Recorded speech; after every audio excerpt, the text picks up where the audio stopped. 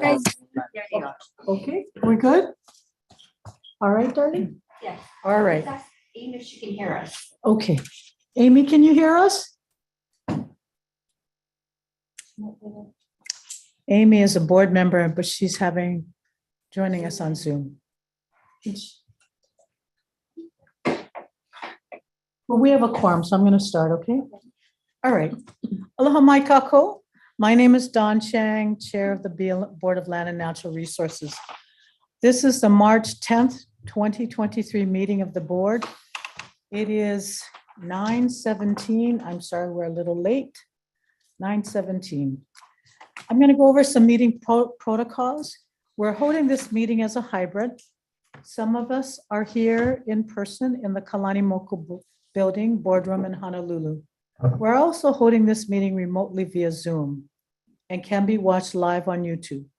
For those here to testify in Zoom, we will let you into the meeting when we will be hearing the item you wish to testify on. Please remember to turn off your YouTube when you are in the main Zoom meeting room, or else we'll hear an echo. When you enter, please be sure to keep your camera off and microphone muted until the chair calls you for public testimony.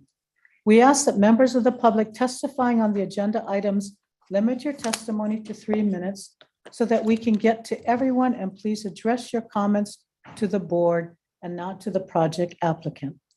And please remember not to use the chat for any comments because that presents a sunshine issue. People may also testify via telephone at the number posted online. Please let our board secretary, Darlene Ferreira, know your name and what agenda item you wish to testify on so we can call you for that item. You can email your testimony via email. Oh, thank you. blnr.testimony@hawaii.gov. Before speaking, please state your name and identify yourself for the record. We may be taking breaks every hour or so. I will now read the contested case statement. In some of the matters before the board, a person may wish to request a contested case hearing. If such a request is made before the board's decision, then the board will consider the request first before considering the merits of the item before it. A person who wants a contested case may also wait until the board decides the issue, then request a contested case after the decision. It is up to you. Any request must be made in writing within 10 days. If no request for a contested case is made, the board will make a decision. The department will treat the decision as final and proceed accordingly. I'd like to take roll call now of all the board members that are, please state your name, and if you are participating remotely, please state whether anyone in the room is with you. Riley Smith? Aloha, Commissioner Smith, Hawaii Island. Karen Ono, Kauai member. Vernon Char. Oh, Don Chang, Chair of the Board. Kaiwi Yun at large. Doreen Canto, Maui Island member. Amy? Hi, good morning. I'm going to be off video for a little bit. I'm home with some sick kids. Amy Barnes, Oahu member, and I am currently in a room by myself, but my kids are home sick, so they may be in and out of the room that I am in. Please tell them, don't give away any of our secrets, all right? Done. Thank you very much. I'd also like to introduce, our board secretary was Darlene Ferreira, who just stepped out and stepped back in. We also have our Deputy Attorney General, Cindy Young. Before we begin, those of you who may have signed up, we'll do them as move up. I would like to note for the record that item D1, a denial of a petition for contested case hearing, which was filed by 69 Railroad LLC on September 30th, 2022, regarding a board action of September 23rd, 2022, has been withdrawn from the agenda. Is there anyone here today that intends to speak on that? Okay. So, It's withdrawn. Chair. Don't have, there's no testimony if you withdraw it. There's no testimony to it. I'm just here to confirm. Okay, all right. So in general, the way that we've used items that people have signed up to request a move up. We will take those first. So the first item that I have as a move up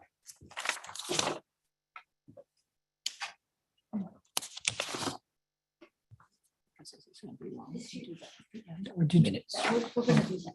you want to do minutes now? And then we'll do, Abby after. Okay, I think the minutes will be rather quickly. So,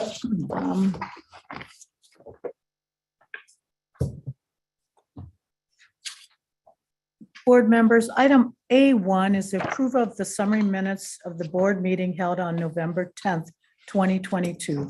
Are there any questions or comments from the board? Move to approve, Chair. Thank you. Ms. Ferrera, has there been any public comments for item? There's no Able- public testimony. Okay. Thank you. A motion has been made and seconded. The chair is going to recuse myself since I did not attend the meeting. All in favor? Say aye. Aye. Any opposed? Thank you, Amy. Any opposed? The item is passed. Thank you. We roll call the first one. We take a roll call, the first one? We did, yes. Okay. So, Ms. Ferrer, could you do the roll call for that first vote? Member Smith, Aye. member Ono, Aye. member Char, Aye. Chair Chang. I recuse myself. Oh, that's right. Okay. Member Yoon, Aye. member Kanto, Aye. and member Barnes. Aye. Okay, so we have 6 ayes and 1 recused. It passes. Very good. Thank you so much. So, Darlene, are the items that the printed sheet that you gave me, is that the move up items?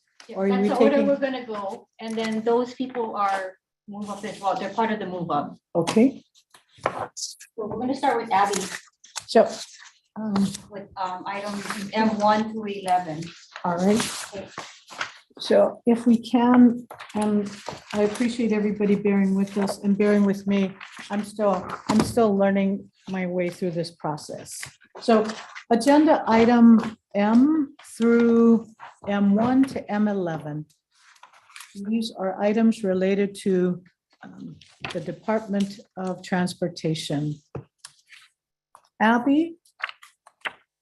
Good morning, good Can you morning, hear? Chair. And yes, Morning. can you hear me? Good Yes, morning. we can. Yes, I'm here today for items M1 through M11.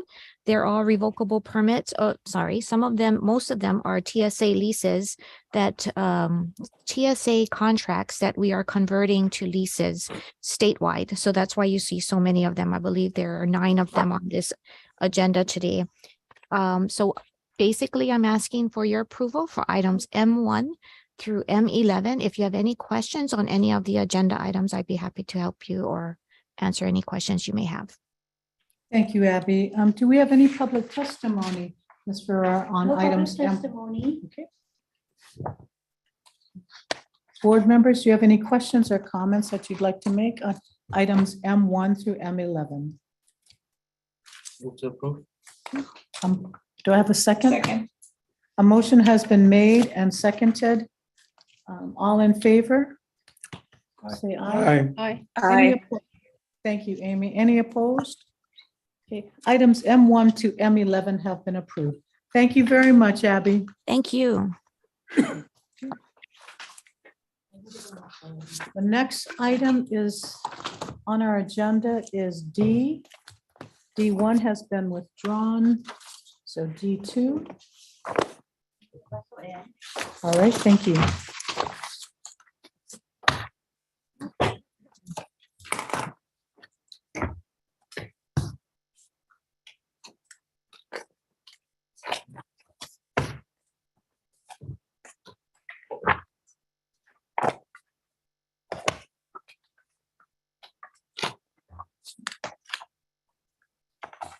Good morning, Russell Suji. Good morning. We are on item D2. Okay, good morning, board members. Russell Suchi for Land Division. D2 is a request for a right of entry for the Department of Transportation, Highways Division to complete some work on a highway on Maui. I don't have anything to add on this submittal. If you have any questions, I'm here as well as my staff. I think my staff is available. Thank you, Russell. Board members, do you have any questions on item D2? Chair, I don't have anyone. Genevieve Sullivan? Yes, that's me.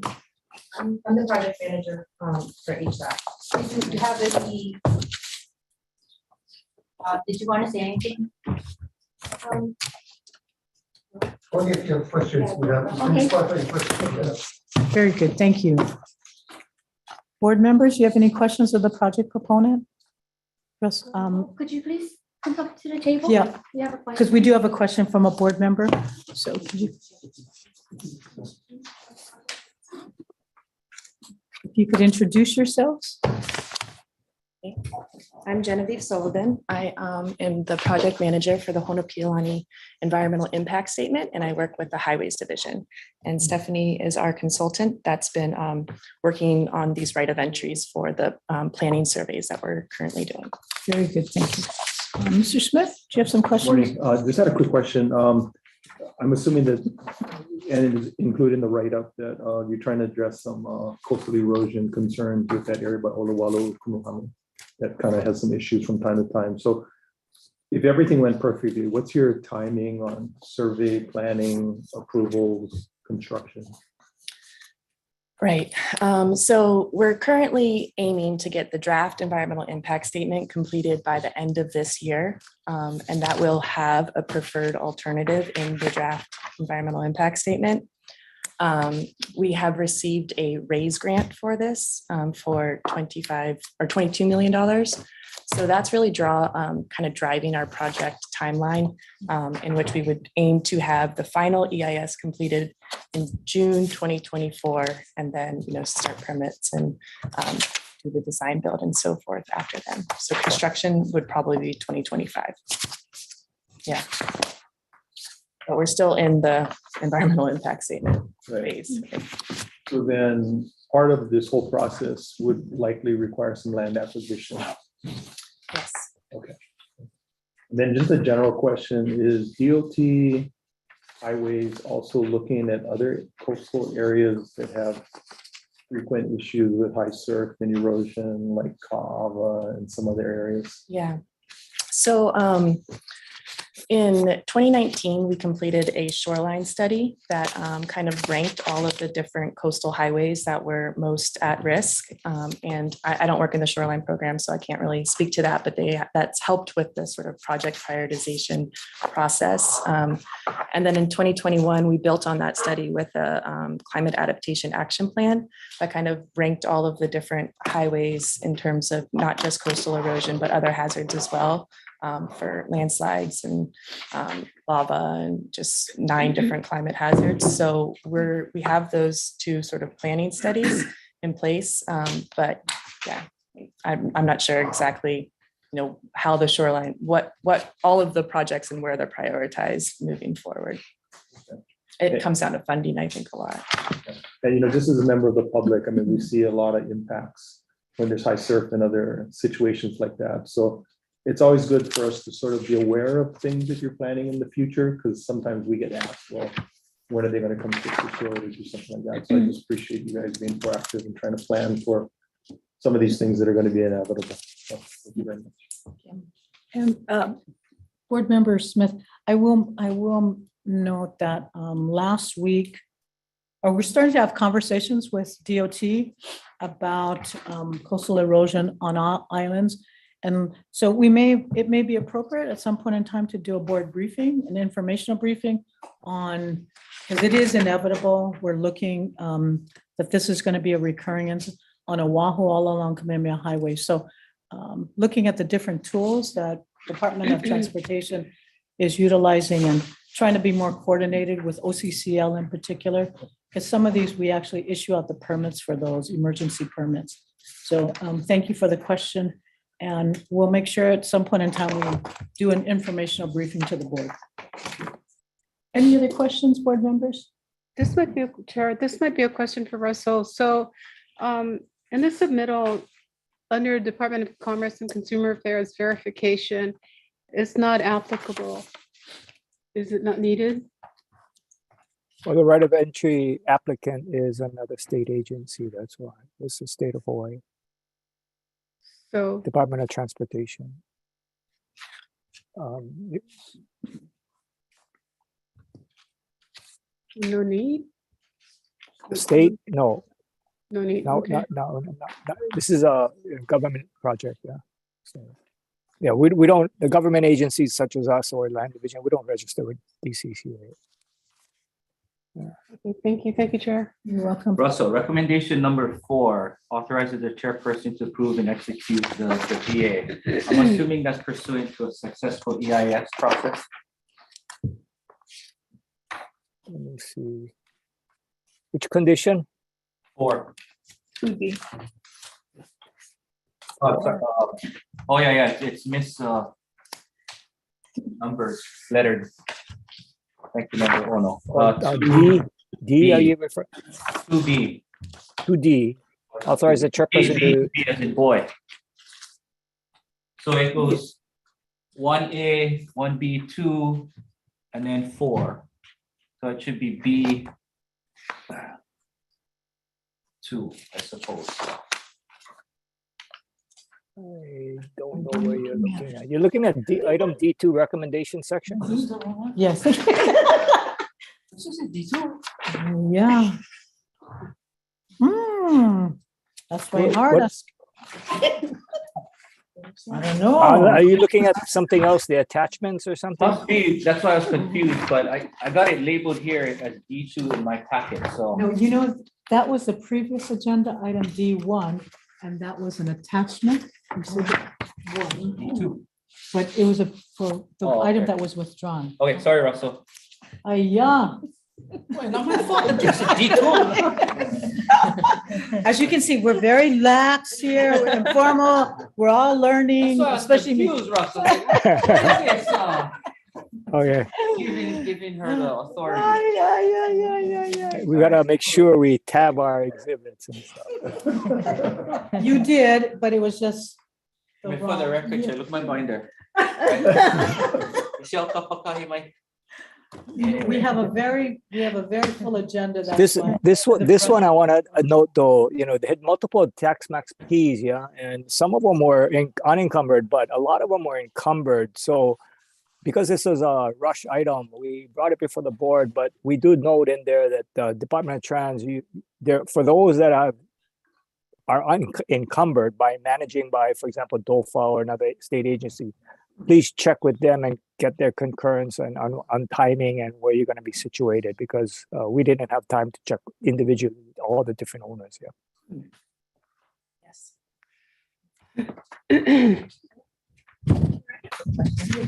Okay, so if the start date would be in 2025, how long before completion is completed, the project is completed? I don't know. I'm in charge of the environmental impact statement portion and not even a design engineer. So at that stage, it would go out for a design build requests for proposals at the end of sort of my part of the project, which is this environmental impact statement in June 2024 to complete that. Thank you. So I do now have a relevant question. Second question. You said you guys are in the middle of the GIS. How's consultation going? It's going well.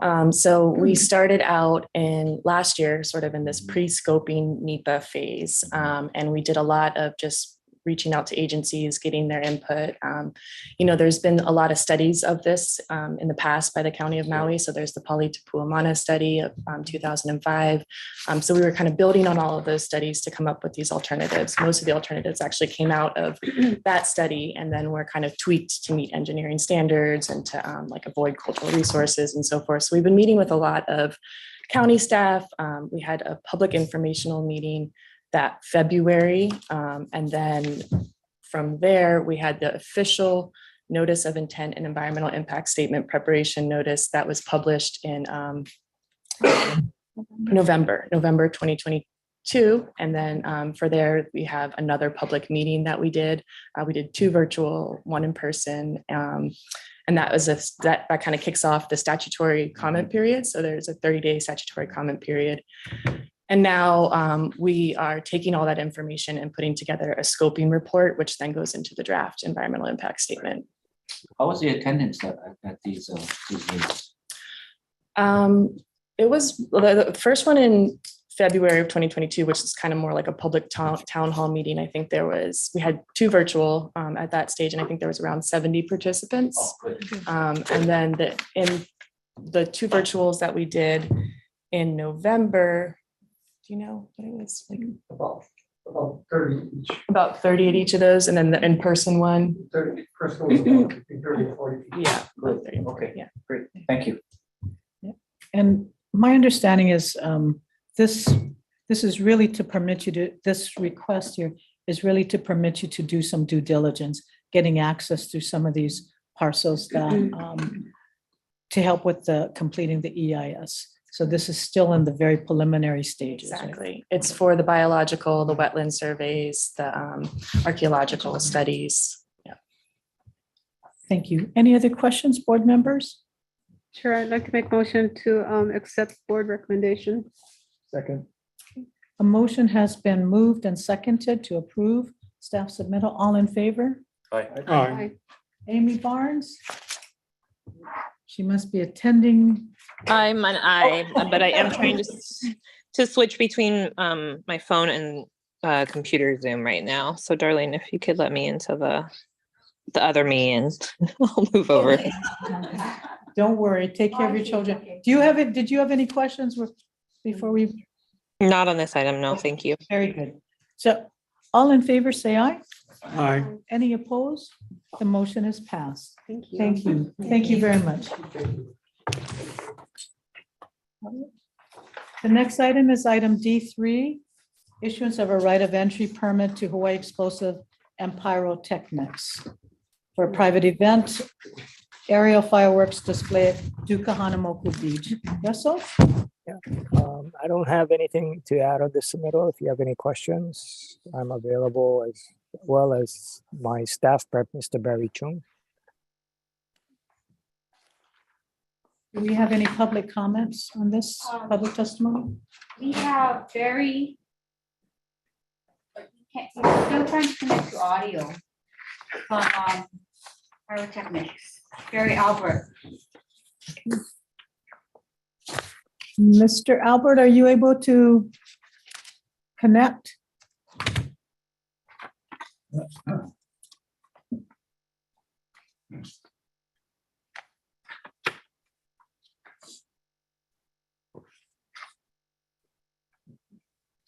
He's trying to connect. Yeah.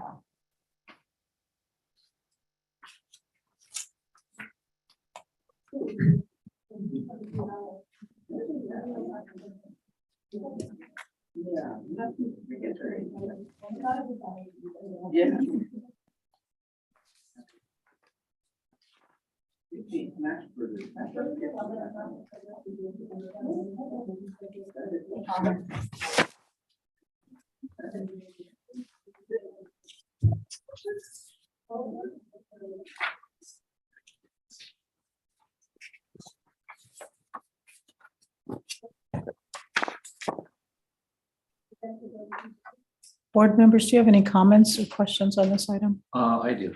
Okay, we'll Is wait. there for- anybody from Pyrotechnics? Yes, that he's trying to Oh, connect, okay. Mr. Albert. Albert.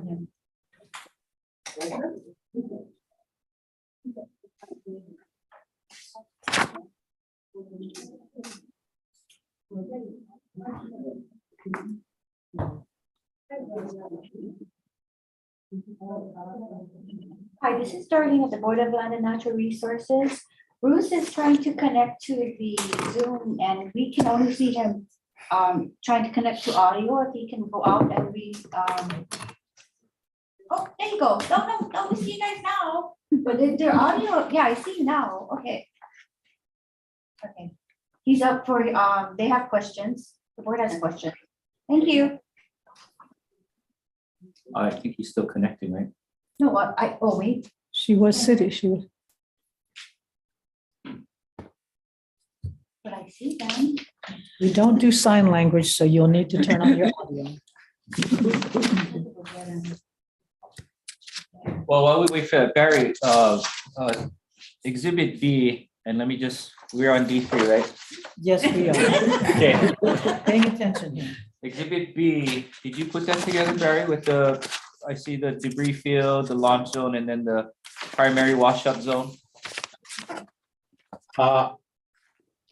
Exhibit B, yes, that's what actually, this one was provided by the applicant. Oh, okay.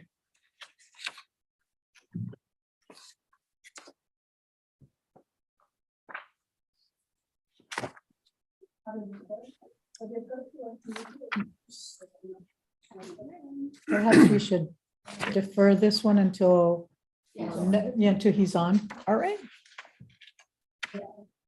Okay. I think this is a question for Barry, but may I ask him? Oh, yes, something? go ahead. So Barry, Yes. can you, is this being done as a event for a private party for the Hilton? Yes, actually, I remember this item was deferred from last time, because last time when they first came in, the firing site is actually in the lagoon. But because of the reception of the guests who asked for this show, moved the reception to the other side of Rainbow Tower. So they have to move the firing site to what we call the Duke Kalamoko Beach. So the party can actually watch the fireworks show. Barry, on this one, we took that off the calendar. It was not presented to the board, if you remember. So this is the first time they're seeing it. Yeah, oh, sorry, my bad. Yeah, but because before the board even have a chance to look at that, we withdrew the item because of the location, and then there's some sunshine law implications, so we decided to. Yeah, so it's the beach area is a location. Yes. What was Sorry, your question? Member Barnes, what was your question again? Go ahead. Member Canto's question was, is this event put on for the sake of a special private event. party at the Hilton? Yes. Yes, it is.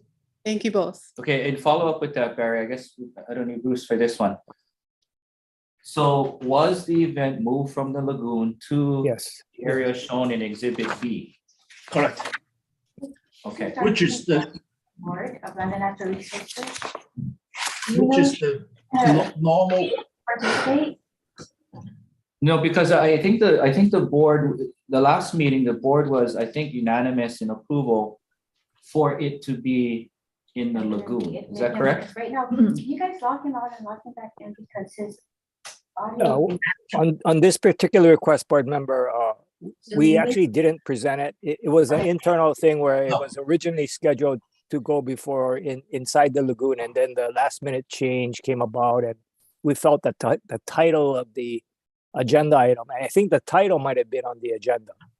No. If I may, Russell, actually, the board recently heard another case which was scheduled in the lagoon, which the board, as Kavi just mentioned, unanimously approved.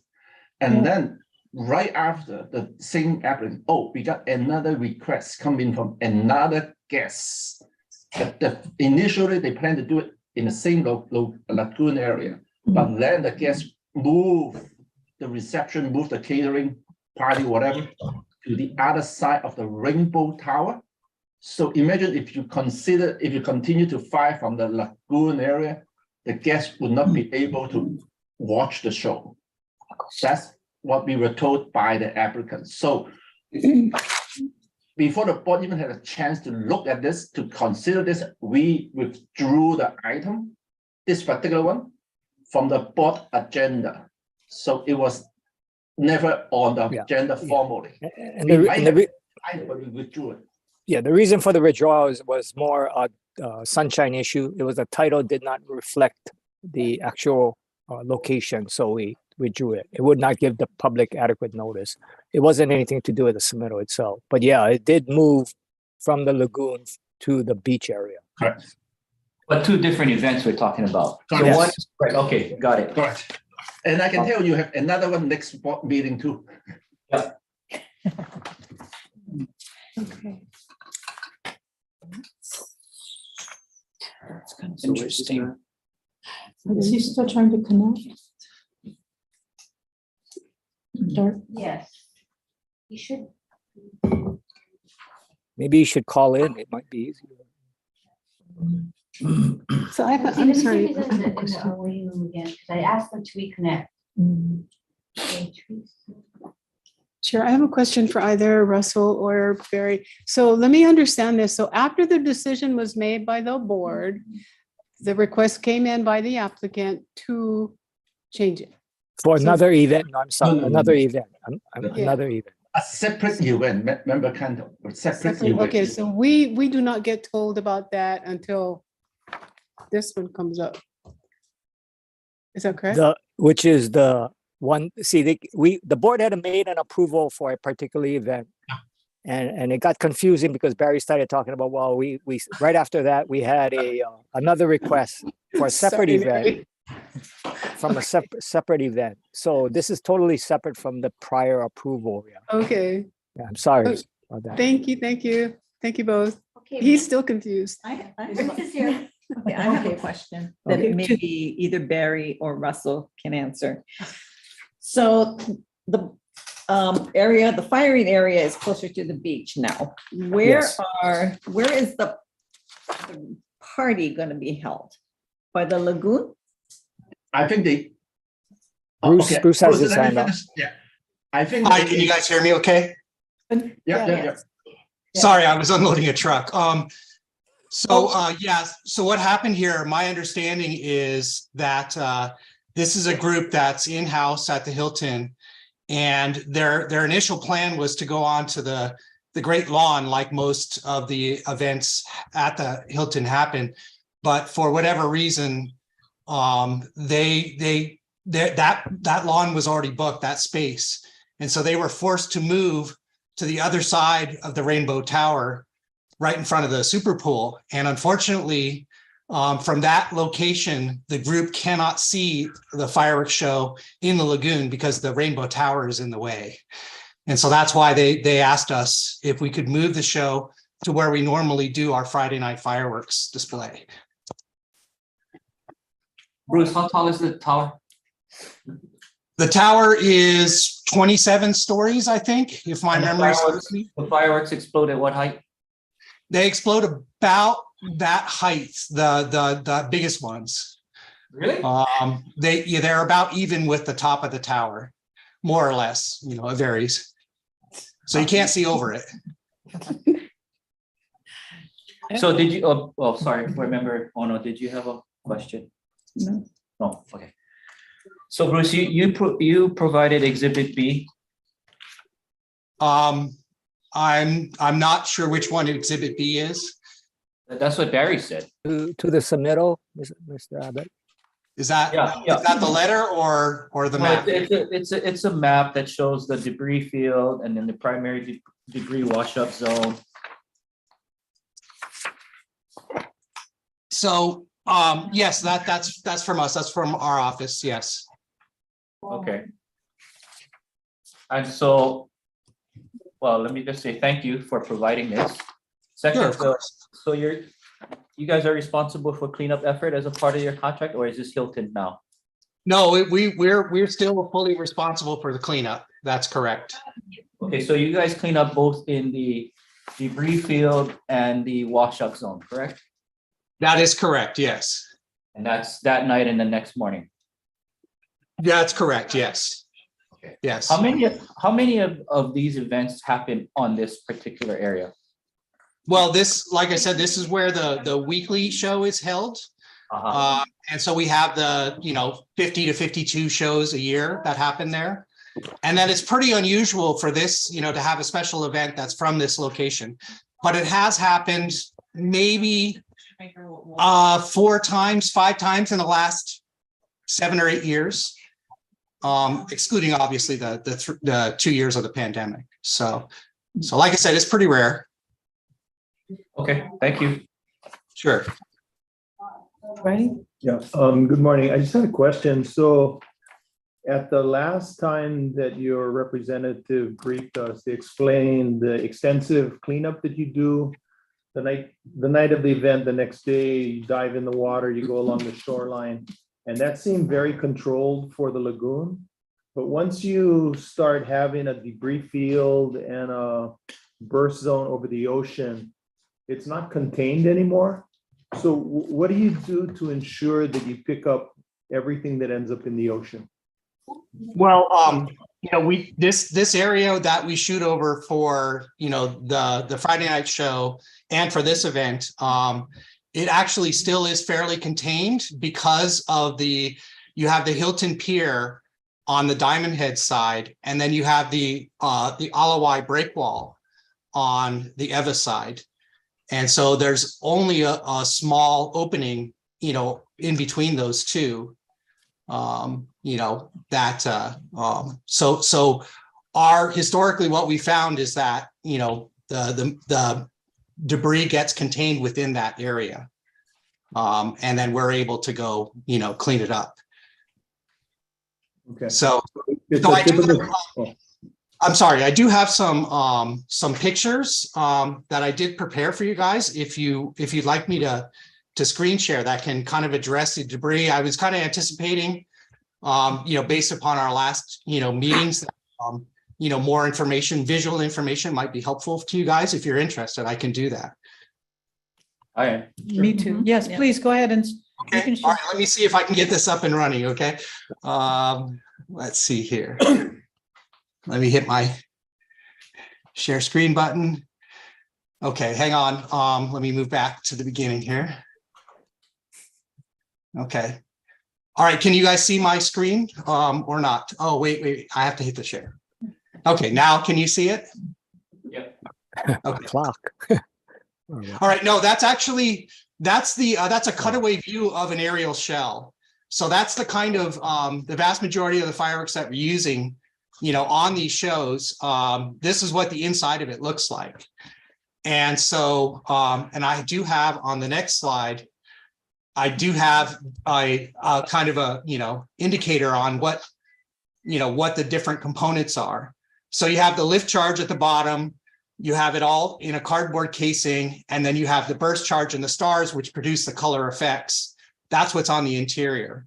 Bruce, is the burst charge relevant to the velocity of the firework? Yes. Okay, so when you say that it only goes 27 feet, they're about the height of the tower, it's the burst charge that controls that, correct? No, I'm sorry. That would be the lift charge, which is the 2A in this image. That is the charge of black powder that launches the fireworks out of the mortars, the launch tubes, and up into the air. I see. So, yeah, that goes up about 200 feet or so. It depends on the particular shell, but yeah, that's the lift charge. Okay, all right, thank you. Sure. Any other questions? So, Sorry, Bruce, one quick question. So at any time during this 5-step process, are you able to stop? If there- So each one of these devices, which has a duration of, about a couple seconds, has its own ignition source. And so basically they're launched one at a time, by our firing controller. And so if we had a problem, we can stop the show almost immediately. In fact, we have what's known as a dead man switch on the firing controller. And so if for some reason the shooter, the operator, was rendered disabled, the show would automatically stop. The show would not resume. But it's also very simple to immediately stop the show if there's any sort of safety hazard in the area. Thank And you. only what's up in the air will continue to fire. Bruce, Right. do you have any lift charges that take the show up to 600 feet in your inventory? Yes, we do, but they are not used at the Hilton because of safety reasons.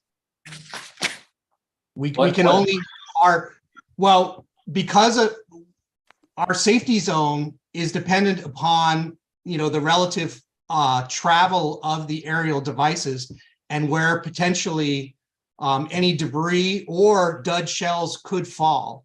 And so we use a formula in the industry to determine what a safe diameter of shell to use in any particular area is. And because of the distances to the buildings and the spectators at the Hilton Hawaiian Village, the largest shell we can use there is a 3-inch diameter shell, which has a safety distance of 210-foot radius. So, Thank you. and that's the maximum we can use. So Can we have Bruce finish his presentation? He was cut off. Okay. Go ahead. So looking at this next picture, this is what the actual shell casing looks like. So the cardboard elements of the shell. So it's 2 cardboard hemispheres that are basically almost paper mache together. They use actually a wheat paste glue. But you can see that casing is made entirely of cardboard. There's a little bit of cotton string there. Anyway, this is the debris that when the shell bursts open and the stars fly out, this is the debris that's going up in the air. All the other components to the shell either are pyrotechnic and so are consumed, by burning up, or are left on the ground, right? And so this is the kind of stuff that we're collecting here out of each shell. That's why I wanted to show you guys this. So, okay. Riley? Are there situations, I mean, I'm assuming that there is some percent of fireworks that are duds. How often do you have incomplete combustion and these things, fall back? It's fairly uncommon. I would say anecdotally now, maybe 1 in 500, 1 in 1,000, as far as actual duds that occur. So 1 out of every 1,000 of these devices, at least. The 2 little posts in the back right there are actually the timing fuses. That's what brings the fire from the lift charge up into the center of the shell and causes the shell to burst open. And if you notice, there are 2 there because 1 is a redundant one. And ever since the manufacturers have started to do redundant delay fuses or timing fuses, that has substantially reduced the incidence of dud shells. But it's not, it's not zero. And so it's still something that we have to be concerned about from a safety perspective. We would never want, a spectator or somebody the following day to stumble across a dud shell and then, maybe take it home and try to light it or something like that. It's very dangerous. I mean, they're designed to throw fire, a couple hundred feet in every direction. And so, part of our job after the show is to thoroughly, scan the safety zone and make sure there are no dud shells. We also, of course, observe during the show. We have a spotter that tries to observe and make sure that every shell that goes up, does in fact, break open and operate as planned. Got it. So can you give an estimate of how many dud you've had, let's say, in the past year, 5 years? Less in the past year, I would say I'm aware of probably less than 5 out of the 100 shows a year that we do. We've had less than 5 dud shells. Got it. So it's pretty low, much lower than it used to be. So awesome, thank you. And then can I just ask, in the previous slide, the picture, there's the cardboard and then there's all the black stuff. Yeah. Can you describe the composition of the black stuff? So the black stuff, that's the pyrotechnic composition. And so for the 2A component, that is black powder, just black powder granules. And so black powder is potassium nitrate and sulfur. And so it is consumed completely, in the burn. Number 4, that's the burst charge. That is also black powder. And that is, it's what it's done is they coat it onto rice hulls. And so, you know, those are the 2 components of part number 4. The number 5 and the little balls in there, those are the stars. Those are what produce the color effects. And those are an oxidizer and a fuel. The fuel is a metal salt. The oxidizer is usually some kind of potassium nitrate or potassium perchlorate oxidizer. So yeah, those are all the chemicals that are consumed within the burn process of the shell. And I have a question by Riley Smith, and then I have questions. Thank you, Bruce. So, Sure. just wanted to clarify, I saw in your write-up that, you know, you try to take into account both of the predominant wind conditions, whether it's trade or Kona. So under trade situations, the debris will blow up against that breakwater at the Alawai area. And then under Kona winds, it's going to end up on the beach. Is that kind of the 2 areas you focus your cleanup on? Correct. Yes. Yeah. And I do have some pictures of that coming up. Just real quick, this is our one of the cleaning devices that we have come up with over the years. You can see we've modified just a simple Home Depot dustpan. You can see we cut out the bottom and put in a screen in there so the sand falls through and allows us to collect the cardboard pieces that fall on the ground and any other trash. These are the mortars that we set up on the beach. This is the crew. This is from last Friday. I took this photograph. And so you can see the break wall, the break wall in the back there from the Alawai. And yeah, these are the mortar positions and the guys loading in the shells. Okay, just to give you an idea of the footprint that we're using on the beach on any given night. And this show that we're doing, it's going to be basically identical to our weekly show. So it's going to be the same setup. Okay. And then I have some pictures of our cleanup. So as you can see, we've got a couple guys there using the rakes and the dustpans. We also have guys going in the water with the scoop nets, as well as cleaning up the shoreline. Luckily, most of the cardboard debris floats on the surface. And so the wave action tends to bring it in, to the high water mark. And then we're able to scan up and down the beach and get a substantial amount of the cardboard debris that falls back down. So. Do you have any other slides? Just a couple others. So this is the guys cleaning in the lagoon from a show that we did a few weeks ago. You can see the depth that we're going in to the lagoon. They're wearing hip waders. So we do this again at night and in the morning. Another photograph of them in the lagoon cleaning up. And then we are experimenting with other processes that will help us collect the debris that comes back down.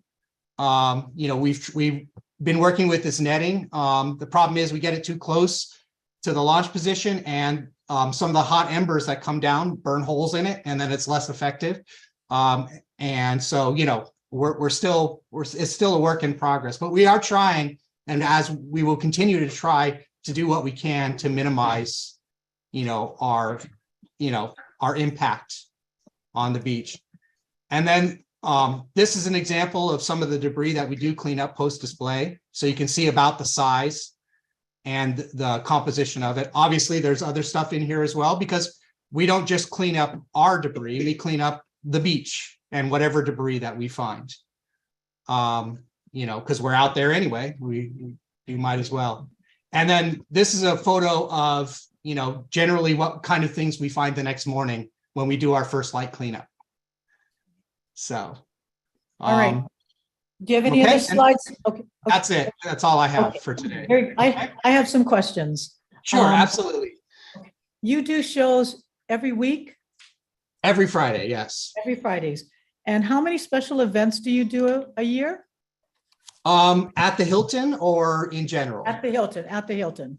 It varies, but pre-pandemic, I would say we did maybe an additional 10 special events, maybe 12 a year at the Hilton. And again, the vast majority of those are at the Lagoon site. This is a unique situation here because this is not their primary event venue. Yeah, I've just been on the board just for 3 months, and this is Right. the third one that we've had. So Yeah, I know. What we're seeing is, I think, a little bit of a backlog, of groups still that are coming through that, had planned on traveling here. And I will say normally that the first half of the year tends to see more corporate travel than the second half, in Hawaii in general, in Hawaii tourism. And of course, that's the primary group that our special events serves is, incentive travel, corporate sales incentives, those kinds of things. And so, yeah, it tends to be a little bit busier in the, January through June time and then in the fall. All right, let me ask you the next question. Have you received any complaints, or has Hilton received any complaints of debris or safety issues? Not any I am aware of, as far as safety goes. As far as debris, no. Again, I'm not aware of any. I believe a couple years ago, when we went for our annual permit at the DLNR hearing, we did have some testimony that opposed it, public testimony, from citizens, that were concerned with debris in general. But again, those aren't specific, hey, we found this stuff, and we're concerned about it. Now, I will add, there was obviously an incident a number of years ago on the board. Maybe this was 2016. My memory's maybe a little bit earlier, 2014, where one of the board members, brought up the issue of debris, and he had some debris that he claimed he collected from inside the bay there, in front of the beach, from the weekly show. And and at that point, when we started, that's helpful. That's all right. Okay. Just answer the question. Okay. How long do you keep the beach closed on any one of these events?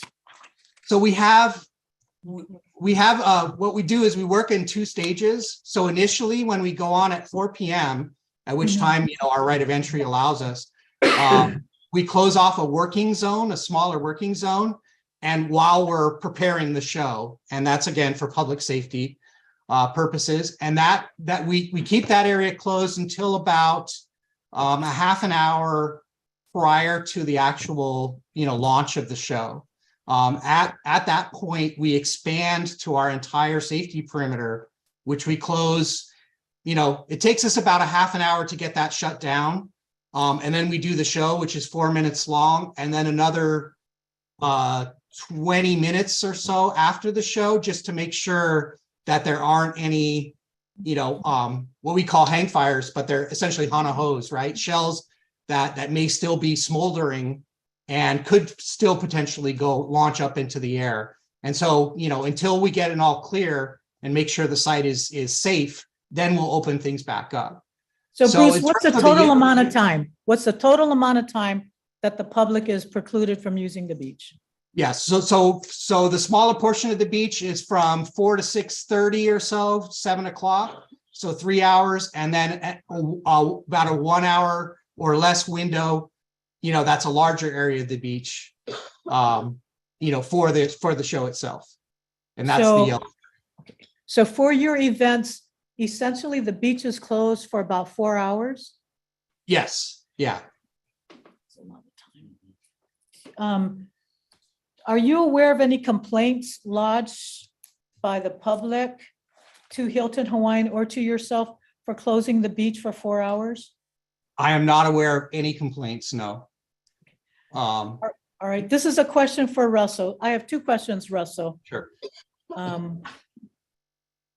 One, they have EA exemptions. Is that right, for this right of entry? Yes. Yes, And so they conduct 52 shows a week and let's say conservatively 12 additional shows. At what point in time does the EA exemption, do we start looking at this from a cumulative impact?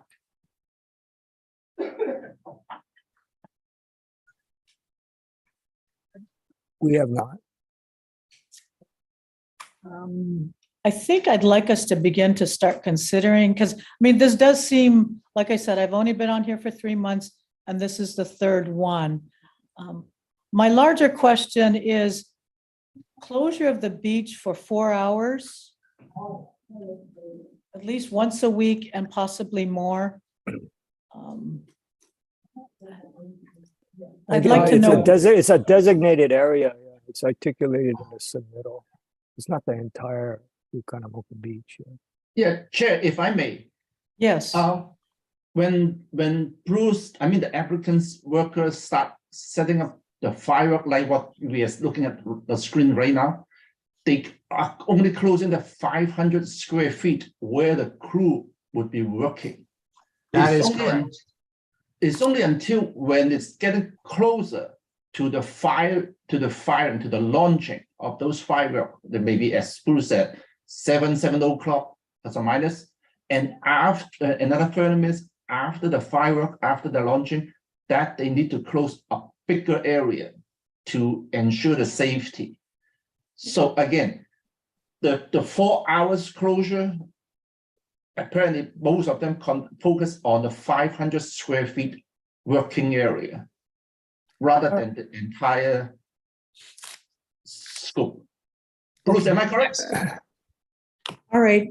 Well, Barry, I would like,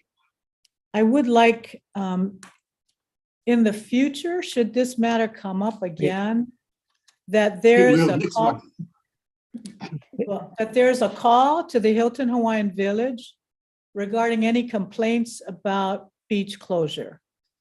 I understand that Bruce said he's not received any complaints, but we this didn't is- either. We didn't either on our side, from the office side. Yeah. well, but they may not call you, but they may call Hilton Hawaiian Village.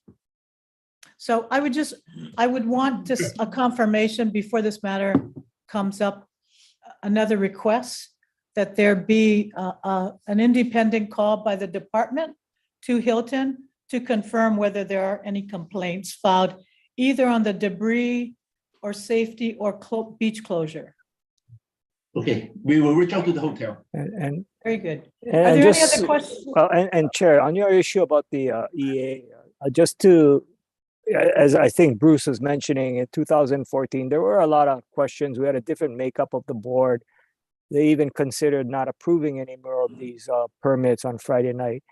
And there was a huge meeting later for the board where there was an outpouring of businesses and political leaders all throwing in support of Friday night fireworks and the support of Waikiki and the businesses.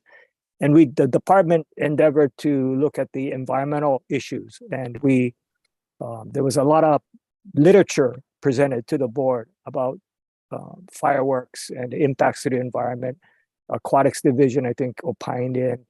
And at the end of the day, when you take all that information together, it was found that the protocols that we have set up since then, with the cleanup and everything, was adequate, even to Keone Downing, who was a board member at the time, and in fact the board member who gathered the debris one day and brought it to the board meeting and showed it to the fireworks businesses and to say what he collected. But at the end of the day, even Keone was, in my view, I think Keone was convinced, or either that or the board voted in favor of proceeding with Friday night fireworks and within the protocols that we set up, and they were satisfied that the environmental side was taken care of. And I appreciate that clarification, Russell. It's just that I think, you have a new board, new times, and this does seem to be an issue. The special events is occurring more often than less, but I'm satisfied.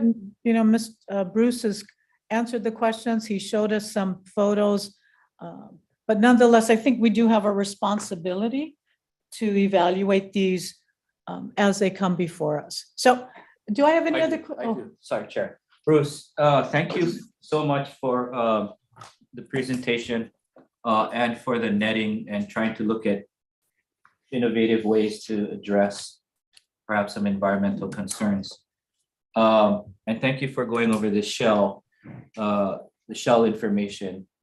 You're welcome. But what's not mentioned, Bruce, and I don't think it's nefarious in reason or purpose, is the chemical release after, right? You got a lot of, I'm gonna guess, carbon monoxide, dioxide, and nitrogen release, which is, chemicals responsible for accelerating or being a part of adverse effects to climate change.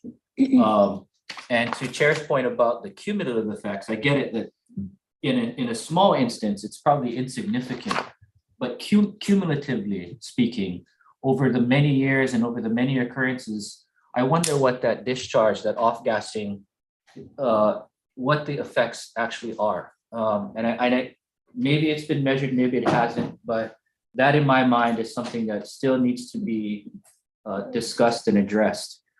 And thank you for the present. My last comment is that last slide that you had, if you want to go back to it, please.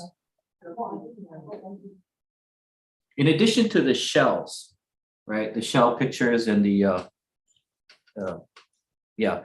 there seems to be a secondary discharge, also known as human refuse and waste and rubbish. So, this, what I'm saying is this kind of activity, while beautiful and fun and celebratory in nature, this is the dross to our beaches. And thank you for cleaning, but it encourages this kind of use, which is to me concerning from an environmental and cultural standpoint. It's just a comment, Bruce. It's not a question. Yeah. Okay, I think we're ready for the action. Do I have a motion? Is there anybody in the room that would like to provide public testimony? Oh, I'm sorry. Hey, Russell, you paying attention? Please come up to this table. Good night. Member Keone Downing. Oh. Good morning. Board members. Good I morning. didn't know you were there. I wasn't here. Please state your name for the record. My name is Keone Downing. I wasn't here to comment on this submittal, but since my name was brought up, Sorry, Keone, I was not aware. I'd like to address Mr. Suji, that I think he was a little off base in saying that I was concurrent to what was being done. I wasn't sure. Sorry about that. Let him finish. Yeah. I'm sure Mr. Suji didn't think I was going to be here. Now, I really enjoy the questions the board has asked, because I believe we need to be moving in this direction of what is nice to have versus what is needed to have. And I appreciate their cleaning of the beach, but as you saw in those pictures, no one went into the depths of the water. What my understanding, that I presumably collected a 35-gallon bag of trash with my son, that this debris went all the way to the seawall and over the seawall. Because during their firing, they tried to do their best to keep it close by adjusting the launch angles. But things also go into the depths, and they've never cleaned the depths. As you saw in the lagoon, waist high, I'm fine with that because that's a controlled clean. That lagoon also gets cleaned regularly, supposedly by the Hilton, because that's the agreement that they have with the state for their operation to use the lagoon. But it's the ocean side and it's the cumulative side. And I get back to, is it needed or is it just nice to have? So thank you for listening. And I was never in agreement. And if you look at all my records here, I've been fighting to move away from fireworks to more to drone fireworks or environmentally better fireworks. Thank you. Thank you. Appreciate your testimony. Board members, do you have any? One more question. All right. I don't know if it's Russell or Barry, but on the weekly fireworks, is it shot from the lagoon or from the same location that is being The beach. requested? The From beach, the beach. Yeah. from the same location. Yep. Okay. If Any I other can- questions? If I can just add a couple things to what's been said. First of all, I would like to say that we are approaching probably within the next couple months, our renewal of our annual permit for the weekly show. And at that time, it is our intention to bring out more information about the chemistry, the exhaust from the shells, that kind of thing. So we will have that information available for you guys to review, in the near future. And so we can have an open discussion about that. I'm still collecting that and putting that together as part of that, a larger sustainability plan. And then if I could also just quickly address the beach closure, situation. So when we first arrive on the beach at 4 p.m., we're trying to compress our time and minimize our impact to other beach users as much as we possibly can. And so, between the time of 4 and 6:30, again, we're using as small an area as we can and still keep people safe. And they're able to use, the rest of Kahanamoku Beach, the lagoon side of the boardwalk. There's plenty of sand there, and there's plenty of sand in front of the hotel where they can use. We don't actually close the safety zone until after dark. And so that area is, already, there isn't much use of that area. It's much less than it is during the day. And so that's, again, we're trying to be as sensitive to everyone. In fact, even one of the reasons that we pushed to move the shows in the summer from 7:45 p.m. to 8 p.m. is to accommodate the surfers, who are coming in, off of Kaiser's, and make sure that we're not, limiting their activity or making it more difficult for them to access that area. So we are definitely trying to work in partnership with the regular beach users down there and absolutely minimize our impact. We're very sensitive to that. And we're always open to suggestions as well. Mr. Albright, can I ask you, how much do you charge for this event? I'm not personally, a part of that contract. That would be a question that would be best answered by the Hilton. But yeah, it's in the thousands of dollars. Did you have a question, right? Yeah, thank you, Mr. Downing, appreciate your feedback. So, and maybe this is a question for Russell and Barry. So I'm assuming that in our typical agreements for these permits, that the applicant is required to address any of the impacts of their events. Russell, is that accurate? Or Barry, is that accurate? When you say any impacts, we have an indemnity provision, we have a cleanup provision, we have an insurance provision. Yeah, I was talking about the cleanup. So, Mr. Downing mentioned he's aware that there might be cumulative impacts of debris that occurs over time that might be deeper in the ocean, that the nearshore cleanup misses, or it might be on the Mackay side of the breakwater. So I'm just wondering, I'm assuming Land Division does not or have the resources to go and check the ocean, but maybe DAR or somebody can periodically go out there and dive around and see if there are more debris that is not picked up in these cleanups, because to me, it's the applicant's responsibility to take care of whatever they are responsible for. Seems fair to me, but if we never check, we won't know whether the cleanup is adequate enough. And either Land Division or Bruce, if you guys want to comment on Land that. Division does not have any commercial divers at all. DAR might have a few licensed commercial divers. But I think they're the aquatic biologists, but we have not asked them to go out and dive the area, if that's what you're asking. Or Russell, we could expand the area of the cleanup zone, right? So We, that the what we, project what we has- have done is ask them to provide evidence of cleanup, and they've showed us the underwater photos to indicate that they have dived it, or at least taken photos underneath. If you want us to further require them to go out to the outer shores, that we can take a look at that, and perhaps Mr. that should Albright, be, are you, perhaps are that you, should ad- be well, a condition of one of the future permits, yeah. right, so Russell, let me ask the applicant, Mr. Albright, are you willing to expand your cleanup zone? Especially since now this is on the beach, to a larger area?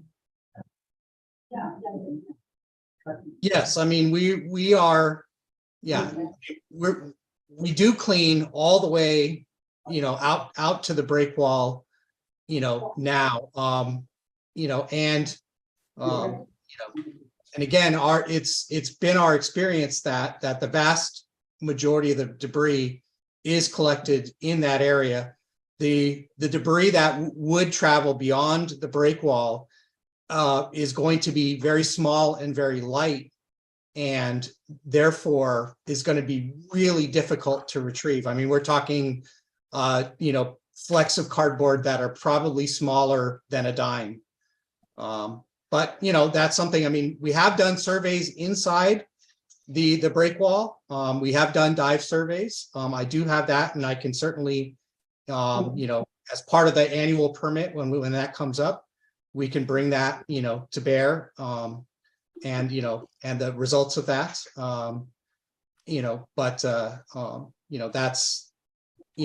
that's our experience there. Are these special events, do you use the same number of pyrotechnics that you do for your weekly events, or is it more? It's typically about the same. I mean, it's, for the special events, it's based on the budget. The weekly show is the same every week. It's, the same production. But yeah, no, we don't, we limit the size of the shows that we do in this area, in light of the debris, that's produced. That is a criteria that we use. And so we don't do very large productions at this location, at either location, either on the beach or in the lagoon. All right, any final questions? Because it's 10:30. Chair, I make a motion to deny staff recommendation. I'll second. Okay, a motion has been made and seconded to deny staff's recommendation. All in favor? Raise your hand. Let's take a vote, roll call. All in favor of the denial is Board Member.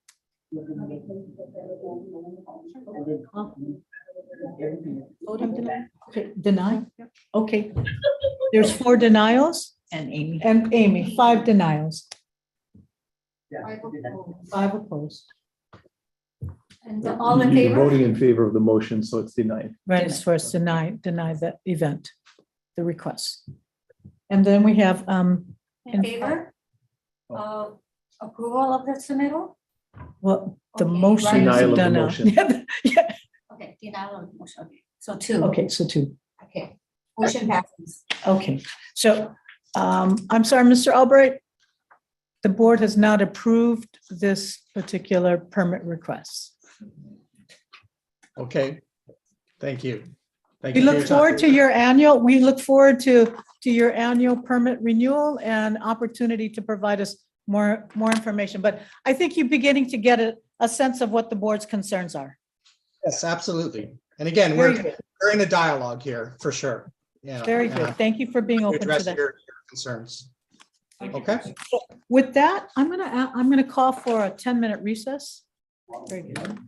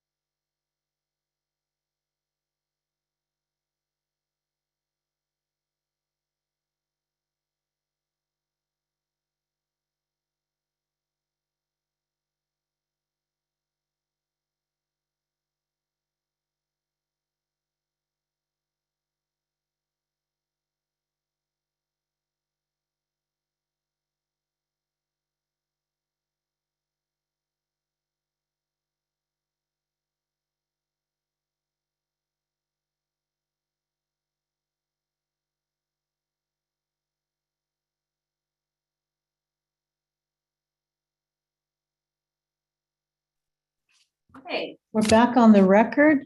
Item D4, Russell or Barry?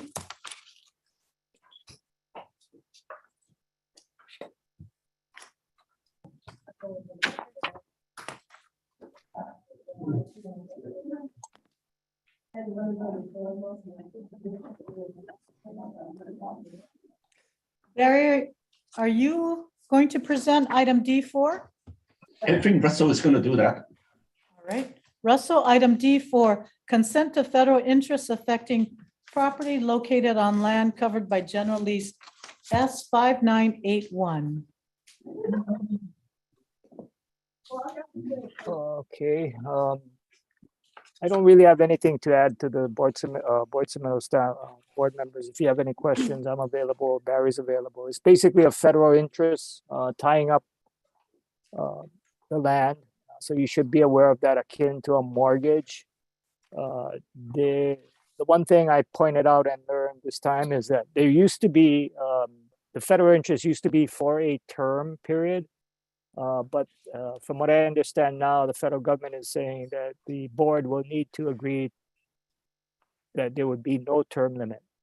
And so that the property will be used for the particular purpose for which it is being awarded, and which is basically for health center purposes, community health center purposes.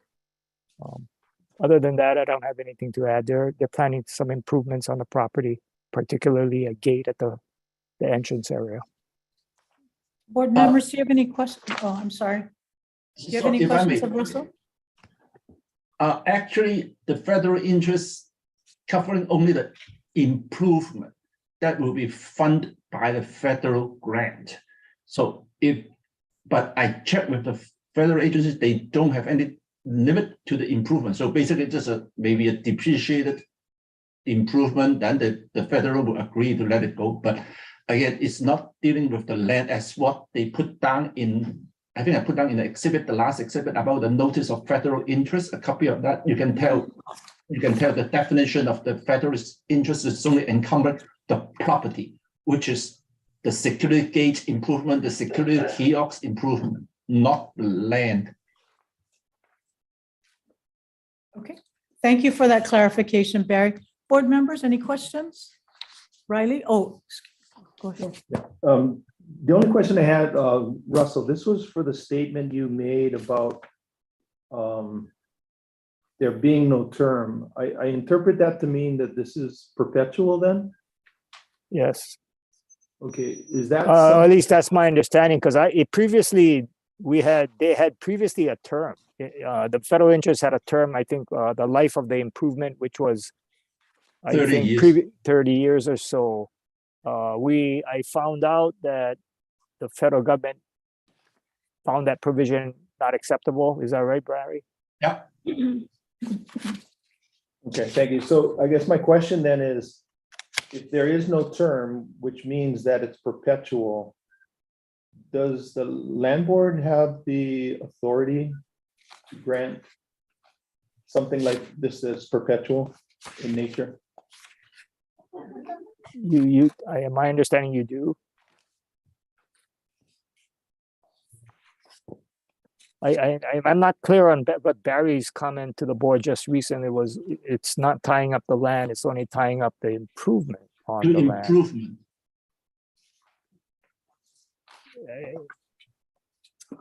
Yeah, I think Member Smith is asking about the lease term though. Did it expire? Did the 30 Well, years? the lease is your typical lease. It has an expiration date. There is a term, yes. So what I'm saying is that notwithstanding the lease, that's the lessee to the entity. The land itself would need to be, when a lot of times my dealings with the federal interest is the lands, my understanding is that the lands would have to be used for that particular purpose for a term. It used to be a term. If it's no longer a term, it may be that what the board is designating here, that this land area will be used as a health center, whether it's for this entity or another entity or a state agency, but it will be used as a health center. Here, I guess what Barry is saying is, well, the federal interest only ties up the gate or the whatever guard gate they're going to put up. I guess that's to be seen. Yeah. So Okay, so because the lease has a term, Yes, then technically the federal interest is limited by the term of the lease. it is not. It's not. That's what I want you to understand. So their rights extend beyond the term of the lease. Yes, is my understanding. Yes. If that's my understanding, if it's for the life of the improvement, it'll be for the life of the improvement beyond, and it could extend beyond the term of the lease. What a lot of times these federal interests are asking is that the government or the landlord or the government agree that the use, a community health center such as this, be allowed for a particular period of time. It used to be a term. Apparently now there is no term, according to Barry. Yes, that's affirmative. I did communicate with the federal folks. I did ask specifically, and there's no term. At the same time, the current lease is not going to expire until 2075. Right. So at the typical building depreciation, let's say we use straight line 40 years. That's the term still, the lease term still longer than the typical depreciated period of any improvement, any building. Okay. All right, yeah, I just want to make sure that we have the authority to do this. I'm fully supportive of what the intent is. It's just that I heard that, or I just thought that we could not approve something that's for a longer term than the lease extends to. So that was my confusion, but if you're saying we're okay and AG is not correcting that, I'm good. Thank you. Yeah, if you don't mind, Member Smith, actually, there were two instances at this particular location that came to the board approved, and then the AG reviewed and signed off the consent. Okay, I'm good. Thank you. Ms. Vernon, did you have a question? No, I move to approve the staff's recommendation on this matter. Sorry, can I? I'm not a land expert like some of the other board members, but I'm still very confused about how this is legally possible and what our authority is here. The board has authority, the board has authority over the type of use on the land, forgetting the lessee and who it is. So if it desires that this area be used as a health center, whether it's a government agency running the health center, whether it's a private entity running a health center, where Yeah, that's not what I'm confused about. What I'm confused about is exactly what Member Smith was speaking to, which is there's a lease term for the land. I don't understand how it's in our under our authority to be able to give them I mean, maybe I don't understand what the issue is, but what I understand you to be saying is there's a piece of infrastructure, which is what we're talking about, which is this wall or whatever, right? And that somehow we have the ability to grant term for that extends beyond the term of the lease. But how can we separate those two things? I don't understand. Maybe I'm misunderstanding the issue. So if I am, please correct me. Russell and Barry, do you treat this almost like an executive order? So they can use it? I think it's more, I look at it more like a mortgage. Okay, it can be recorded on the property. And in this case, typically, yes, we would not allow a lessee, we do not allow a lessee typically to mortgage a property beyond term of the lease. We are bringing forth to the board here a nonprofit, the Comprehensive Center, who has a term on the lease. And this is not your typical lending, third-party lender mortgage. It's a federal government grant, which is the requirements of the grant is that the land be utilized for the particular purpose for a period of, usually it's for a set period of time. We learned recently that even though we had assumed the prior federal interest had a term, from what I understood from Barry was that the federal government has since then decided that they could not limit it to a term. But and I guess the consolation to that is Barry is saying he's got something or from the federal government to indicate it is limited to the life of the improvements. Is that right, Barry? And do you have that in writing? Or if it's not, then No. it, Yeah, it is only, again, it's only pertaining to the improvement. And I have it clarified with the federal folks, whoever administer this grant program. the improvement was situated on the land. Correct. And if the light and theoretically, maybe not in this case, but theoretically, a life of improvement can extend beyond a term of the lease. Example, if this lease is expiring in 5 years. It could. Russell and Barry, I think I even agree that there's inconsistency from both of you. Can we just defer this item until you guys can come back and provide us the actual, the written document which I requires? think it's attached. Right, Barry, did you attach? Well, where does it say in the notice document? The notice of federal interest is attached at Exhibit D as in David in the box submittal. And if you notice that the beginning of the paragraph, the first paragraph, talking about the property, which is defined as the security gate, kiosks and improvement. So this is the one that the federal interest will be encumbered again on the improvement. And then they just have to make sure the recipient of the grant, they just have to make sure that they will not use this security gate for something else other than what they put down in the original application. So Barry, where does it say in this Exhibit B that it's in perpetuity? It doesn't. It doesn't say. Doesn't. It doesn't say, but it doesn't say a term also, Chair. Yeah, but to assume that's in perpetuity is confusing. Just because it's silent doesn't mean we assume that. Can I get an opinion from Deputy AG on this? I didn't take a deep dive into this item, but we would note that it is subject to the review and approval by our department and also terms and conditions that the chair determines to be in the best interest of the state. So if there were conditions or things that were necessary in the consent, that would be part of the review of the documentation that we get.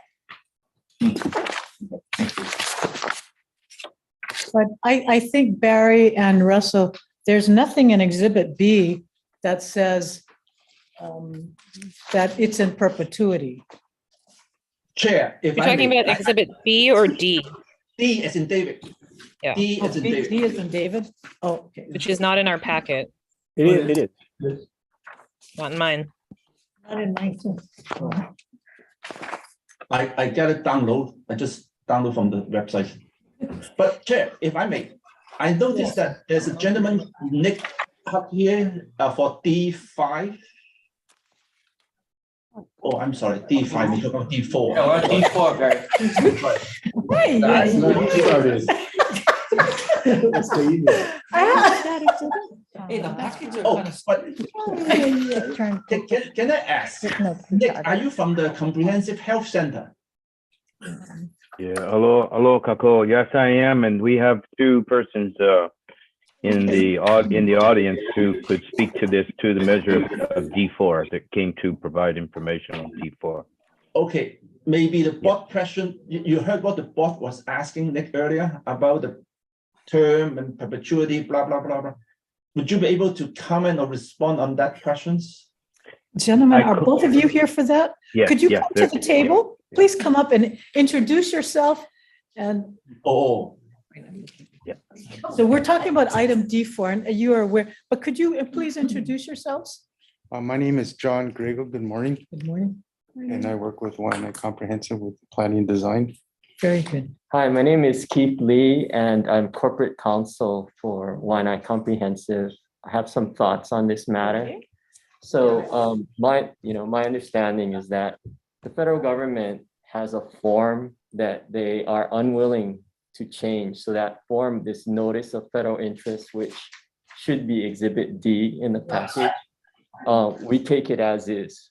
And so from my point of view, Board Member Yoon is correct that it doesn't specify that it's in perpetuity. And so the federal interest will run just for as long as the, the conditions need to be satisfied for the grant. So anyway, I think it's appropriate for you folks to vote on this, but again, that's only my view. So so as a corporate counsel, so is it your interpretation that this, their interest, the federal interest would only run as long as the lease, the term of the lease? Well, I think that it runs with the improvement, because the condition is that the grant funds be used for, the health center purposes. And so I don't think that there's any tie that the restriction would run with the land, and even more so require that the land be always used for health center purposes. Can you expand a little bit about your opening statement about the federal is unwilling to sign off as to what again? Yeah, so when the federal government provides money, in this case, a federal agency, Health Resources Services Administration, they require that a notice be placed so that everyone knows that, well, the money is only going to be used for these certain purposes. And in the past, we had actually negotiated on a case-by-case basis to modify the form that they use. And you can find this form, it's on their, on the government website. But, the last time that we dealt with filing one of these forms, they came back and said, no, you can't make any changes. Can you tell me what date that is? What are you talking, years ago? No, I would say probably about 3 years ago. 3 years ago. Yeah. So, yeah. So 3 years, previous to 3 years ago, prior to, you could negotiate on a case-by-case basis. Then 3 years ago, they were unwilling. Go ahead. They're unwilling to make any changes to their standard form, their standard template, which was in place 3 years ago. Yes. Their standard template probably goes back at least 10 years. Yeah. For the board's information, I have actually been involved in these federal interests on other locations and other lessees. One in particular that comes to mind is on Maui, another community health center, which was getting a federal grant. And I requested a federal interest, and the board has consented to the federal interest on those. In particular, I had a specific discussion with then Deputy Attorney General Linda Chow about the extent of this federal interest. And we concluded that it could extend beyond the term of the sublease. It is not, or the lease. It is not limited by the nature in the language or anything like that on the lease itself, which would mean if the land ever reverts to the landlord, that we are committing to continue the particular purpose. In that case, it was a community health center. Same thing as similar to here. So that we would find the operator or operate it by the state as a community health center. So Russell, where in Exhibit D does it say that it's in perpetuity? I'm missing that. I think you're right. It doesn't say. It doesn't say for a term either. So how do you draw the conclusion that it can go beyond the term? Based on my past experiences with federal interests, yes. We have others. We have consented to other community health centers, other agencies that receive federal grants that have asked for consent. I think in Oahu in particular, I think maybe HCAP might be one of them, Barry. Waimanalo Health Center, they use the money to build a new, I think, dental building or something like that, I forgot. Again, maybe the form itself might be different by different federal funding agencies. I think they have it post on the website, the specific federal agency website. And everybody just go to the website you notice that there is no signature required for the federal agencies on the federal agency side on the on notice of federal interest. Basically, the grantee, my understanding, the grantee got all the information. But I think, Barry, I think the point I was trying to make is the funding agency may have different forms from the federal side. And so this one in particular did not even mention term or did not mention term, but I've seen others where we have had term expressly stated there in like 30 or 40 years. Yeah. Okay, Mr. Lee, do you have any ideas as to why, as 3 years ago, that this change was made? So it's only a guess, speculation on my part, but I think it makes a difference who's responsible for these agencies. Who's involved. It makes a difference who you're talking to. So even though we had provided examples of modifications, customization to forms, right? What was said back to us was that, well, you can't.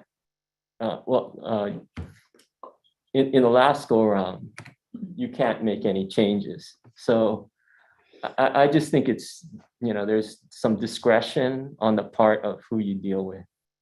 So Mr. Lee, is it your interpretation that this notice of federal interest is the federal government has an interest in perpetuity in this, in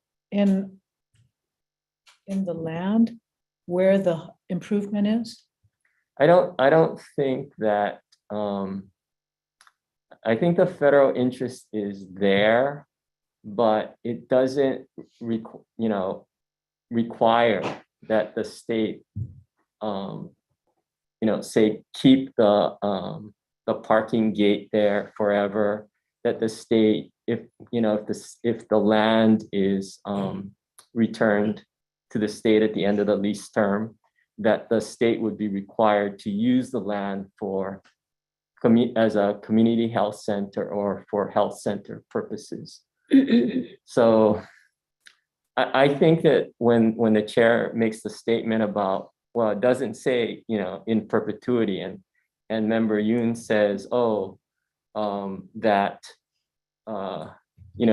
if it's silent, that doesn't mean that it's in perpetuity. I think that that's correct. And I also, defer to the deputy AG who said that they will look at all the issues, post approval. So Mr. Lee, given the kind of confusion that we have right now, and I don't even know how to say yay or nay to something that's one, inconsistent, it depends who you talk to. That's an inconsistent situation, right, going forward for Waianae Comprehensive Health, right? If the board, I'm not saying the board, but if the board denies this, will that adversely affect operations and what you guys, the good things that you guys are doing at Waianae Comprehensive Health? Madam Chair, Councilor, if I may, what it does, it would put in a security system that we are seeing an uprise in our sprawling campus of security issues with vandalizing vehicles and burglary. So it would be a control point, and it is a fixed asset. So whatever would happen to the property, it would be something that's fixed, and it can, whatever happens at the end of this lease, it could change by whoever takes over at that point. But it would be preferable to get this security into our campus so we have more control. Thank you. And safety issues. I have a member. If I may, Chair, on that point, I think one way maybe the board can look at it is the community health centers in particular, like here and in Maui, it's needed. And I think if the board is agreeable to that, the community needs it. It may not be as relevant as whether it needs to be this particular entity running it or government running it or someone else running it. It will be a community health center in that location. Russell, I Because don't of the, think because that's of the the, need, no, but if that's not what the board is inclined to do, no, that's fine. I don't That's think one way that's to- the issue. Yeah, Russell, I don't think that's the issue, whether the health center has merit or not. It's whether the board, your interpretation has been that it's in perpetuity, although it doesn't say that. Because But- this one in particular did not have a term. I specifically asked for the term, and I was told that the federal government is no longer allowing the term in this particular federal interest. But in my mind, it is a rather unreasonable interpretation. Let's say they just spent $100 and now that's going to tie up the state's property in perpetuity. Can I ask you, how much does the gate cost? Improvements are gonna be $622,000. Oh, that's more than $100. Funded by HRSA, yes, and we've been at the planning stages and we're ready to go, and it's been about a year now that we've been working with the planning and development of this. Okay. Yeah, and I'm sorry, and I'm not sure that if there might be some timing deadlines in terms of using the funds, the grant funds. All right. Here, just to follow up on your point, I mean, Russell, to be clear, I'm entirely super duper very supportive of this project and the need for this infrastructure, particularly for this community. I think, can't speak for other board members, but I feel like that is to state the obvious. I think I'm super supportive of this. My concern is that because I'm so supportive of this, want to make sure that we're doing it correctly and that we actually have the authority to do what we're being asked to do, and that we're not signing ourselves up for something that we don't understand the implications of further down the road. And I guess I'm just not clear on for myself that I fully understand those implications. And so I guess I wish we were in a position where I felt like I had more clarity and I felt like there was a concurrence, a very clear and concurrent opinion from staff on this matter. And I just don't feel like that's where we are right now. Chair, I move to go into executive session pursuant to section 92(5)(a)(4) HRS in order to consult with our attorneys on questions and issues pertaining to the board's powers, duties, privileges, immunities, and liabilities. Second. Before we go into executive session, can I ask Mr. Lee, have you consulted with the federal agency's legal counsel for an interpretation to confirm that interpretation? The interpretation of that it is not in perpetuity. Or that it is in perpetuity? I have not had that conversation. My only experience with them has been with respect to their unwillingness to modify their template at this time. All right, there's been a motion to go into executive session. All in favor? Aye. Aye. Okay, we will be back.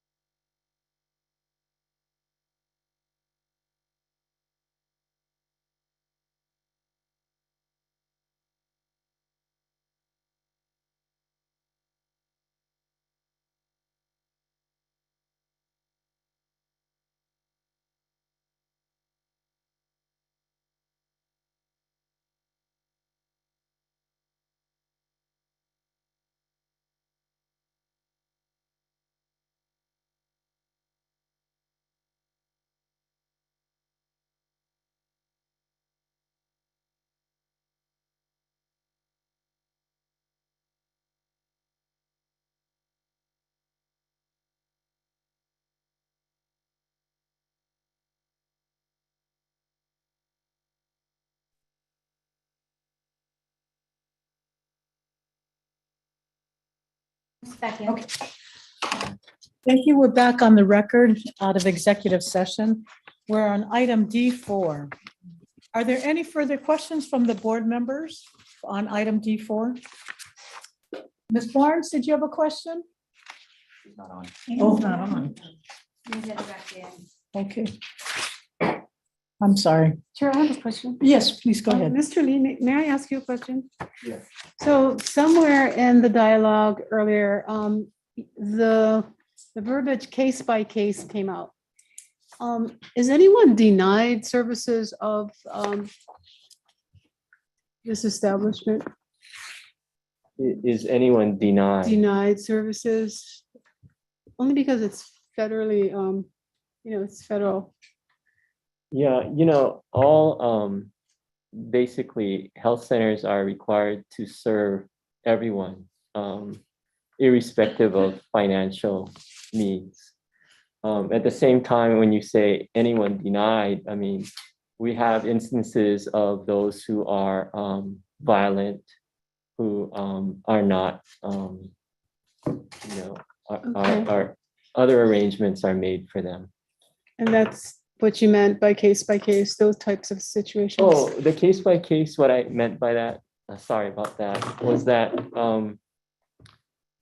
historically, we would try to modify the notice of federal interest form to customize it on a case by case situation. So not in terms of services to patients, Okay, but just in dealing with the federal agency requirements. okay.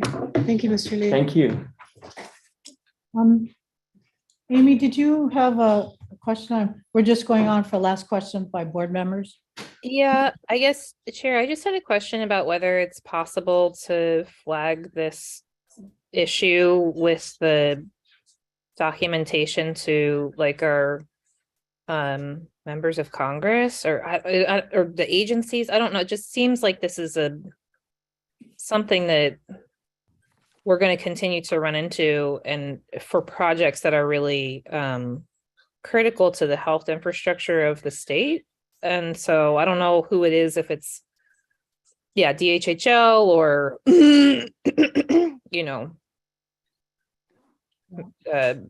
members of Congress or somebody, but just to flag that this is an issue with the form and see if I appreciate that. Mr. Lee, what federal agency provided you this form or requires this form? Actually, it's the form is definitely used by Health Resources Services Administration. We refer to it as HRSA, HRSA, and HRSA is responsible for monitoring and regulating all of healthcare in the country. But I think that form, as far as I know, is used by all the federal agencies, for all of their various grants. Thank you very much. Thank you. Any further questions, board members? Chair, I'd like to make a motion. It is the board's understanding that the lease term is 65 years, commencing on August 1st, 2010, and expiring on July 31st, 2075. Given that we understand that the federal interest in the said improvements will expire on July 31st, 2075. That being said, I make a motion to approve staff recommendation. Second. I second. Oh, go ahead. Okay. I'll second the motion. So as I understand your motion, is it that just to be clear, that the federal exhibit D4, the notice of federal interest, would run no longer than the lease term? That's correct, Chair. And the board, I think, looks forward to the federal government clarity on this provision, and to defer to the chair and staff to seek such clarity from the federal government. Oh, you want us to go contact the federal government? Well, okay, there's been a motion has been made and seconded to approve staff's recommendation, and specifically that the notice of federal interest, the consent, and the interest in the land would run no longer than the term of the lease, which is 2075. All in favor? Any opposition? Point of order. Okay, the motion is approved. Thank you so very much, Jen. Now we'll take up item D. Oh, Russell, yes? I was just gonna ask whether with the Deputy Attorney General, is it okay we approve as is or approve as amended? Does the submittal need to be amended to clarify it is, the board's approval is for a term no longer than that date of the sublease expiration? If I may, Russell, it's unclear as to what that term is, and so that's why I opened my motion with, this is our position that it expires on July 31st, 2075. So yes, Russell, I think that is the position of the board. And that would be, because we're not changing the federal D4, we're not changing the document, but in our consent, that the consent would specifically say that the improvements would run, or not the Or improvements. the but lead, consent, the interest, the interest. Right, the interest would run no longer than the term of the lease. Yeah, and that's what I was asking, whether we need to amend the submittal, Deputy Attorney General, or is the submittal approved as full form is adequate with that understanding? Cindy? I mean, they're not amending the D. Are you talking about Exhibit D? No, Or the just like the submittal? approval, yes. The Okay, submittal. so I think they made the motion and there's more clarification on what the approval is. So I don't think there needs to be anything done to the submittal, the board's all right, action. all right. I mean, it kind of amends the recommendation in a way, I guess, if Well, that answers the question. I don't think it amends, sorry, I don't think it amends Amends, the but- recommendation because it does include 2 other terms and conditions as prescribed by the chairperson, which best serve the interests of the state. So I think that provides the flexibility. Right? Okay, I'll just note it in the minutes. Thank you very much, Russell. So why don't we move to item D5? Since we have- Gentlemen, would you, okay, Russell or Yeah, Barry? D5 is the request for consent to sublease. And for those members who are wondering, whether we allow subleases for these nonprofit entities, the answer is yes, as long as it's consistent with the term of the master lease. And secondly, we've historically interpreted these as long as the entity, the nonprofit 501c3 status is maintained, and that whatever income may be derived from, like in this case, for the subleasing of the premises to DLS, the laboratory services, does not impact the 501c3 status. That should be, we recommend normally that the board approve the sublease without any form of rent participation, sublease rent participation, with the caveat that if the income at some point might have an impact on the Internal Revenue Service determination of validity of the 501c3 status, that could impact a nonprofit lease, because like here in this case, the lease was issued under the nonprofit statute, which allowed for direct negotiation versus auction. And secondly, at nominal rates and not at fair market value. But having said that, we recommend approval of this sublease. Thank you. Questions to staff? Mr. Lee and Mr. Greco, why don't you come forward if you've got anything you want to add? Oh. Since you've been here all morning, you should at least come to the table, please. Thank you very much. Could you introduce yourself again? My name is John Griego. I work with YNI Comprehensive Facilities Planning and Design.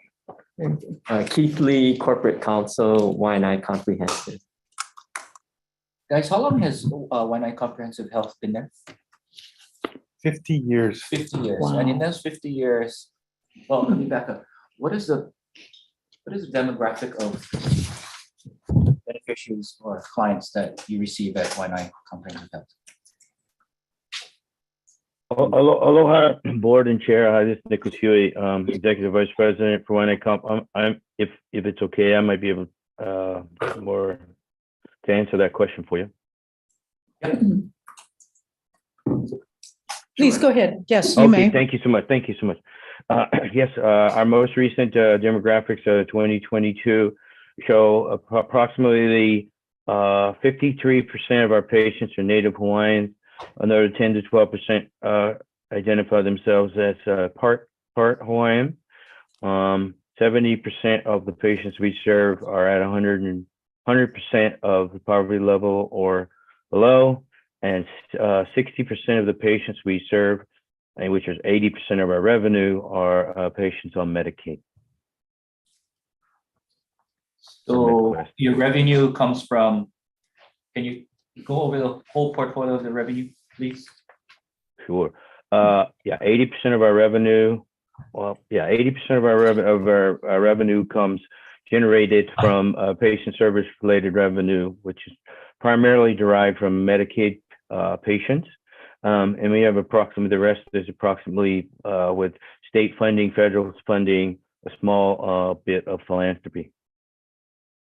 Can I just add there that if you're a Medicaid, beneficiary under the Quest program, there's no co-pays for an office visit, and so the reimbursement to the health center comes from the state. Yeah. So the patients that don't have that are paid for by government subsidies? Correct. Either through the Medicaid or there is an uninsured fund that is funded by the state legislature. Okay, thank you very much. Sure. Yes, please. So I have, to that point, when you receive these funds, are they acceptable to you? Mean, are you waiting for funding to come or to cover all those expenses? Like, are they in? I'm sorry, could you? So, my question is, are you getting your funding or your payments in a timely manner? Overall, yes. I mean, we do have a division with an organization that works on receivables, and generally it's in the neighborhood of 40 to 45 days net. But generally, this MedQuest division is a very reliable and timely payer, and we appreciate that. Thank you. I have a question. Thank you for all three of you being here. The sublease to Diagnostic Laboratory Services, Inc., is that going to help you better serve your patients? Yeah, thank you so much. And I did submit some written testimony to that, which I can stand on, but make some additional comments. Essentially, for us, we operate a 24-hour, 7-day-a-week emergency room, which is vital to our geographically isolated area of approximately 50,000 persons. To have and operate efficiently, or to have an emergency room, you have to also have diagnostics processes and also imaging services. So that has to be coupled to be able to run it. We have independently operated our lab for essentially 35 years since we really started moving towards an emergency room. As sort of healthcare landscape has evolved, the ability for us to maintain a small independent lab, just the landscape has evolved to where that's really not going to work as a long-time viable model. That's just the This would be the first service that we would sort of sub out to a provider like that. So it's not something we take lightly. But if you look at the ability to run a lab, the recruitment and retention is more difficult. The tenure of our staff is great, and they'll be retiring. And so as we looked at the go forward, having someone who specializes in that, has the economies of scale, has the ability to recruit, is really the way that we can keep this lab and our emergency room open for our patients in the go forward. Thank you for that. I applaud the work of the Waianae Comprehensive Health Center. In the absence of that center being out there, many of the residents would not get the care. So thank you. And I appreciate the additional clarification on the necessity for this sublease. It is critical to your ER services. So thank you. Thank you. One question. Are you at full capacity as far as staff? No, I think our last time I looked, our vacancy rate was, I think there were approximately 13%. You know, there's a tight labor market, but you know, we between people working overtime, working together, just being creative, we certainly meet the everyday needs. But we are working to sort of recruit and retain. But that is a big reason, a major reason of why we want to work closer with DLS and have them run the lab, is that they have way more success than we, again, as a small independent lab, could in recruiting, because they have multiple facilities they can move staff. Plus, when people just want to work in the lab service industry, they start their search with the larger folks who specialize in the service. Has your operational budget been adversely affected by COVID? Oh, yeah, absolutely. When in the height of COVID, we lost 50% of our volume essentially overnight. 15 or 50? Sorry. 50. Yeah, we essentially lost 50% of revenue overnight. But through creative measures, implementing telehealth, and then also some really important one-time funding from the federal government and also the state, we were able to fill a large part of that gap. There was a time initially during the beginning of COVID where we did have to we did have to lay off some few staff, but that was primarily for safety, just to have people at home that were doing the patient facing. But over time, we brought all those folks back and have been able to reestablish our revenue. I would say we are about at 90% of pre-COVID on our volume. So we're getting close, to being back to pre-COVID operations. Very good. Are there any further questions? One question for Russell. Sorry, Russell. The lease term. Yes. Annual rent is $480, correct? $480 a year. Yeah. Okay, is that the lowest we can go? No, that is the 480 is actually an amount that the board had set as its minimum. The board policy on minimum rents to cover administrative expenses. Can it be lowered? It is the board's discretion. Yes. Okay, thank you, Russell. Yes, Riley. I just had a question for Russell. So Russell, I just want to make sure we're clear on the precedent we're setting here. So the recommendation to not participate in the sublease rent is because the applicant is a nonprofit. Is that accurate? It's a nonprofit, and from what we understand, the proceeds will go back into the nonprofit purpose of the lease of the operations. Okay, sounds good. I support it. I just want to make sure, because I think we're going to have other future items where we're going to look for sublease rent participation. And if it's for a for-profit company, we're going to ask to participate in that. So I just want to make that distinction. Yes, absolutely, yes. And that's why whenever we get these the leases from nonprofit entities asking to sublease, that's one of the things we try to look at immediately while preparing the submittal is the revenue from the sublease going back into the nonprofit purpose. And as long as like I said earlier, it doesn't affect the nonprofit status, the IRC, the Internal Revenue Code, 501c3 status, etc., they should be fine. And our recommendation is to approve without participation. Yeah. Thank you. All right. No further questions. Do I have a motion? Motion to approve. I'm so sorry. Oh, I'm I sorry. have one quick question. So the thought to lower the annual lease rental, that's a possibility then? Yeah, Russell, you got the question? To lower the annual lease Yeah, rental? I mean, it's the board's prerogative, yes. Could that decision be made today or at another time? I think you could, but you would have to amend the submittal, because I think just to clarify that it'll be also to lower the rent. You want to do it on another agenda? Okay, so we'll wait to do that. We'll wait to do that and have. You want the staff to come back on a recommendation to lower it?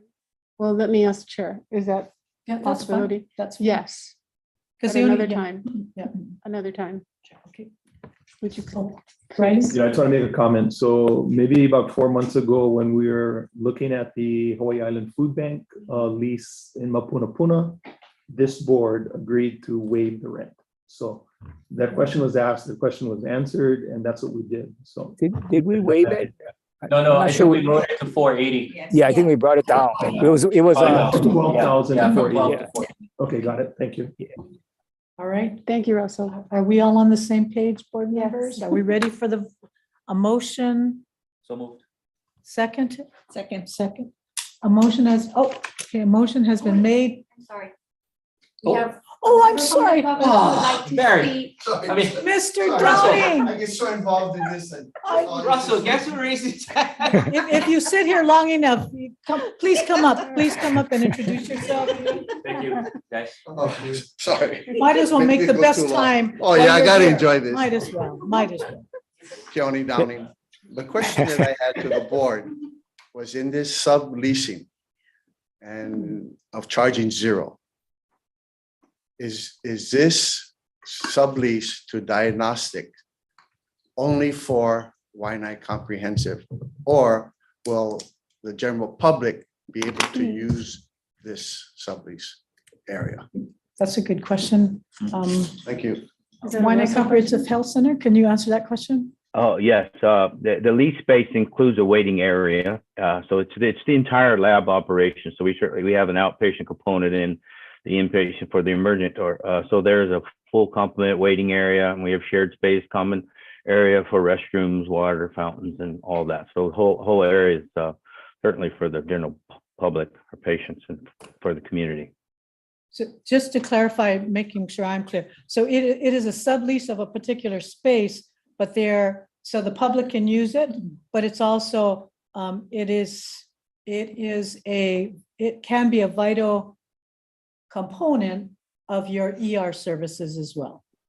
Yeah, complement. So we have a waiting room, and then a reception area, and then the entire back portion of the total lease is where the actual lab machines are, where the staff are, where they run the test.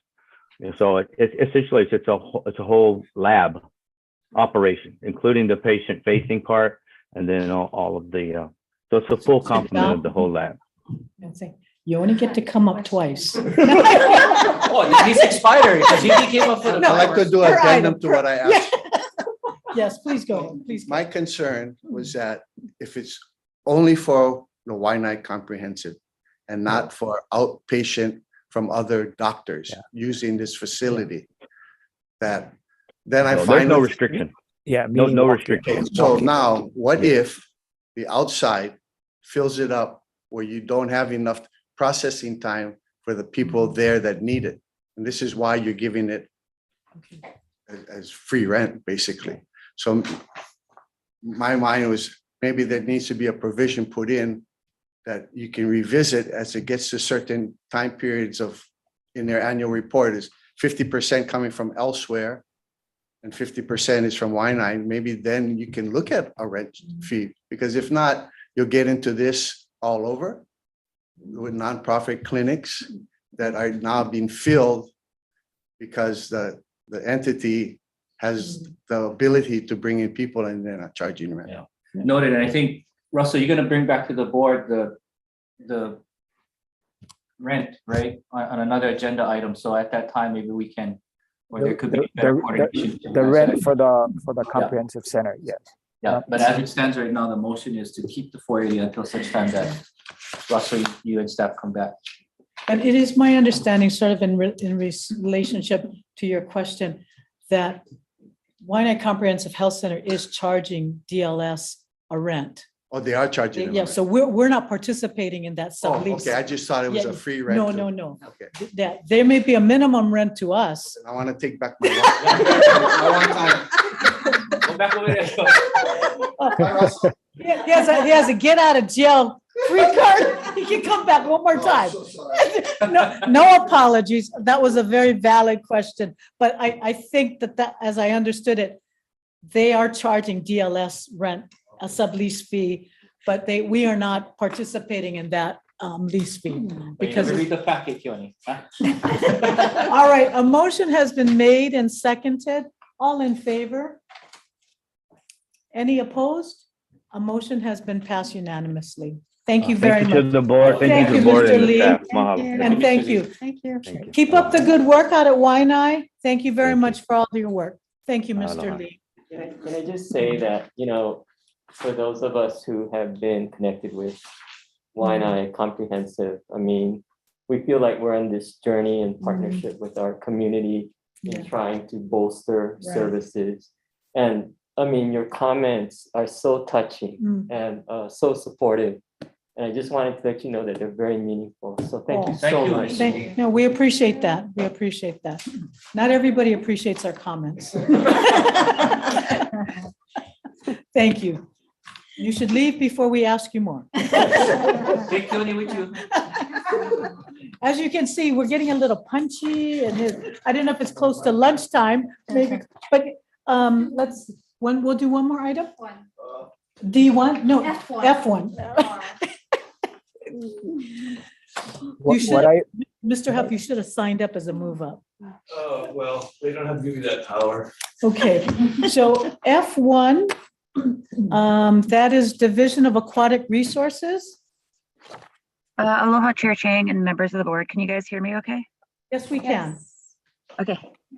My name is Kathy Gewicki. I'm a aquatic biologist with Division of Aquatic Resources.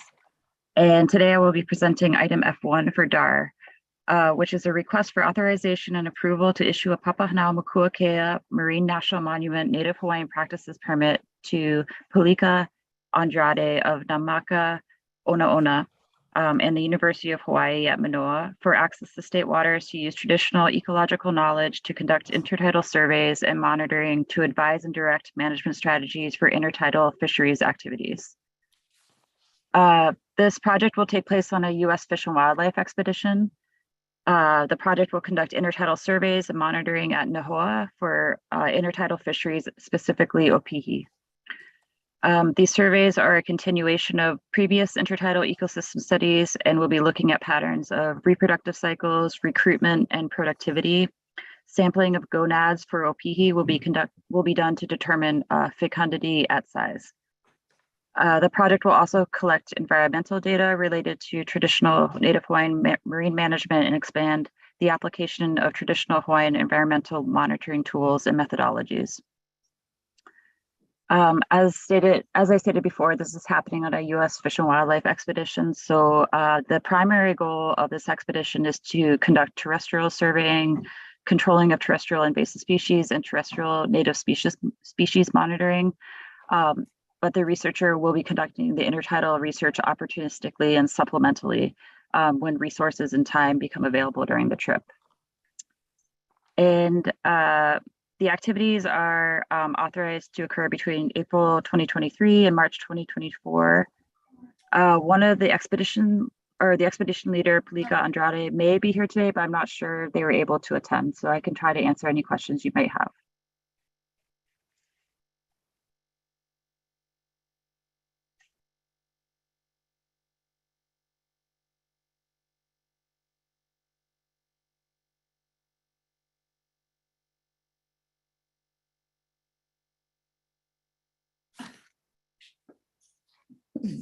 Kathy, can you hear us?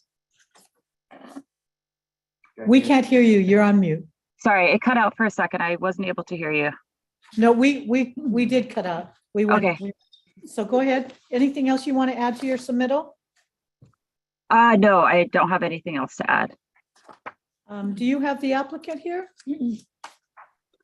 I don't think the applicant was able to attend. I don't see them in the way, I don't see them on the Zoom call. All right. No.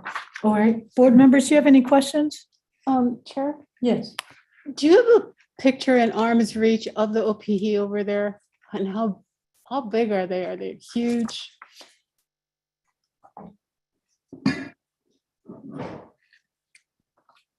The size that they're sampling? Yes. Legitimate question. No, Kathy, I think it's the size of the actual Opihi. What?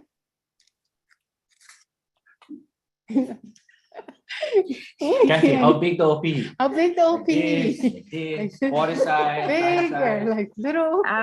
They're 1 1/4 inch or larger. Wow. Oh, is that? All three varieties. Let's see.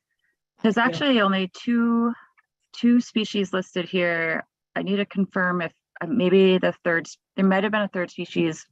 This is a continuation of the research, so maybe then the first year they did 3 species. The 2 species listed are 1 1/4 inch or larger.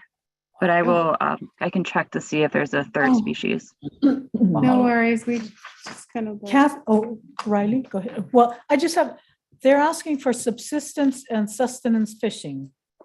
So I understand Paleka Andrade has a cultural connection to Papahanaumokuakea, is that correct? Yes, well, part of it's kind of a combination of, conducting traditional research with Hawaiian research methodologies. And so part of, having the participants that are helping with the research connect to the monument is to collect fish and invertebrates and limu for subsistence and sustenance while in the monument. Okay. Can you confirm that Paleka Andrade's traditional customary practice is to consume whatever they catch within the confines of Papahanaumokuakea and not to bring them back outside of the monument?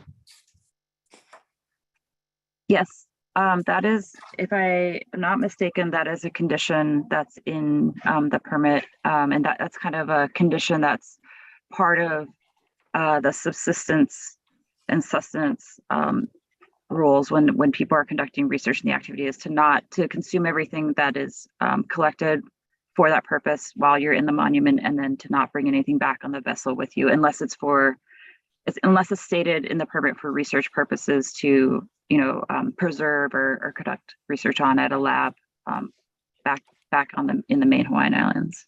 And the reason I'm asking the question is because I'd like to just confirm that as a person who has cultural connection, Paleka Andrade, that it is their practice to consume it within Papahanaumokuakea and not to bring it outside of the monument. You're nodding yes. Is that correct? Yes, that is correct. Okay. That's a condition of the permit. Okay, that's excellent, because there are some who are suggesting that you can take whatever you catch outside of the monument, but that is her practice. Yes, that is a condition of this permit. I apologize. I'm not exactly familiar with every single rule of the monument. There may be a provision for allowing that for native Hawaiian practices, but it's not a part of this permit. Okay, very good. Thank you. Riley? Yeah, I just had a couple questions. Thank you. I thought your write-up was very extensive and provided a lot of information. So the question I had was, these 2 individuals will participate in a currently scheduled expedition, and there's certain things that they can do. It seems like a very worthwhile and kind of interesting and exciting opportunity. Can anybody else join in? Well, I'm wondering, this is like a National Geographic go explore the world kind of thing. I mean, I would be interested in. We knew that was coming up. Yeah. So I'm just wondering what the parameters, you let 2 people in there. Is this the opening for anybody else who's a native Hawaiian who says, I would like to participate also? I'm not sure how they, get their participants. I know previously when this was authorized and back in 2020, I think they utilized a different vessel, and the expedition was for this entire purpose. And so everyone on the expedition was solely conducting activities related to this project. because it's difficult, what I've heard from the researchers, because it's difficult to have the resources to get a vessel to go up there, this time they are just kind of, they're participating in another expedition that was already going up. So there's only, I think, 2 personnel, like you said, that might be allocated for this project, but other people that are, conducting the terrestrial surveying for U.S. Fish and Wildlife will also probably be trained on these protocols, and then, help with any kind of intertidal surveying if they have time to. But yeah, I mean, you could inquire with the researcher if you're interested in something. I don't know how they have gotten their assistance in the past. Right. If I can, DLNR, we sit on we're one of the trustees for Papahanaumoku, and access is restricted. So the only way you can get access is you have to come through with a special permit. And so this is the process, and the request has to be only for authorized activities. And it's either scientific research or traditional customary practices. So I'm sorry, Mr. Smith, you probably could not tag along and go Opihi gathering. I just wanted to eat it. If you consume it in there, but yeah, you do have to get special authorization. And I guess I was kind of wondering if there's a lot of interest in this. How does the department determine who is eligible to participate and who isn't? It is a rather lengthy process. They have to submit a permit. It goes through, there's a committee that reviews all permits, and then DLNR also submits. So it has to go through us as well. Okay, cool. So, yeah. Thank you. So no free ride, please, Mr. Smith. Any other questions or comments from the board? Do I have a Chair? motion? Oh, Chair, I just wanted to Oh, I'm mention. sorry, Amy. Yes, No, go ahead. no worries. And Riley, maybe you should suggest a board trip to the. Sunshine, cannot. Actually, I think we could, as long as we notice it. That could be, but, okay, not before us right now. The motion. Not before us right now, but I know this is also not before us, but since this is the only item that DAR has, and I did flag this, Chair, to you and Brian, but just wanted to mention that I received some correspondence from Lisa Bishop, the president of Friends of Hanauma Bay, expressing some questions and concerns about the coral biologist and natural resource manager, in particular overseeing work on the coral restoration nursery. So, Chair, I understand you've been in communication with her, but just wanted to mention that here for other members of the board for their information. Okay. Do I have a motion on this item? Motion to approve. Do I have a second? Second. A motion has been made and seconded to approve staff submittal for item F1, staff recommendation for F1. All in favor? Aye. Any opposed? The motion carries. We are going to take a short lunch break, and we will be short, 30 minutes. So we'll come back at 12:40. We appreciate everybody's patience. You can stay here. There's a little vendor. Oh, no, she closes on Fridays. I'm sorry. We will try to get back as quickly as we can. Thank you.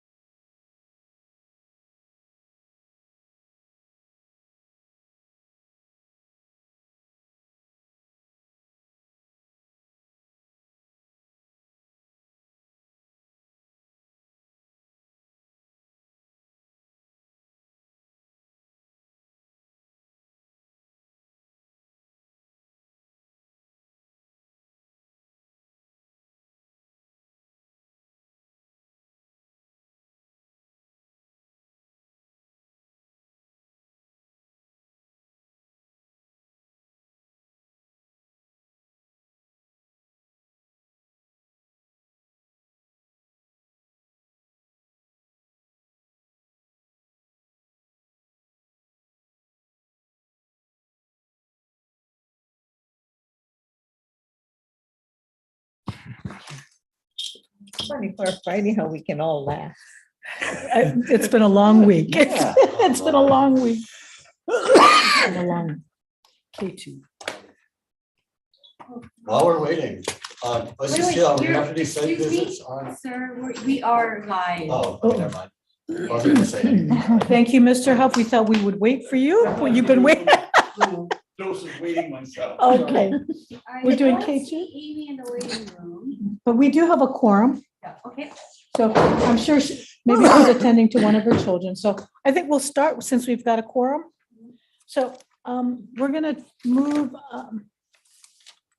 item K2, request for administrative fines and other penalties against Mr. Matthew Tang, trustee of the Matthew Tang Trust for Conservation District Enforcement Case OA 2314. Michael? Thank you. Good afternoon, Chair, board members. Michael Kane with the Office of Conservation and Coastal. Item K2, as Chair mentioned, is an enforcement action. The property up in the Honolulu that we allege has been unauthorized developments within the shoreline and on state land. Mr. Tang, I want to recognize, is also here, and he'll be speaking right after me to present his side of the situation. I realize you have a very large set of documents in front of you. What I'd like to do is kind of briefly help you with a narrative to work through. So we're not going to touch on every single document, just the highlights to help you make a decision. So start on page 40, which is your exhibits. You'll see a location. So we're on the northeast coast of Oahu, in the community of Punahou, adjacent to Punahou Beach Park. And there are about 6 properties in this area that are facing severe and chronic erosion and have been since at least 2005. We are, to give you some broad perspective, we are exploring ways to start taking a regional approach to our enforcement in our shoreline cases. The chair has encouraged us to do that. The attorneys general are supportive, and we have a legal fellow. I mean, yeah, I don't like presenting these cases in isolation, and yet sometimes we have to. In this case, the property is for sale. We get multiple calls per week on what can we do, what are the fines, how can they be resolved. OCCL can only make recommendations. So this is a case that we'd like to get. So,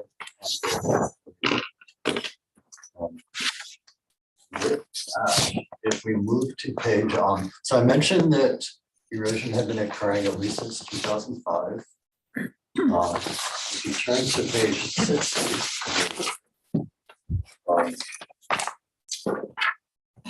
so this was at the point of sale to a prior owner.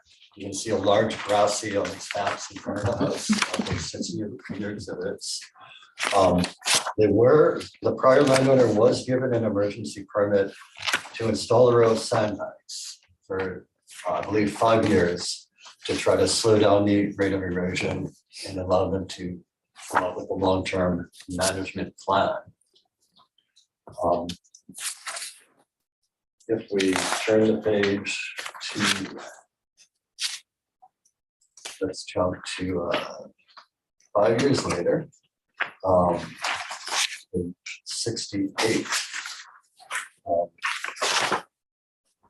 The permits have expired at this point. We went up to do a site visit and we found, sorry, I wrote down the wrong page for you.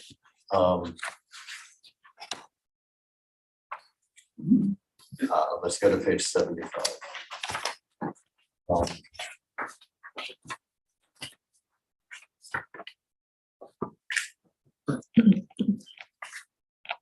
Apparently I apologize, my digital pages do not match my notes. So, but that's why I typed up everything in this little spreadsheet. Page 61. So back to exhibit 6, page 61. You'll see the situation in 2013. So at this point, the temporary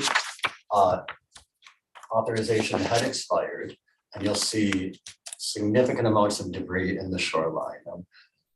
Logs, boulders, failed bags, much more than was authorized and existing past the point of authorization. The resolution, so we did open an enforcement case. The resolution was that the landowner would clean up this debris and be able to install a structure for 3 years while they worked on a long-term solution. And that, what we allege to be non-compliance with that emergency permit is what we're here for today. The first part of why we're here today. And Michael, to be clear, excuse me. The permit was from 2005 to 2010. Okay, sorry. So yes, there was a permit 2005 to 2010. Around 2011, we discovered there was still debris in the shoreline, more than what was permitted, and what was permitted had failed and not been removed. There's a new enforcement case, a second emergency authorization. So 2011 was the first. So the first emergency permit was OA 0602. And that was a prior landowner, so we have not included that. I just wanted some background. The second emergency permit was OA-13-929. And that is attached, the complete permit as an exhibit, or emergency,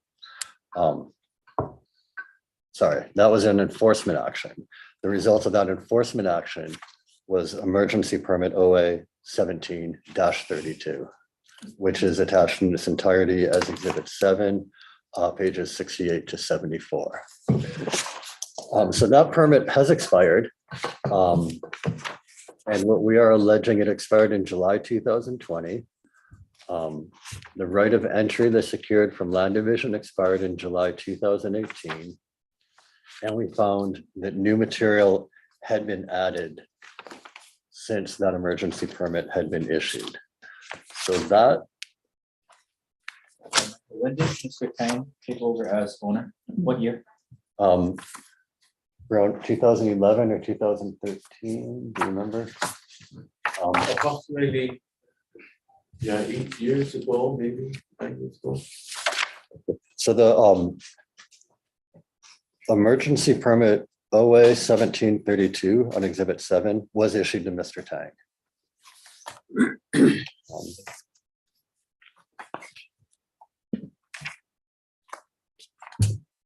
So if we move to the first exhibit, the most recent photos, we see the situation in front of the residence. What's the page number? Sorry, page 19, or the exhibits, the third page. So we're looking at a house with a number of bags and failed bags in front of it. So what we found was that one, erosion was continuing. The bags, whether they slowed it down or not, it was still a critical erosion issue. We had new structures being put in without authorization and the dilapidated bags remaining. Second page gives an overhead. And this is one full lot. So that area with the little gazebo type structure is part of the same lot. So we're looking at sandbags fronting the residence and then burritos fronting the cottage or whatever that. It's not really a cottage, it's more of a open workspace. Workspace, So, that's- yeah, So that's burritos in front of there, but before that that's all sandbags? correct. Sandbag filled burritos. And additional like rocks and other things in front. So this is the stage at which we issued our notice of non-compliance with the emergency permit. Subsequent to that, more work occurred. So if we move to still in that same section, page 27, We see that cement was poured onto the house and more boulders were brought in to try to lock the shoreline into place. And on page 28 and 29, more overheads. That CMU rock wall. So that was after the notice of non-compliance, and that's what led us to follow up with another notice of alleged violation. So, so we're actually bringing two items before you. And our recommendation is for non-compliance with the emergency permit, and that non-compliance is unauthorized material, expired permit, and expired right of entry. We can fine them up to $15,000. A separate violation for the CMU wall and the construction that occurred afterwards, that would be another fine of $15,000. And I do enumerate these in Trevor's recommendations. And then should the board wish, we have the authority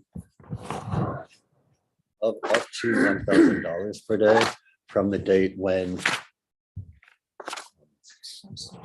they were first noticed and required to clean it up. Michael, are they living in the home right now? Per VRBO, it's a vacation rental. So It's a what? Vacation rental? it appears to be a vacation rental. I don't, yeah, We have the. I live there and I rent it out. okay. You want to finish your presentation, Michael? Is that it? So that's it. The board also has the option of requesting fines of $1,000 per day from the date where we first noticed the violation to today, which would be, we do itemize it, I believe 158 days. And that's a recommendation C. So recommendations A, B, and C contain the potential fines for this case. And I would actually defer to the board for them to listen to Mr. Tang's side and then make the decision. And I will be here for questions if needed. Thank you. Does the board have any questions for for Michael Kane before we take the? Yeah, Michael, is that wall in page 29, is that CMU wall permitted by DPP? Do you know? Well, we can ask Mr. Tang. To my knowledge, no. To your knowledge, no. Okay. But I think Mr. Tang will also testify that that wall has been removed. So, And Michael, is it also your recommendation that all of the unauthorized material be removed? yes, I don't want to spoil. So Mr. Tang had a crew out yesterday and today.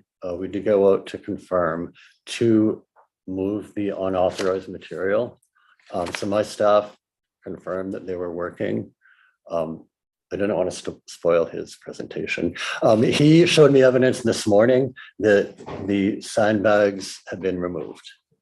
So, and we will obviously want to go up and confirm that, but I do believe that's something the board should take into consideration. All right. Thank you. Thank you. Thank you. I had a couple of questions. Okay. So Michael, thank you for your information. So I think it's important for our board to be consistent in our decision-making, okay? I also understand that your division has limited resources. I think you said you have 4 staff members or something like that. So we need to have situations where there are numerous violations for different temporary permits that were issued. How do you prioritize which ones you enforce? It's varied. Sometimes, well, in this case, it was because the property was for sale and because we're getting many requests for information and questions that we can't answer. And that's a trending issue now with property values falling where people are buying into properties that have active investigations, but that haven't been resolved. So in this situation, that was the reason why Mr. Tang moved to the front of the line. In other cases, it's because of either egregious acts, like we see machinery on the beach or large scale activities happening, or impacts to the resources, or when people jump in front of the cameras waving and saying, look at what I'm doing, we're sort of obligated to respond. So I wish I had more control, but it's not random. Okay, okay. And then, so if I'm, one of the things you mentioned is that a property being up for sale generates inquiries and then you get asked questions. So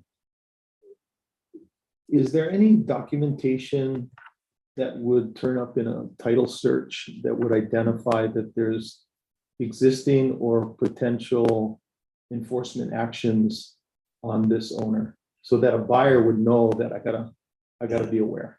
I do not know. After a board makes it, this board makes a decision, we do follow up with the AG's help to have it recorded at BOC. I'm unclear whether, in this case, the realtor disclosed that there was an active investigation. It's not mandated. There are bills in front of the legislature that are still alive, where we've been offering testimony on ways to improve what I feel are to improve disclosure laws. Okay. So according to what OCCL has done to date, would anything that you've done show up in a title report? No. I do not believe so. Okay. I have not recorded it myself because I There's can't. nothing that your division has. Yeah, I can safely say that. reported. Yeah. Okay, so unlikely that the owner would self-disclose it, even though the realtor has in this situation. Okay. Although I do need to add, there might be other issues on DPP side. So even though we work with them, we don't always know. But DPP would issue building or grading violations, not seawall erosion, things happening within state property. Correct. Okay, got it. And I think, as Michael said, there are several bills because that are currently before the legislature regarding disclosure. Because I think we've been advised, unless there's been a determination of a violation. So right now, there's just an allegation of a violation. But until the board takes action, and in many instances, we have a contested case hearing. So the board's unable to act. So we've been advised we're not allowed to record an alleged violation. However, some of the bills pending before the legislature would give us greater authority to record even allegations of notice of a violation. But we currently don't have the power to record that an alleged violation. In a corollary situation, if you have somebody that gets a moving violation ticket from a police officer, that citation ends up in the record, even though the courts have not confirmed or supported that. But if somebody searches for a police abstract, it's going to show up that the person was ticketed. In this situation, there's no formal documentation that this stuff has been going on since 2011 or Right. 2013. I think the analogy would be like someone's an arrest versus a conviction.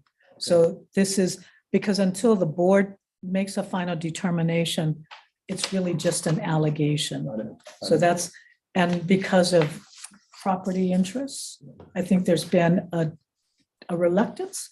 But again, there are legislative measures to provide us greater authority to record because of sort of buyer disclosure, because they're not voluntarily disclosing a violation or shoreline erosion. So those are some of the measures that are currently before the legislature that sellers are required to disclose both notices of violation as well as what their shoreline erosion rate is.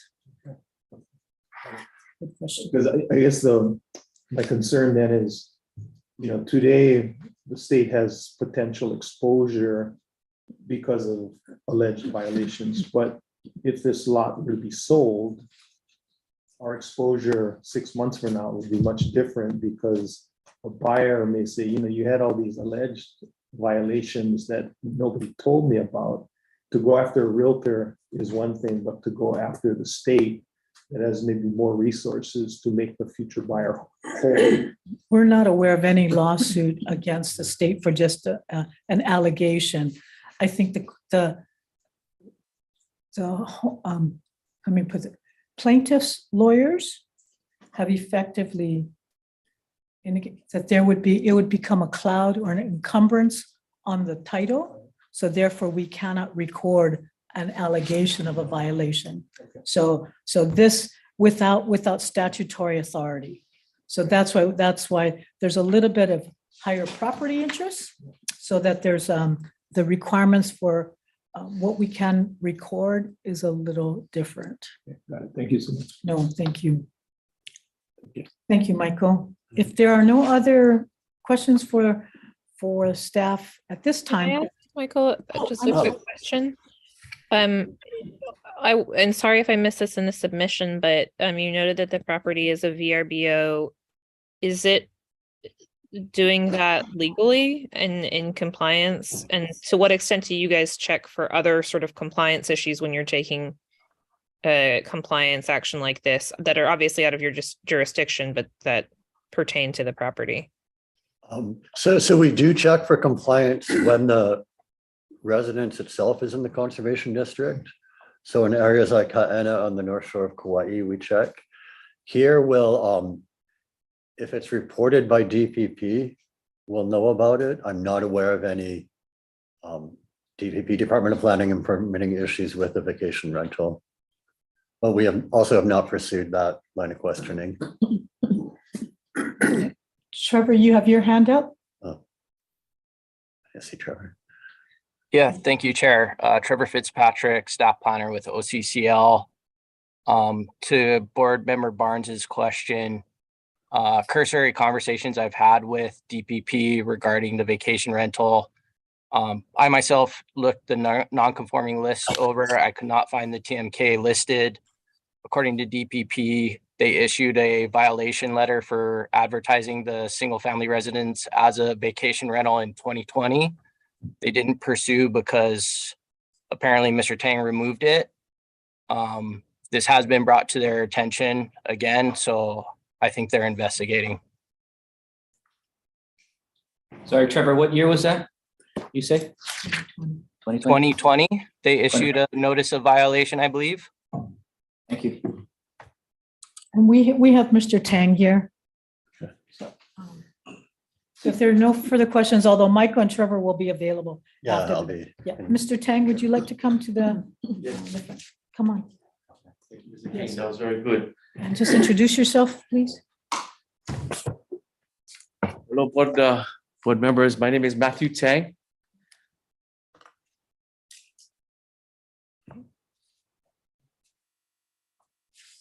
You're just available for questions, or you want to? Yeah. Okay. Did you want to do a presentation or tell us Yeah, anything? sure. Okay. Okay. Well, I guess that whole area has been plagued with shoreline erosion, and I just have been trying to save my house any way I can. I'm sorry for the violations that have been incurred on me.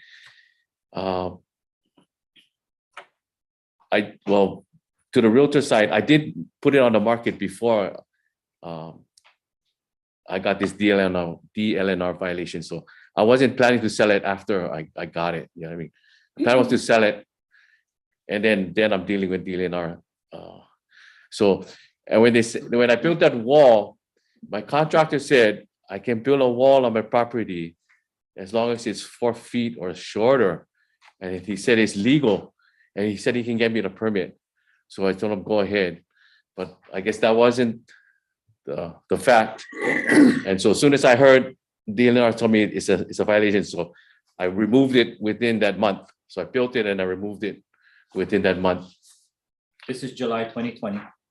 No, the October 22. October 22. 2022. 2022. So I built the wall. My contractor said I could build. So he said he gonna get a permit, and I paid him everything for that.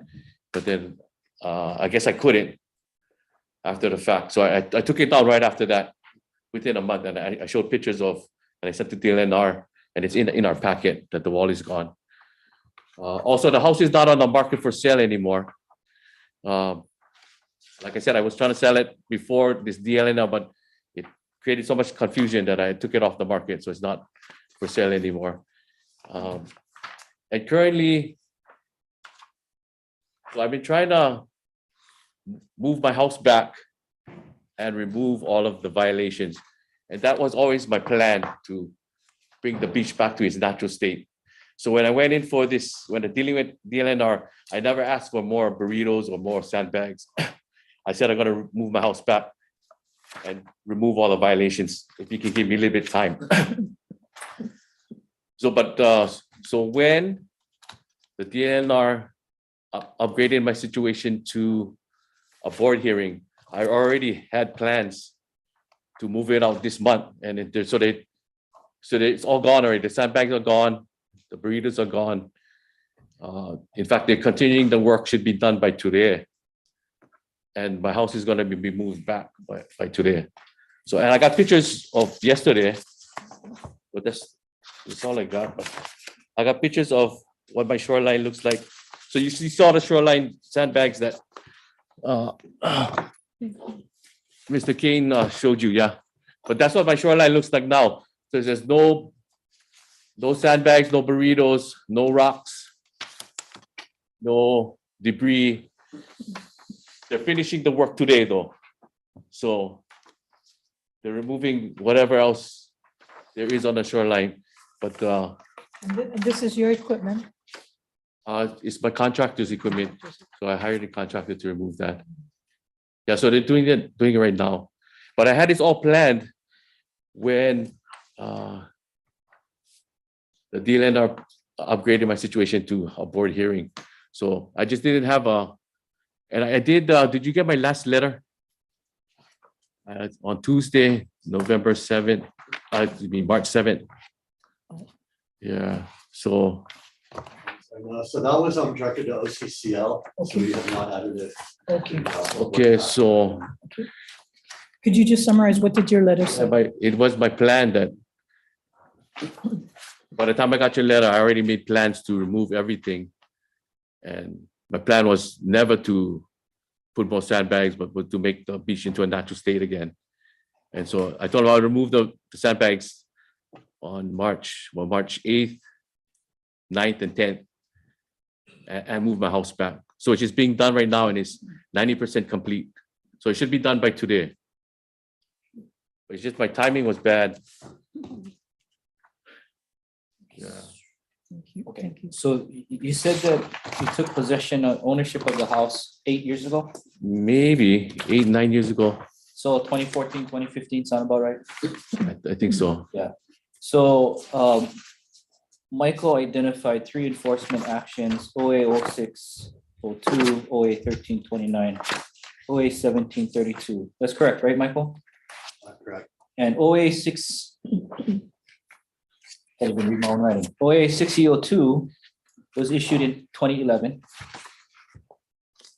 OA 1329 was issued in 20.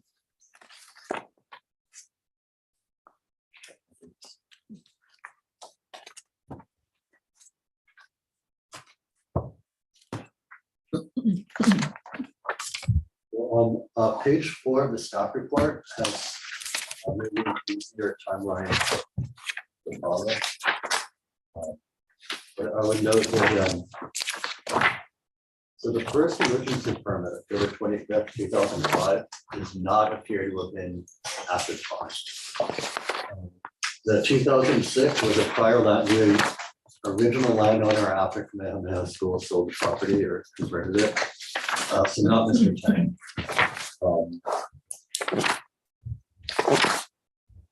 Okay, so from 2015, when Mr. Tang took ownership of the property, there was no conveyance of these previous enforcement actions. Yeah, Kamehameha never told me about these things. Is that correct, Michael? I find that kind of hard to believe. So the early enforcement did result in an emergency permit being issued. Right. I would have hoped that that had been conveyed to Mr. Tang as a new landowner. But we had rules on the books that we're fighting to have. So Mr. Tang, from 2015 to October of 2022, you weren't aware that you could not arm the shoreline. Is that correct? Arm is to build. Arm is to build to Yeah. the burrito sandbags. Well, I had a permit, but it expired. Yeah, What kind of permit? to build the burritos. Okay, so you. Yeah, So there was a permit and Yeah. and it was explained to you that there's a term limit to the permit. Yeah. And here's why, right? So you were aware that you can't arm the shoreline without a permit. Yes. Well, And, okay, me and my neighbors, we had a punulu uhui, and we were all planning to build a seawall, which I guess we were one of the forerunners of a while ago. And then, so permitting said, okay, they gave us a green light, and DLNR said, gave us a green light too. permitting is who? DPP? Yeah, DPP. Okay. DPP gave us a green light, go ahead. DLNR said, go ahead too. Ocean Army Corps of Engineers said, go ahead. But Mayor Caldwell said he wanted to meet with us, and so he stopped it. So we were ready to build a permit, but Mayor Caldwell stopped it. Yeah, and that's why we were waiting all this time to. That's why I had all the shorelines. We were just waiting to build a wall because everybody said give us a green light. I don't have Jeff Overton, my engineer here, but he was with me the whole time. And I don't know if you know Mr. Kay that. Mr. Tate, Yeah. was it ever explained to you by staff, OCCL staff or other staff, DLNR staff, as to why arming the shore is not permitted? I would assume yes, but Oh. no, not really. But Okay, thank you. And does anybody have any questions? I just wanted to point out here that on page 4 of the staff report, it says that Mr. Chang was the owner in February of 2013. So maybe his recollection on ownership is a little bit off a couple years. So at least in February 13, 2013, he was cited so that he owned the property at that time. Okay. So, Mr. Tang, if you're representing to us today that it was always your intention to move the house back and remove all of these, the burritos and the sandbags. Is that your representation to us yes, today? and if you read all my letters, it said that in every letter. Okay. And even my last letter. Let me ask you this question, Mr. Tang.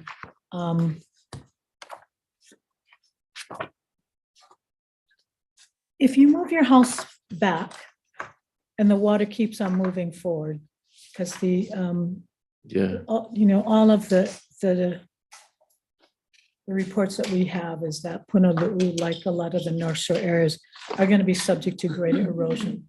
Will you continue to use these beach hardening measures to protect your property? no, I'm done with that. So what are you going to do? I either gonna move the house off the property or destroy it or take down the house. Yeah, I don't have a choice, I think so. So it is your representation today that you have no intention of putting take any measures to protect your property should the shoreline continue to erode further, Malcolm? Yes, yeah. And that's what I wrote in every one of my letters. Yeah, I know that you've written that in your letters. However, your actions have not been consistent with your letters in that you've never moved the house back. So all of these measures continue to stay and you've added more. So at Yeah. least from the evidence that I've seen your actions are inconsistent with your representations. Because you built the seawall, you put more bags, that you do appear to, your primary concern is protecting your house. of course, that's true. Okay. But we were gonna build a seawall, that's why. That's why I wasn't thinking of moving the house back before. And we still have a case,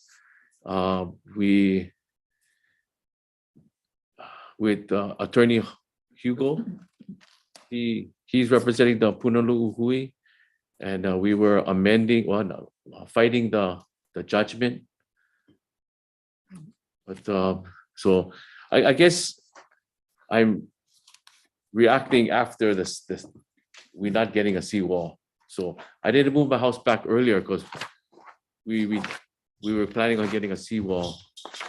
And Yeah, when- but while you were waiting for the seawall, the shoreline is eroding and therefore you had to, in your mind, arm the shoreline. So, okay, so that's, right, I get the seawall, thought. And when you say we, that's the.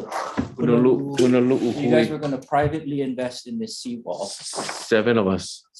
Yeah, private invest, okay. Yeah. Chair, I have a Michael- question. Sorry, Michael, are you aware of this seawall proposal? So no, I've seen letters saying we want to build a seawall, but I don't have any records of a discussion regarding it. And Michael, you would agree that whether OCCL or DLNR may have indicated support of a seawall, in light of more recent legislative acts, we could not approve a seawall. Correct. So Act 16, Right. which was passed, I forget the exact year, number of years ago, forbids the hardening of shorelines fronting private property. It does make exceptions for public infrastructure.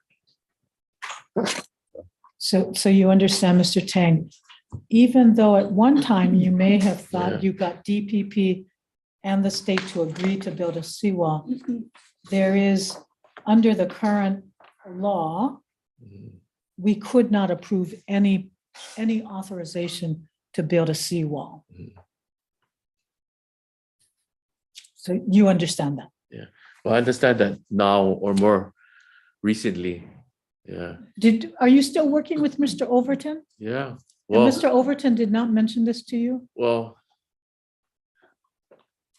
we were trying, but didn't look like we were going to get it. Yeah. What year was this you were trying though? Because Act 16 was passed, how many sessions ago, Michael?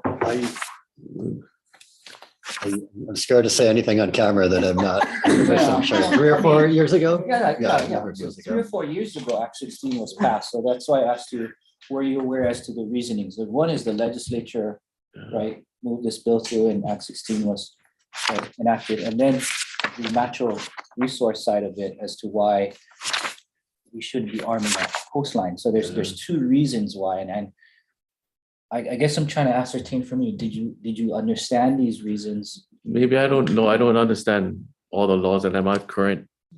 Yeah. But we were trying.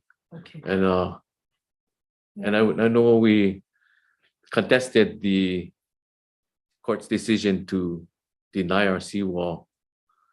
Yeah, we went all the way to court and then they denied it. So we contested it with Attorney Hugo.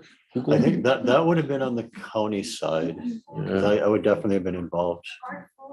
in But that. I also suspect Mr. Overton, Yeah. who's been doing this for many years, would know Yeah. that he's a- pursuant to Act 16, there could be no construction of a seawall.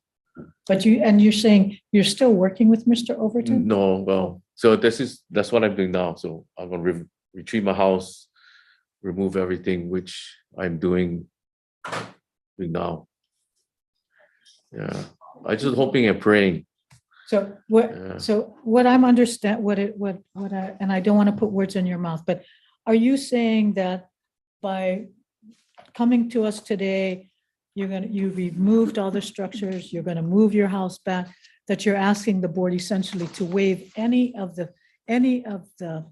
recommended penalties against you? That would be great for me. Sure. Yeah. Okay, go ahead. So I have one quick question, not relative to the seawall. So as you contemplate moving your house back, is there, what do you call that, a certain amount of footage away from the setback? Is there a setback that you need to deal with? Kamehameha setback 10 feet from my fence line of property. Looks like you have plenty of room, but then I'm not sure, but that's a state highway, right? Yeah, 10 feet from my property boundary. Well, how far back are you gonna move it? I'm just looking at one of your pictures. Yeah, so I don't have too much room, but maybe 15, 20 feet. So as you consider possibly moving it back, so that's one concern that you should be aware of. Oh, yeah, moving it back now. So do you have a permit to move it back? No. I don't have time. I don't know. That's why I was asking for more time to do this, but I don't have time. Yeah, Mr. Tang, I mean, this is kind of, I think, yeah.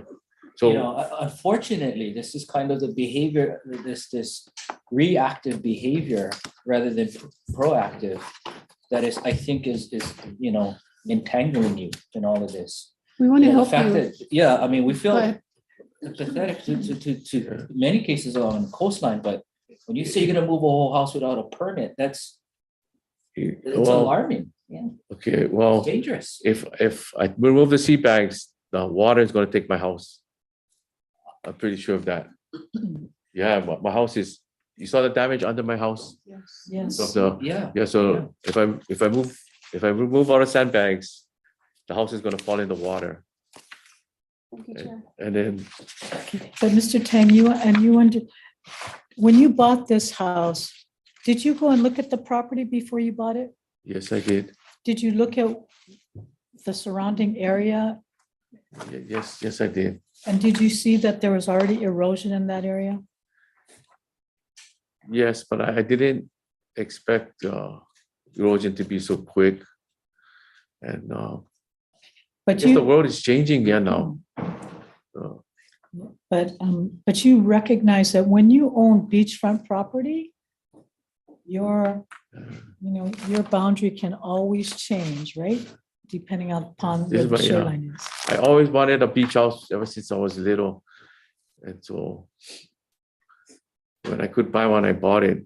But Are you from here or? yeah, Okay. born here. So it's more grief than enjoyment this house has given me. And it's not that I wanna violate every law that's in front of me. I'm just trying to save my house.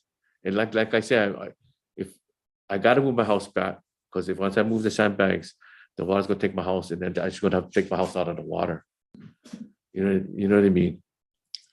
And Mr. Tang, if you move the sandbags and the water continues to move forward, what are you going to do? I'm probably gonna move the house off the lot. Yeah. Okay. Any other questions? Yes. Okay, you mentioned that wall that you built. Yes. When was that built? 2000, October 2022. no permits. Okay, my contractor said if I build a wall, okay, I'm quoting him now. If I build a wall under 4 feet on my property, it's okay. And he said he's gonna get a permit for it. Okay, and so I said, okay, go ahead. But once I found out you cannot, and I've been cited, I immediately took down the wall within like 3 weeks. I mean. Yeah, I can confirm that. Yeah, I took down the wall. I'm looking at this record right now that on the building permits. from the county. The only permit that we have is 2015, and that was for an electrical. There's nothing after that. Yeah. What does my contractor, I guess I relieved him. You have a licensed contractor? Yes. It's the same, yeah. Do you know whether this wall is on your property or is it on the state property? Do The you know wall whether- was on my property, but there's a setback, yeah. But how do you know it's on your property? I- If that shoreline, if the, if What? there's evidence that the shoreline, did you do a certified shoreline? I did a survey with the state, but it was some years ago. And it showed my boundary is 10 feet outside my lanai. 10 feet outside my lanai area Your rear setback is. on the ocean. Yeah, yeah. Yeah. And do you know how long that shoreline setback is good for? 1 year. Okay. So you may have done Yeah. it in the past, but if you're gonna build anything along the shoreline, you need to get a shoreline setback. And based upon the photos I'm looking at right now where your wall is, I'm not sure whether it's on your property or on our property. But it wasn't, yeah, it wasn't a legal wall anyway. It Yeah. wasn't a legal wall. How do you know it wasn't a legal wall? Was, I've been told, I've been cited for it, yeah. Well, my contractor said, like I said, I could build a wall, but in actuality, I couldn't build a wall. But you signed the contract with your contractor, Yeah, but you're the owner, so you're responsible. yeah. I'm So responsible. I can empathize with the fact that the contract is with X, but the terms and conditions of that contract, I don't know what it is, but you're the owner, right? Yes, Um, true. Yeah. Can I ask about the vacation rental? Yeah, what is, you live there half the year or? Yeah, it's like if you own a beach house, I go there whenever I want to. And then I rent it out whenever I'm not. Your primary residence is here in Hawaii, though. Yes, Manoa. Can I ask what your profession is or what you do for a living? I make gasoline and jet fuel for Par Petroleum. Okay, Yeah. so there are rules, there are permits, policies, procedures in that, right? So that's why I'm asking you, not to be alien to your business, it's just, I find it very difficult to believe that you cannot, or you're entangled in these permitting issues as recent as right now. I mean, you can't move a house Yeah, without a permit. I'm stuck in between a rock and a hard place. So if I move the sandbags, I'm going to just be pulling my house out of the water because it's going to fall in the water. Yeah, So I guess that's the question. And I've asked it, and if you move those sandbags and the house and water goes into your house, what are you gonna do? You're gonna move the house? yeah, I'm gonna move the house. And do you think moving the house 10 feet back is gonna protect it? Well, it'll be there for a while, I think so. How long is Oh. a while? I don't know, year. Have you looked at some of the recent maps that shows the shoreline erosion rate? I haven't. Um, Just- I'm looking, is this, Yeah, I just what was sent to me. Okay. So Yeah, is this the county park right next to you? yes, Honolulu? And you see, they don't have a wall or they don't have sandbags in front of it. yeah, How far the beach has retreated up Malta? yes. So if you didn't have sandbags or the wall there, that's probably what would happen to your property. Do you I agree agree with with that? that. Yes, I agree. And you think just moving your house 10 feet back is going to save it? It's more like 15 or 20 feet, but And what happens if we come and we issue another citation? What are you going to do?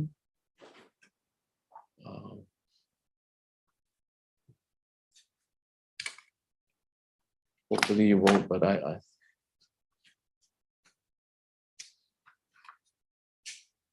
not sure.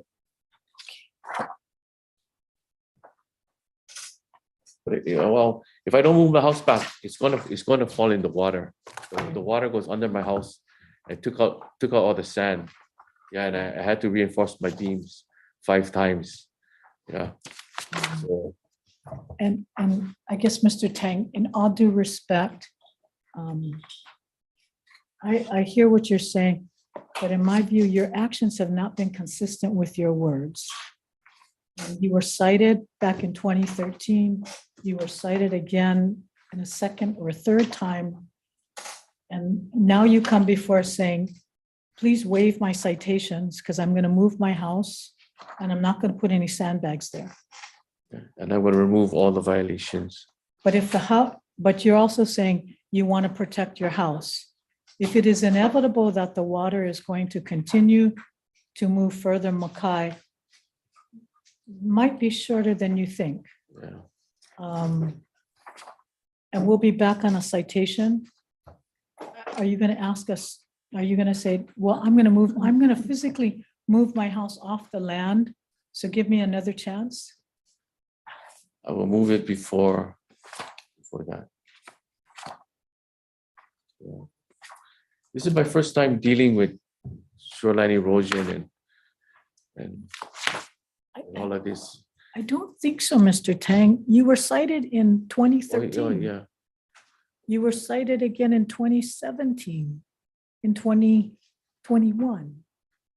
You knew, so I really am trying to give you the benefit of the doubt, but your actions don't seem consistent with what you're telling us. yeah. I thought we were going to get the seawall. I really, in my heart, thought we were going to get a seawall. And So that's why I didn't move the house back, or And what made you think you were going to get the seawall? because, well, I really thought we did all the work we did so much work. Did you have anything in writing that you were going to get the seawall? No, I didn't have anything. So you thought upon your appeal that the judge would overturn his original ruling? And we had a chance, yeah. And your attorney didn't tell you about Act 16, that the legislator has already affirmed that cannot happen. Cannot happen. I didn't know that. No, I didn't know that. Yeah. Okay. Do you know what the potential fines are based upon the staff's recommendation? I've read 150. 158,000. Yeah. And the total fines, 188,000. That's really a lot. It really will break me.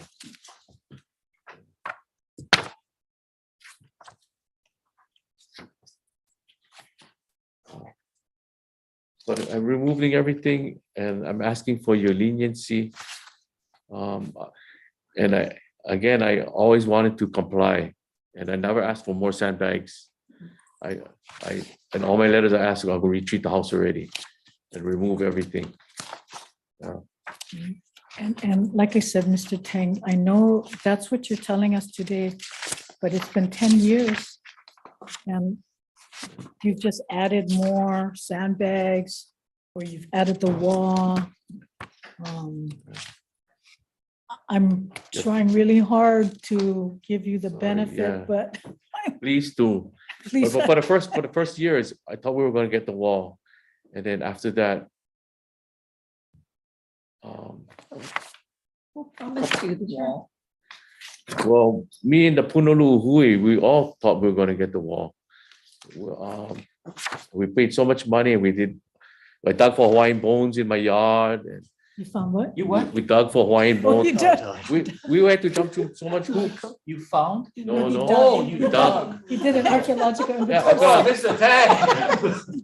Yeah. I was sweating, Mr. Tang. No. So I mean, we dug for Hawaiian bones, and Did you find? no, and then we did our environmental impact statement and the Army Corps of Engineers. I think it went on for like 6 years, yeah. No. So that was the whole first 6 years we were going to get it, and then they said we're going to get it. Yeah, Who said we're going to get it? Mr. Overton? yeah, because DLNR said, okay. I don't Yeah. I this is- I cannot find that confirm hard. I that. know Yeah. Mr. Overton, and I Yeah. find that very difficult. Yeah, you. I know my you- former boss. Yeah. I don't think the LNR. And We wouldn't the have, permitting- we would yeah. never pre-approved anything. We Yeah, make you okay. guys. Yeah. Our, But we, Since the we board. went through so much hoops for the first 6 years or so, and then, but we went all the way to Caldwell. We met with Caldwell, and then he said no. We went in his office, all of us.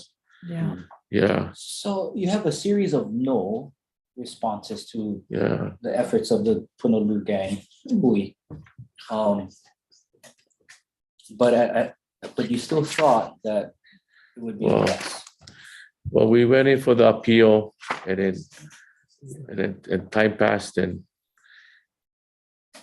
then I realized I'm not going to get it. Yeah, yeah.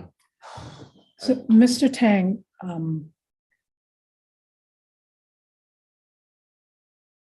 have you thought about physically removing your house from your lot? Yes, I have.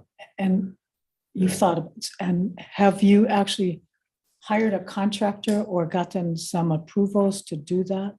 So the contractor is moving my house back right now. He's moving it back Yeah, 15 feet. yeah. What about moving it off your lot? Yeah, that's my next step. So I wanted to move the house back one to get it away from the eroding shoreline. Plus, I can clean up the beach better because there was rocks and concrete debris under my house. So it's a two-part, yeah. And you know, Mr. Tang, I'm not a contractor by any means. You move it 15 feet back, don't you have to move electrical, plumbing, all of that? Yeah, So does that being, did you get a permit to do all that? no, yeah, So how serious are you? yeah. It's just like I had to do it to clear out the beach. Okay, I mean, I, Sorry, yeah. no, don't be, no, Sorry. don't be sorry. I mean, you know, does anybody have any other questions? Chair, I Yes. think that we have drugged this through I the, think so too. through the mud. Yes. And I had the most heartfelt sympathy or empathy. I feel for what you're going through, but you've been through a lot. You're putting everyone through a lot. I don't know anything about your Hui, you know, I don't know how badly things are for them as well. But I'm willing to make a motion, Chair, to accept staff recommendation. I'm sorry, I wish I could do more for you, but you need to help us for us to help you. And I don't see that coming from you. Sorry, Chair. Do you Thank have a you. second? I'll second that. And I feel for you too. I don't think that, you know, you had the right people consulting you. And that you have taken all the information that this department has told you that you're supposed to do and have just pushed it along too far already. Yeah. Okay, do we have to? I'm going to support the motion, but Mr. Tang, I'm willing to consider, I think, something like, if within 30 days you move your house, I'm be willing to consider possibly even waiving the $188,000.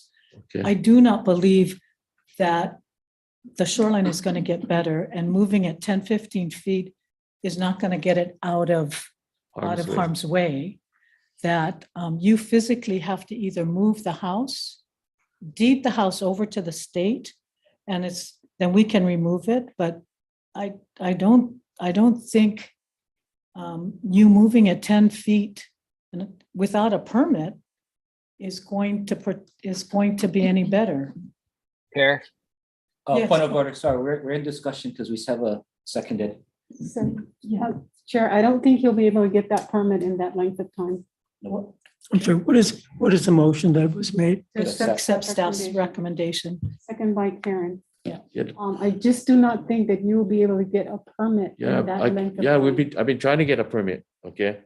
And my architect, he's not here today, but no, we're in the process. We are getting a permit, and we have been getting a permit, but the permitting office is backed up 1 year or something. So, so I am getting a permit and a topography and all of this is, Sure, if we can couch this for board discussion. I yeah. think we've. Yeah, heard yeah, it because enough.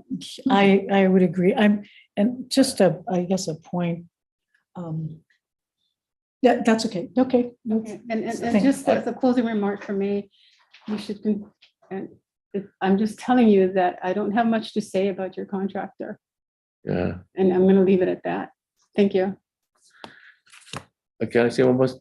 I have been trying to get a permit from the beginning. And it's been taking so long. Beginning, when, well, 2013 beginning? No, from the violation letter, right?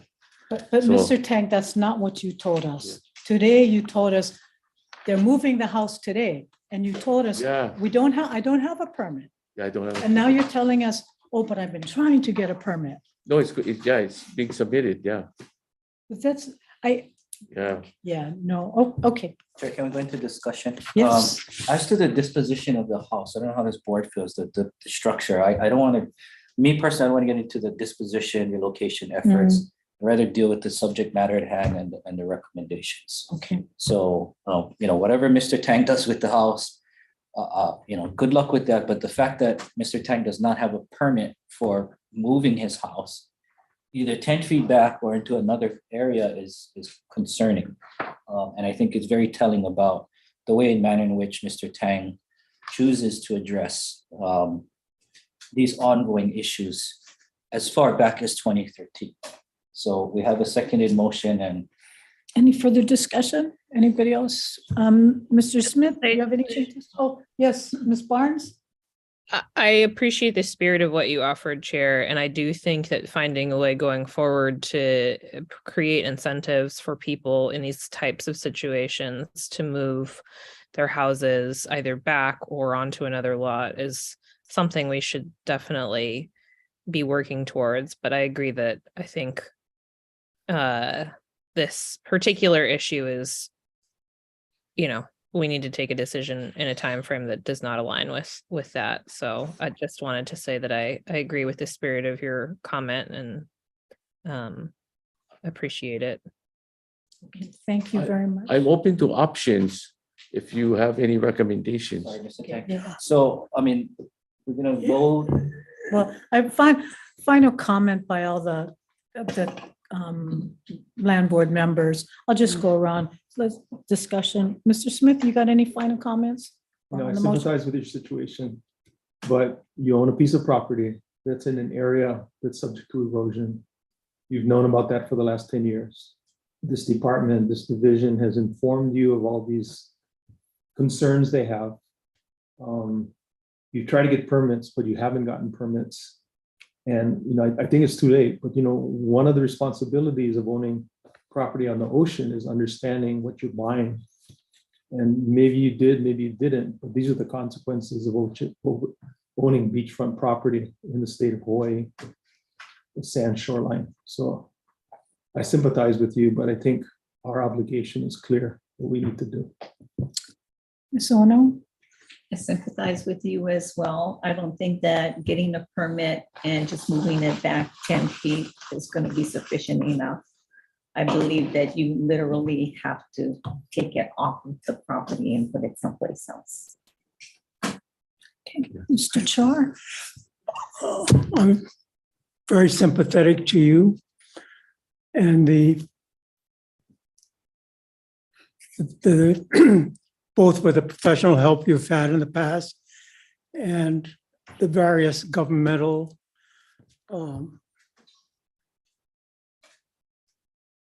conversations you've had, including our department and our division. And things have changed and the politics has gotten much more stringent. Yet on the other hand, there has been movement. You have given us some reason, although it may not be totally logical or reasonable, of the things that you've tried to do on a piecemeal basis. I would be more prone to, if we take the action, see whether there could be some amendment so that the fine, if we impose it, could be deferred. And that money utilized for you to further correct the situation by removing the house or moving it back adequately so that you're not penalized both with a $188,000 fine plus the cost of eventually moving the house. So I guess my sympathy goes further to try to see whether there can be something proactive, but yet keep the department online to begin passing the message on that we are very serious about obeying the law and these environmental issues. One further thing, which I'm sympathetic to with your case and prior cases, I think you're here, you're personal, you've given your responses. Unlike other parties that have come before us, had the benefits of an attorney, a contested case and cases going on for 10 or 15 years and in a contested case situation and there being no results. I think in this case, there will be some results and you're not availing yourself of these contested case or other procedural aspects. And I think to that extent, I would also give some marks to trying to work out some program that if there is a fine, that some amount of that fine could be, if legally possible, deferred for a solution as distinguished from just legal action. Member Barnes, you have any closing remarks? No, I just think that this is an unfortunate situation that is going to be happening more and more frequently. And so I, regret that this is the position we find ourselves in. And I also look forward to being able to work together as a board to figure out how we're going to deal with, a increasing influx of cases like this going forward. Thank you. Member Conto? It's unfortunate. You've been very kind today and we appreciate you being here. But I'm going to stand firm on my recommendation. And when you return home today, it'll give you a little more understanding as to what your plans will be going forward once you get home today. I'm sure there's work that's being done today, you were saying. Yes. So good luck to you. Thank you. Thank you. Thank you, Chair. Are you aware of the option to have a contested case? You read that? I know, I Right. don't know all the options, no. Okay. I am sympathetic and contrary to popular belief, I do have a heart. And I hear what Member Char has been saying. And as we spoke, Mr. Tang, I actually have live edits to the recommendation if the board would entertain it. However, I'm not sure that given the comments made by the board that they would be willing to hear such edits. But I share the sentiment. This sucks, and it also places us in a very fragile situation during this transition ever since Act 16 was signed. So we're going to have to be consistent as best as we can, to Member Smith's point. But yeah, I sympathize with you and the Punalu Hui. Yeah, thank you, Mr. Tang. Reading through the files, what I have found is that you react when we take an action. So when you were issued a citation, you can't, you then you tried to come in and fix it. When you had the notice, when you were going to sell the property and you got the citation, you started to act upon, clearing the area. When we set the board meeting, you came here today to ask for essentially forgiveness. So I guess I like Member Char. I'm amenable to giving you an opportunity to move your house off the land. I do not think moving it 10 feet back is going to save it. I think you're gonna end up responding by putting sandbags or something there, which is gonna cause us to come back out again. I don't want to do this Yeah, again. so I'm amenable to doing that, to giving you some credit. Because I would rather have, Punaluu Beach come back. I think nature is going to take its course. And rather than dealing with a house that falls into the ocean, that becomes a hazard, a public health and safety hazard. People cannot go across the beach. I want you to understand, our first obligation is to protect access to the public beach. It is not to protect private property. It's to protect our public trust lands. And that's the beach. So I recognize that you may see this as being very harsh, but I think you need to understand where we're coming from. Our obligation is a little different from, we're not here to protect private land property.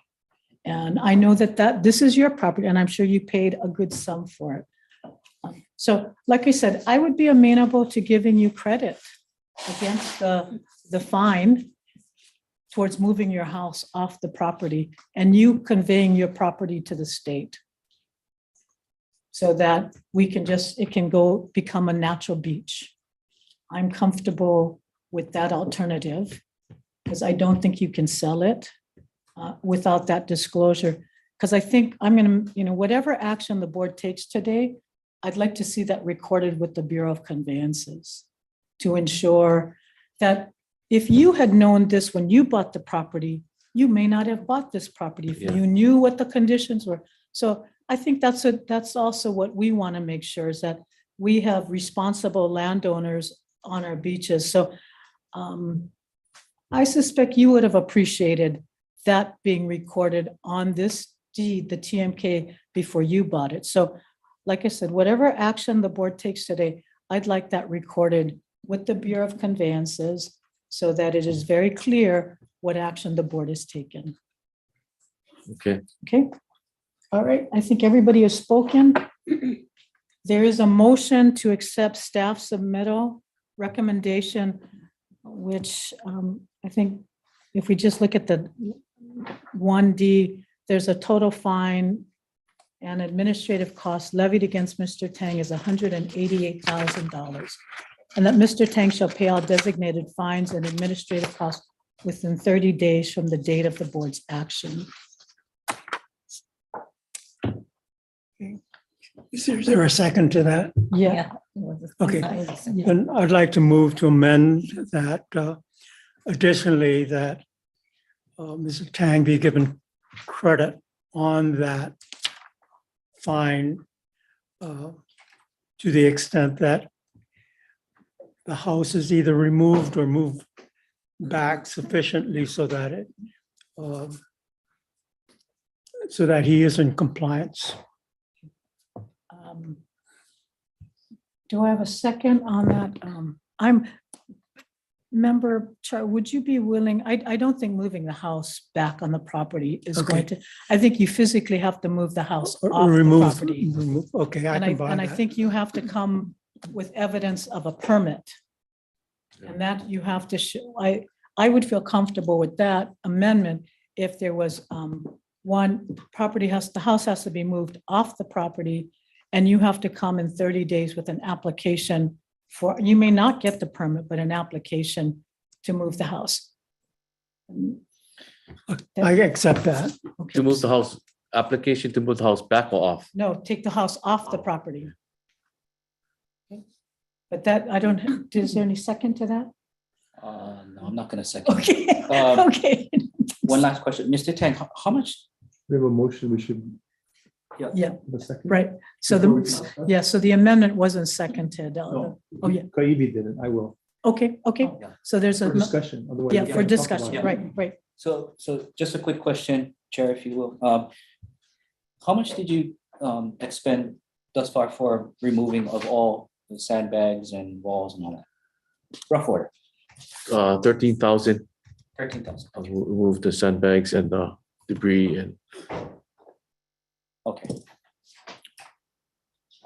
Any other As far as discussion? discussion, then, you know, in the spirit of Member Char's desire to amend the recommendation and seconded by Member Riley Smith, if the board can indulge me, I make another additional amendments that the board consider keeping staff recommendation 1A, 1B as to 1C to defer $13,000 off of $158,000 as to 1C. We'll strike recommendation 2 because he already did, according to Mr. Tang and substantiated by staff. As to number 3, that Mr. Tang strike or a future owner of the subject parcel in first sentence and second sentence, meaning that Mr. Tang shall remove and relocate and not any future owner, you shall. Strike number 4, because he's already did it, done it. 5 remains. 6, strike all reference to or future owner. As to number 7, strike in total. Yeah, and that's it. Oh, 8, Yeah, strike or a strike future that. owner.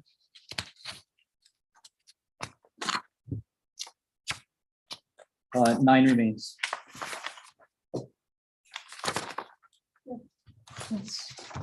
I need to understand, I need to know if he understands what we're doing there. We can explain it once I think we come to some, because we may strike it down. So, Kavy, so what's the fine that you're keeping on that you're? 158 less 13,000, so what's that, 125. 120, 125, 45. 145, yeah, 145. 145. So you're keeping 145 as the Live, yeah. fine? And giving him credit for the 13,000 that he's already expended to remove the, Are you requiring him to move the house? that one I think is up for, respectfully, Chair, I don't think we should get into the business of guiding people to, as to their disposition of their own property, which is why I made my current or my previous comments to just deal with the enforcement action that is presented. I think adding a condition that is significantly new, it might be unfair to the owner, given he has had not enough time to consider such a request. And the chair under number 9, still gives, I think, unless the deputy AG disagrees, some room to negotiate should that be a desire that the owner is willing to take. Noting that Mr. Tang, the chair did say this is not if, this is when, right? That the shoreline is gonna it's approach coming. into your house, and that letting it fall into the ocean would be unacceptable. Right? Yes. So.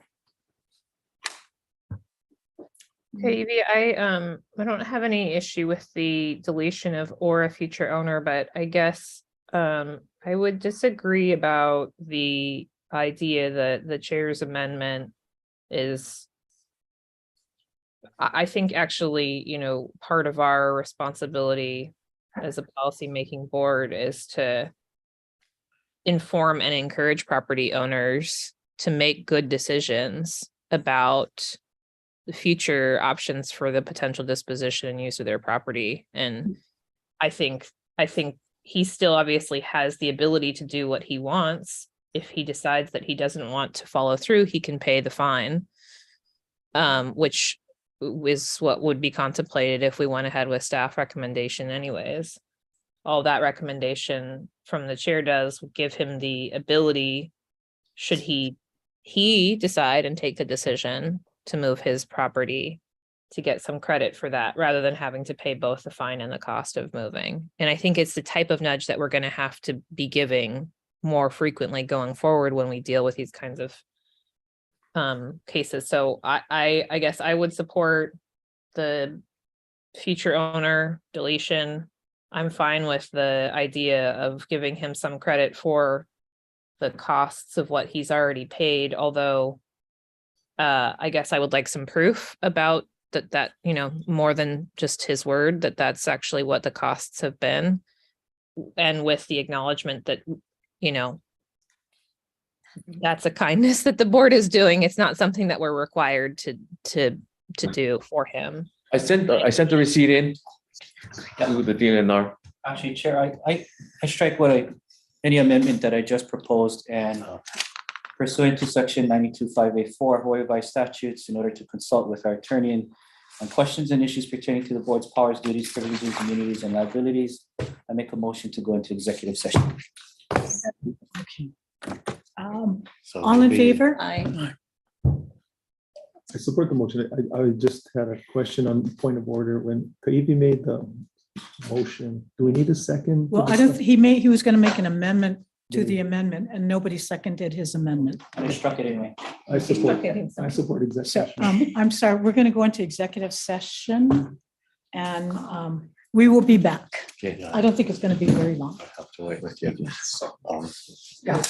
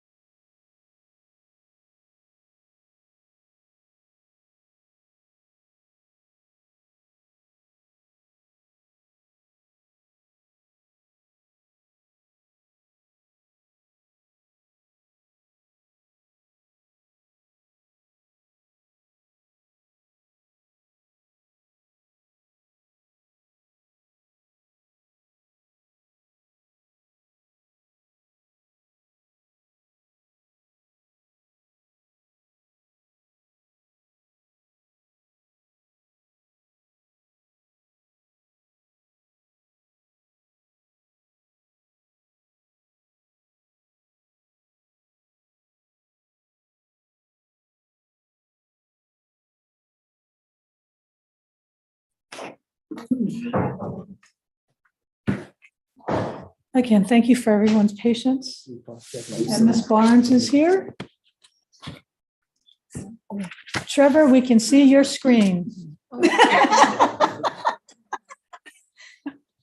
Good thing it looks like work, Trevor. All right, we're back in session. The last we had was, a motion has been made and seconded. Member Char proposed an amendment, which I added on to it. So, And your, yeah, I accepted your clarification. okay. So as I understand it, the motion was to accept the staff's recommendation, which was essentially a total of $188,000 fine and all of the provisions. So Mr. Member Yoon's amendments are not taken, so we stay as they are. So it includes things like, and future owner. So Mr. Spoon withdrew. Oh my gosh, I'm so Coffee? sick. Okay, so his motion, his amendments were withdrawn. So what's on the table right now is a motion to accept staff's recommendation of $188,000. Member Char and Chang proposed an amendment to that, was to give Mr. Tang an option, because you asked for option, and the option would be if you chose not to move the house and you were just going to stay there and you're going to keep the house there, it is a fine of $188,000 to be paid within 30 days of the board's action. Member Char and my clarification was that option number 2 was that you would remove the house, your house, physically from the property, not just moving it back, but moving it off-site to let the beach take its natural course. If you do, and one, you'd have to show evidence of a filed application with DPP, because we believe you have to get a permit. And if you do remove the house physically from the site, then you would get credited for that, the $188,000. And we would want evidence that that you are, that the permit has been approved and that you are moving, the house is removed within 6 months. I'm sorry, Chair, not that so much approved, but initiated.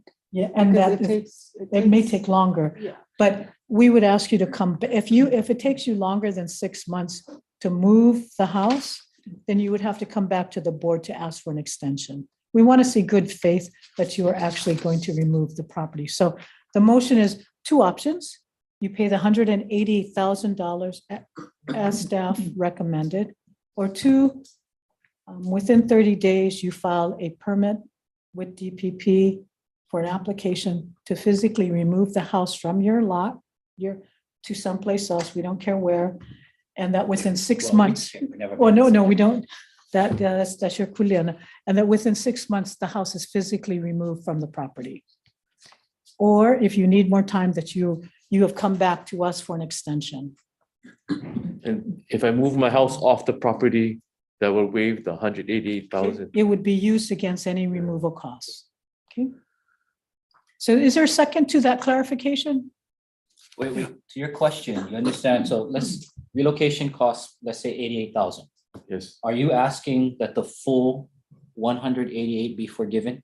Is that what your question? Yes. No, you're asking that the 100,000, Oh, yeah, well, but what, yeah, we'll waive, I will pay for the move, but waive the fine. right. Or In you would be credited. So the $188,000 would be the fine. Whatever the cost of removal would be, you could get credited off of that fine. So let's say the fine, if it costs you, 88,000, I pay 100. Right. yes. Or let's say it costs 200,000, You don't have to pay the fine, but you pay 12,000 out of your pocket, an additional 12,000. Does that make sense? Yes, it does make sense. Right. And I'm sure it sounds very harsh, but Yeah. that's, again, our responsibility is the public beach. It's also the staff time it takes if every time they have to go out. So, all right, so there's a motion and an amendment to the motion. Can I say if I move the house, then we waive the whole 188? Because I mean, that means I'm paying 188 already. Yeah.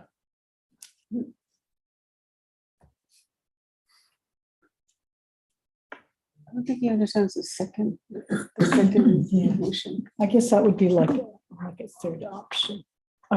option. Okay. Um, So clarification. So the motion that actually was approved was 188,000, right? Yes, The second the clarification. amendment right. clarification, did we vote on that? No, I don't think we did. So I think we're seeking kind of clarification on that right now. Is that essentially he gets credited against the fine? But what Mr. Tang is now asking, can he just get a waiver instead of a credit? It's a waiver of the 188,000. Because I'm still gonna pay the 188 already, yeah, even if I move the house. So are we in discussion now? We're in discussion with a little bit of side comment from Mr. Tang. I wasn't sure if we had a second to the amendment. I think. Okay, I'll second the Okay, amendments for that have been purposes of discussed. discussion, yes. So I understand the amendment for option B. I guess one of the things I'm thinking of, I think it's in the state and the public's best interest if that house is removed from the property. So I think it would be an incentive to Mr. Tang to give him a credit for the 188,000, irregardless of the cost to move the house, because then he's more inclined to do it. And that's really, I think, what serves the best interest of the state is to not have that house there. Because that is, we can tell from the SOAS studies, it's likely that the ocean is going to encroach all the way to Kamehameha Highway. And if you look at Ka'ava and some of these other areas, Uluwatu and Maui, ocean is just going to keep coming in. So if our goal is to get it done, I'm thinking that's more of an incentive to Mr. Tang to comply. So I would support the credit, not the offset. So the 188,000 credit if he complies and gets the house up. Or a waiver of the 188,000. Waiver of the yeah. fine. Okay. So that has been, As a matter of discussion, We're still in and I'm discussion. not saying I'm agreeing with this because I don't know, I have more questions than answers. That would also include all proper abandonment of all utilities, oh, yes, yes. right? yes. So your line from the road to the property, electrical, data, plumbing, sewer has to be adequately abandoned so that no future development or built structure can be erected upon the property. Okay. Well, it's just that you're fully restoring the property as a vacant property. You are removing Yeah. everything from that house. Yeah. Because our concern is a public safety issue. By having any conduit or plumbing or electrical could put the public at risk. That makes sense? Just want to clarify. So I believe what Kaivi, just to make it clear what he's suggesting is this is not an area that has a county or private wastewater system. So there's either a cesspool or an IWS. So you want that decommissioned. Remove the sludge. Whatever it is, because the shoreline is gonna take over anyway. And so you gotta stub it at the highway, right? Whatever that. So there's no sewer line to the So highway. that there's no You line. want them to remove Yeah. the disposal system on the property. Now, not in my mind, Mr. Tang, I think that's more close to 188,000 waiver. To move the house any close, I know he's licking your chops, bro. Because if you just had to move the house, right, that's not, right? But I'm just, for the sake of discussion, gonna add that the utilities be abandoned at the highway mark. Bottom of page 2, Trevor contained a discussion on the cesspool. Priorities for its removal on the What property. page, Michael? Page 2 of the main staff report. But Mr. Tang, I think Last paragraph. we recognize that you will be essentially, you won't be losing the house and that, the use of that property. So there is, what do you, if you choose that option, what will you do with the property? Will you still own it? Will you deed it to the state? I don't know. Okay, okay. Well, you think about that. I think our action is more for purposes of ensuring that either the fines are paid timely, and you have 30 days, or that the structure which is causing it's in the way of the natural shoreline, be physically removed with all of your utility infrastructure. Okay. Okay? Chair, Yes. option 2, is it a waiver or a credit? I think assuming he moved, what I'm hearing Riley say is it would be a waiver of the fine if he removes everything. And so I guess That would be $188,000. $188,000. Yeah. And As a maker of the original motion to amend, I accept. okay. So it would be a total waiver rather than just a Yeah. set off of the cost. And, okay. Okay. So do you understand what's So before, sir? If I remove my house or apply for a permit within 30 days Yes. and eventually move the house to another property or location and remove all utilities, cesspool, Yes, then you would waive the $188,000 Yes. fine. yes. Within 6 months. Yeah, within the removal within Yeah. 6 months. I'm pretty sure I'm not gonna be able to get a permit, so I'm gonna have to come back for an extension. That's fine. Well, Yeah. yeah. Then you can come back in, but we need to see evidence, good faith evidence that you are moving in that direction. Okay, Okay. And that property has a cesspool, right? yes. Confirmed. So Okay, so that requires. if our amendment Requires removal is by acceptable, 2:30. then your amendment Yep. can take the place of the. Right. So there's been an amendment to the motion. I'll call for the question. And because this is, let's have a roll call. Oh, final call. Can you repeat the motion again? The second. I think it is to require option A is $188,000 fine, and it is to accept the staff's recommendation as submitted, and he has to pay that within 30 days.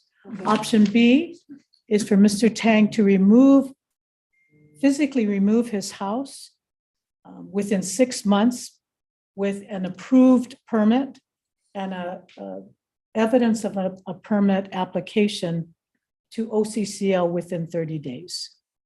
If he does, then there's a waiver of the fine. Okay.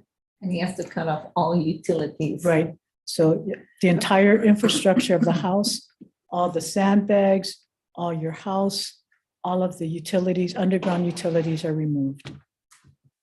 Thank you. And you can choose which one you want, but that will give you have 60 days upon which to remove the premises, the house. Okay, don't ask us to repeat that again. Let's call for the question. Okay. Call for the vote. Aye. Aye. Aye. Aye. No, Change your heart. Aye. Okay. There is a, Aye. and Amy Barnes? said Aye. Aye. Thank you. So we have 6 ayes and 1, not even Kanalua, it's a no vote. Well, okay, abstain is a no. No, okay, so the motion has passed. So Mr. Tang, and we greatly appreciate you really coming here today and sharing with us, your sentiments. But you see what's before you?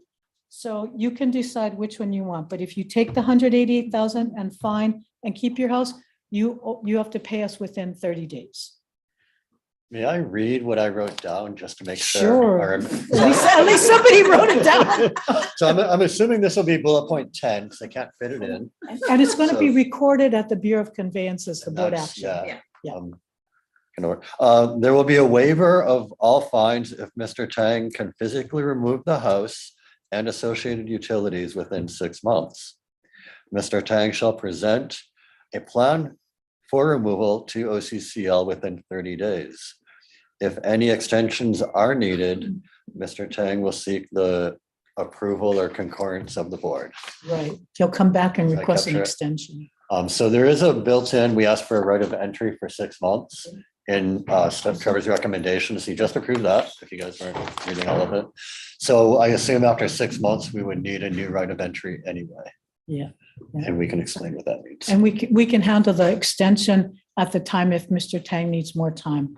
So while that wasn't included in the motion, Mr. Tang, I think within 30 days, you have to decide if you're going to pay the fine, then you have to pay that. If not, you have to show evidence of a permit. I have a Application. question. If he decides to take the fine, does it keep on going until such time? I think your staff submittal, So the staff submittal was remove all debris. yeah, And remove the portions of the house that are Mackay of the shoreline. So we don't address removal of the whole house because we felt from OCCL's perspective, we have to go with the shoreline. So we don't address county setbacks or those issues. So, yeah, with that. so Mr. Tang, before you leave, I want to make sure you fully understand what action the board just took. Yeah. Okay. So you have any questions? I want to make sure you understand. He's coming fast, but I think I understand so far what is upon me. Okay, I wish the fine wasn't so great. yeah, But okay. Thank you very much. So we are expecting that within 30 days, you will notify OCCL either with a check for 188,000 or a filed permit application and plan for the removal. Okay. Yeah, Chair, just a question of our deputy AG. Just to affirm that, yes, indeed, we are operating within the jurisdiction and rules of the Board of Land and Natural Resources. Yes, okay, thank you. Too late to ask for that now. And he voted no. That's why you voted no. Trevor will put this in writing too. Yeah. Email it to you. Okay. No, thank you again, Mr. Tang. We Thank you very appreciate much, yeah. No, thank you, thank you, thank you. You're helping us. Well, we hope that you choose the right option. Yeah. Okay. Thank you, yeah.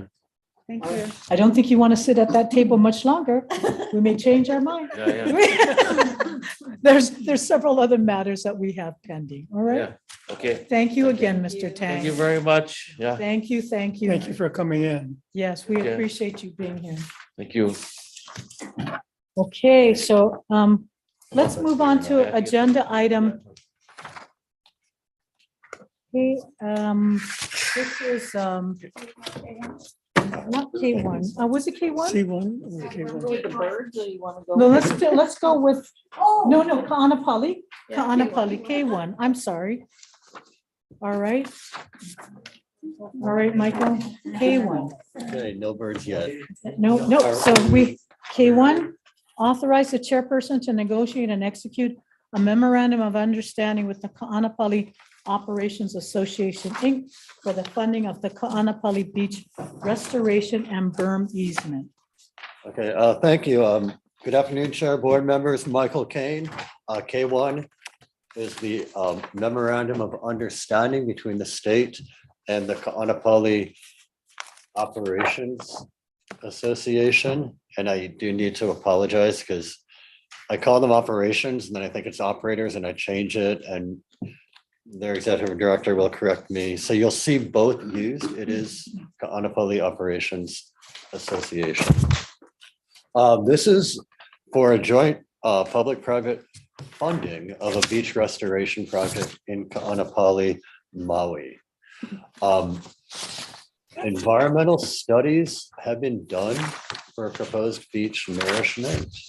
A contractor has been chosen who was under our projected budget.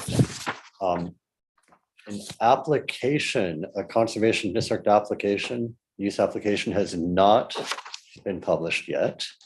So this project will need to go through the CDUA process, shepherded through by our office. That will involve public consultation. Should it move forward, the end result will be this project will be placed on the board agenda, and you will have the final authority to modify, grant, or deny the permit. But we are trying to mesh different calendars, procurement calendars, legislative calendars, permitting calendars.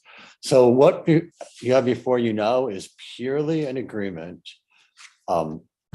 purely a mechanism for us to get COA to deposit money into a fund so that we can cost share. So the legislator has committed 5.2 million in capital improvement project funds. And those are set to lapse or need to be renewed next year. I'll pull it through the project, the numbers. Full cost of the project, 9.85 million. COA has agreed to contribute 4.65 million, and they have funds on hand. And we need a mechanism to add them to state funds. We did enter into an executive agreement, a memorandum of agreement with COA back in 2014. That is attached as Exhibit B, just for reference. And in that, COA and the state split the cost of the environmental studies and developing the permits for the project. Part of that agreement is that we would pursue joint funding for actually construction of the project. This MOA is somewhat modeled after that and somewhat modeled after more recent ones we've had with Waikiki for a beach nourishment project. I'd just like to touch on the highlights and then I will turn it over to questions, or I know there's a lot of community members who would like to speak. So Exhibit C, the proposed memorandum in front of you, estimated cost 9.85 million. Part of the agreement. Could you put your, oh, you got it? Okay, thank you. Go ahead. So COA, point 3, will deposit 4.65 million into a fund. Point 7, if for any reason the project cost exceeds the appropriated and deposited amounts, the state and COA will meet to discuss potential scope adjustments or cost sharing for any cost overruns. Cost overruns will be shared equally, subject to legislative appropriations. And I wanted to read that into the record because that is something new that was recommended by Chair Chang that we ran and worked with the AG's office on. Previously, we had vague language on if costs go over, we'll talk about it. But now it's much more specific. We'll go to the ledge, we'll split cost 50-50. Number 8 talks about return of funds. If for any reason we're unable to reward, secure a contract, or if we come in under budget, or if the project is not initiated or completed by June 30th, 2026. Because in that case, we would need to go out to bid again. With that, I realize there's a lot, I'd rather not, at some point, we will have to address community comments, and that will be in our analysis and assessment later on. Okay. So I'd like to, for my part, I want to stick to the MOU. Okay, no, thank you. And Mr. Wayne Hidani is also here representing. Michael, you said that the legislature appropriated 5.2 million. As amended by Act 6, 2020, that's correct? I should have it here. Correct. So did that act specifically identify this nourishment project? Yes. Yes. Yes. Kaanapali Beach Nourishment. Okay, just making sure. Yeah, the CIP funds are specific to set projects. So we had to give not every mitigation measure, but the general scope of the project, 75,000 cubic yards of sand, et cetera. Okay, thank you. Any other question? Riley? Thank you, Michael. I just have a couple questions. So does OCCL have a consistent policy when it comes to coastal erosion? When it comes to, And I guess my specific question is, so this is a proposal that's been worked out for Kaanapali. And I know there's been beach restoration efforts in Waikiki. But I just want to get a feel whether OCCL has a policy that's consistent regardless of whether these erosion situations occur in Honolulu, Hauula, Pupukea, Sunset, other areas in the state, and whether they're handled consistently. I need to break that down a little bit.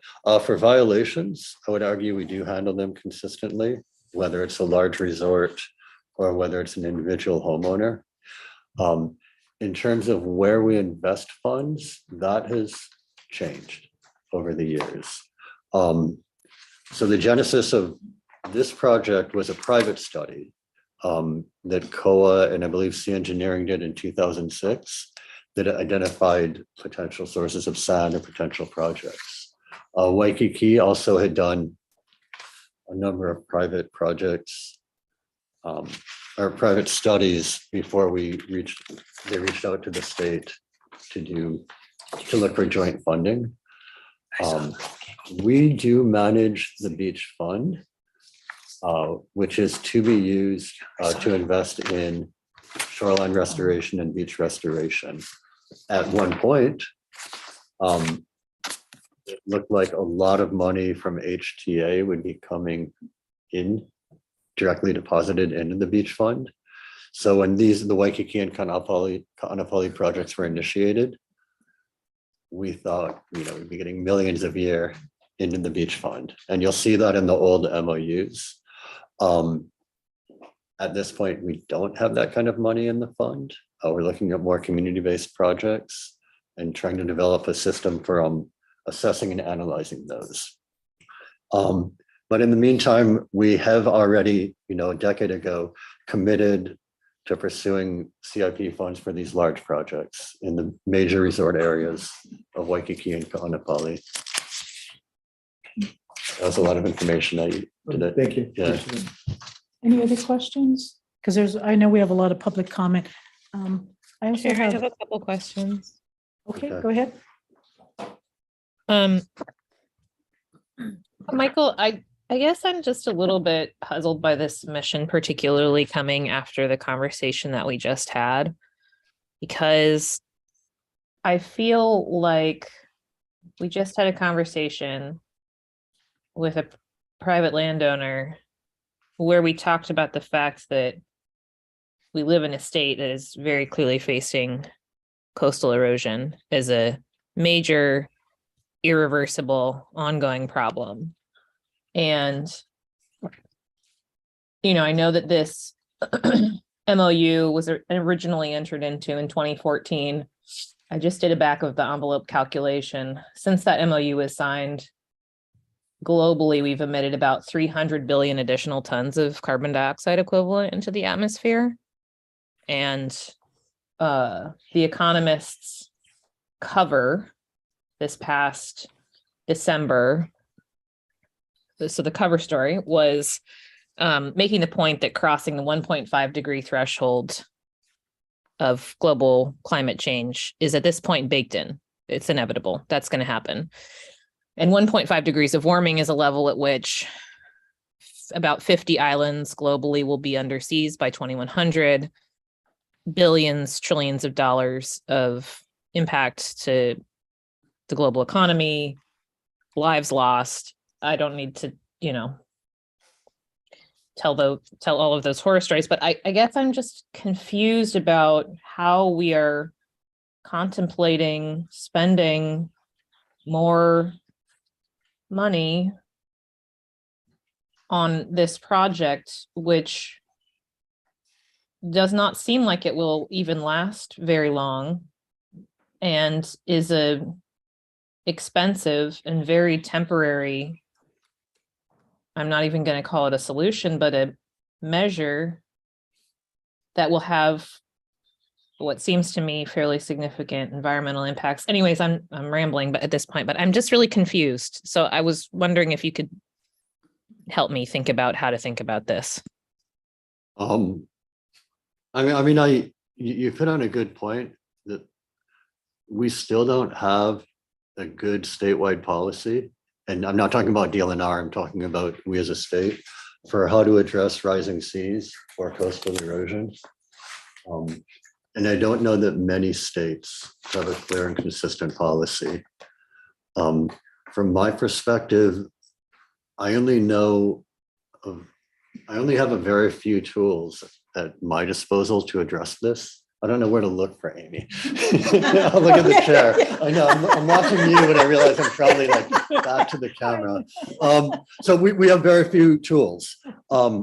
Shoreline hardening is an option. That might protect land, that will damage the resources.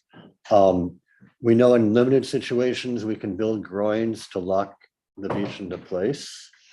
And we have beach nourishment that in certain situations will last for 20 or 30 years, 10 or 15 years. The models disagree. That's it. Those are the tools I have. So pick one or do nothing. We talk about retreat. We are pushing funding at the legislature to find out, to explore what DLNR's role is in retreat. How do we implement that? It would be nice if we had 130 people testifying on that bill, because I don't know how to do retreat. And I know the counties are struggling with this. And Kauai and Maui in particular are taking the lead and realizing it's much more complex. So I don't have good answers. I know that we don't have many tools in our toolbox. This is one that I do have. And it's a public work. I mean, I've never seen anybody build a bridge and say, oh, it's only going to last 50 years. Or we maintain our parks and we don't complain that, oh, that tree is going to die in 50 years. We maintain our resources as needed. So if there were sand offshore of Punaluu, we're looking for it. I would be comfortable coming to this board and saying, let's put money in to sand nourishment at Punaluu. We're looking for it. We haven't found it yet. Yeah, I appreciate that, your candor there, Michael. And I think just to follow up, I mean, I think the difference with the bridge metaphor is that, you know, we know that climate change is a reality. And to me, it feels a little bit like we're building a bridge, let's say, in a world devoid of the realities of the science of what we know is not a problem that is static, but is accelerating. And so I think that's just a concern. The other thing I just wanted to say is that in the executive summary, the Exhibit A, I would take issue with the characterization that this is a nature-based adaptation solution. I think of a nature-based adaptation solution as, including native or increasing native tree cover, in a particular area to provide a windbreak or something like that. I have a harder time believing that moving massive amounts of sand using, heavy duty machinery is something that I would feel comfortable constituting as a nature-based adaptation solution. So I just wanted to flag that as well, but I'm looking forward to hearing public comment and appreciate everybody being here to provide it. And thank you, Michael, for the presentation. Thank you. I know we've got a lot of public comment, but Beth McKenzie, you've actually signed up, please. Hello, board. Aloha. I'm Thank you here for on your- behalf of Senator Angus McKelvey. We submitted testimony from his office last night, and he sent me here to read it into the record. Dear Board of Land and Natural Resources, this testimony is in opposition to authorizing the chairperson to negotiate and execute a memorandum of understanding with Ka'anapali Operations Associations. In this time and space, with the cost of living in Hawaii and the difficulty of our residents are having with exorbitant rents, we should not be spending public monies in this fashion. We have a fiduciary responsibility to our residents, and any fund should be going to help our people. Additionally, when this initial EIS and CIS were completed on the project, there was not enough community input and not enough input from traditional and cultural users regarding the project. There was no due diligence in completing the CIS, as noted on page 33 of the CIS, where only 1 of 4 people responded to the inquiry, yet no one else was contacted for the information. This lack of thoughtfulness is a slap in the face to our local communities who frequent the area and have generational ties to the land. Furthermore, there are many concerns brought up by the public. 1, the methods of retrieving the sand from deep water using a clamshell digger harms ocean organisms. 2, dewatering the sand on the beach with biota intact can be a health hazard with a foul smell of rotting fish, crab, and other sea creatures.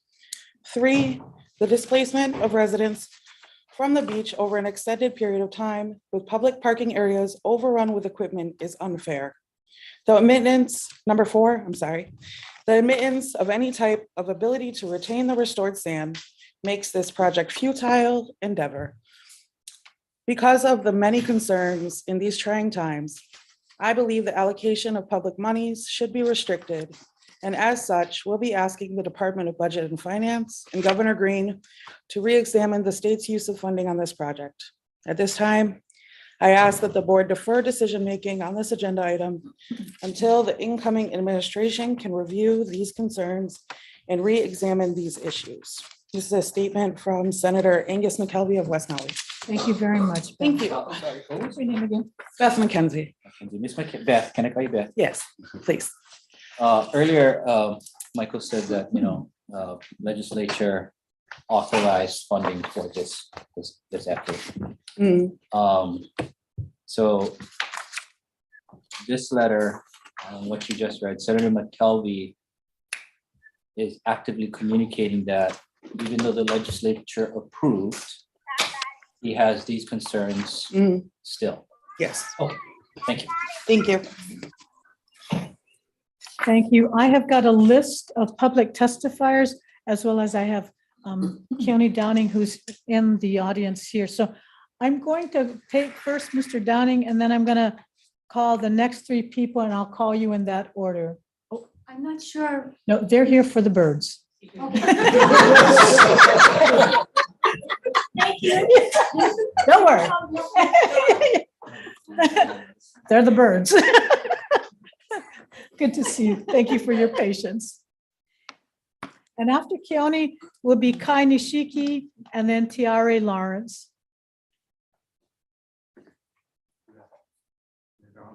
Can you put pictures up? Not right now. Anything else, Mr. Downing? Oh, yeah, better lunch. No. You think you can keep it to 2 minutes? Yeah, I had 3 before. Oh, you had 3. Okay, I have 3 minutes. It's just, no, that, well, okay, please. Good Thank afternoon, you. board. Good afternoon. I want you to deny the MOU. 2 reasons. 1, since it was created in 2014, things have changed. We have also gotten the county 3% from the TAT tax. Some of this money should be used if you go forward. And so I think there's more options than just state and private sector.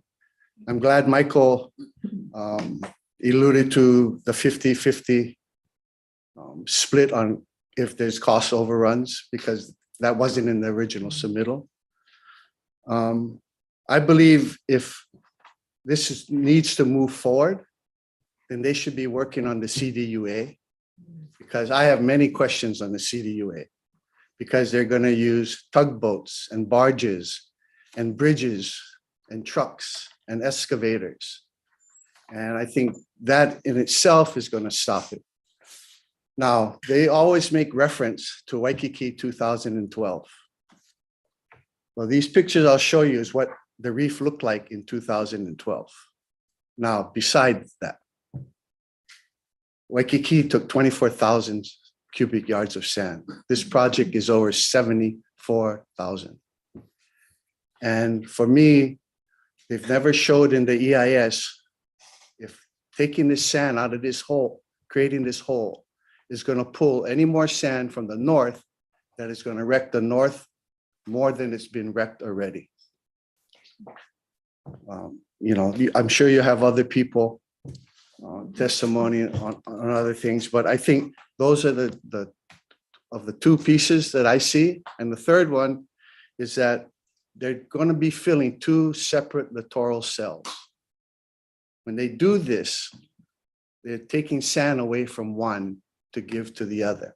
And there's no way the other is going to be able to give back because it just doesn't happen. So I think to put a hold on the MOU on the money side. Now, their question is we may lose money. Well, I think if it's a good project or something good, we always find ways to get money. Thank you. Thank you very much. Oh, yeah, that's, I just wanted to show. So. Background. You share it. I gotta share this one. And then I'm sorry, I will ask Mr., is it Hidani, Wayne Hidani? What was your last name? I have a Wayne, I think you're with Ka'anapali Operations Association? Yeah, I'm with Kaanapali Operations Association. I don't have testimony. Oh, okay, all right. I'm here for this. Okay.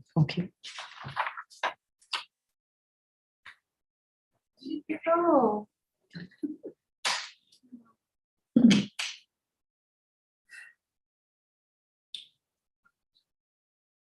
Hey, my 2 minutes running out. I think his 2 minutes is on.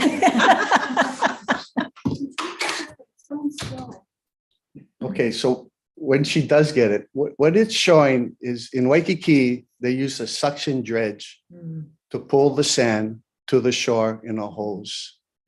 What they're proposing for Kaanapali is a clamshell. Well, this clam, when it drops, and it grabs and it picks up. In the Waikiki, they mentioned, oh, the sand hole kept filling up, so we're able to pull more and more sand. They're only supposed to go down a certain depth. I see. But what happens when you're seeing these pictures is that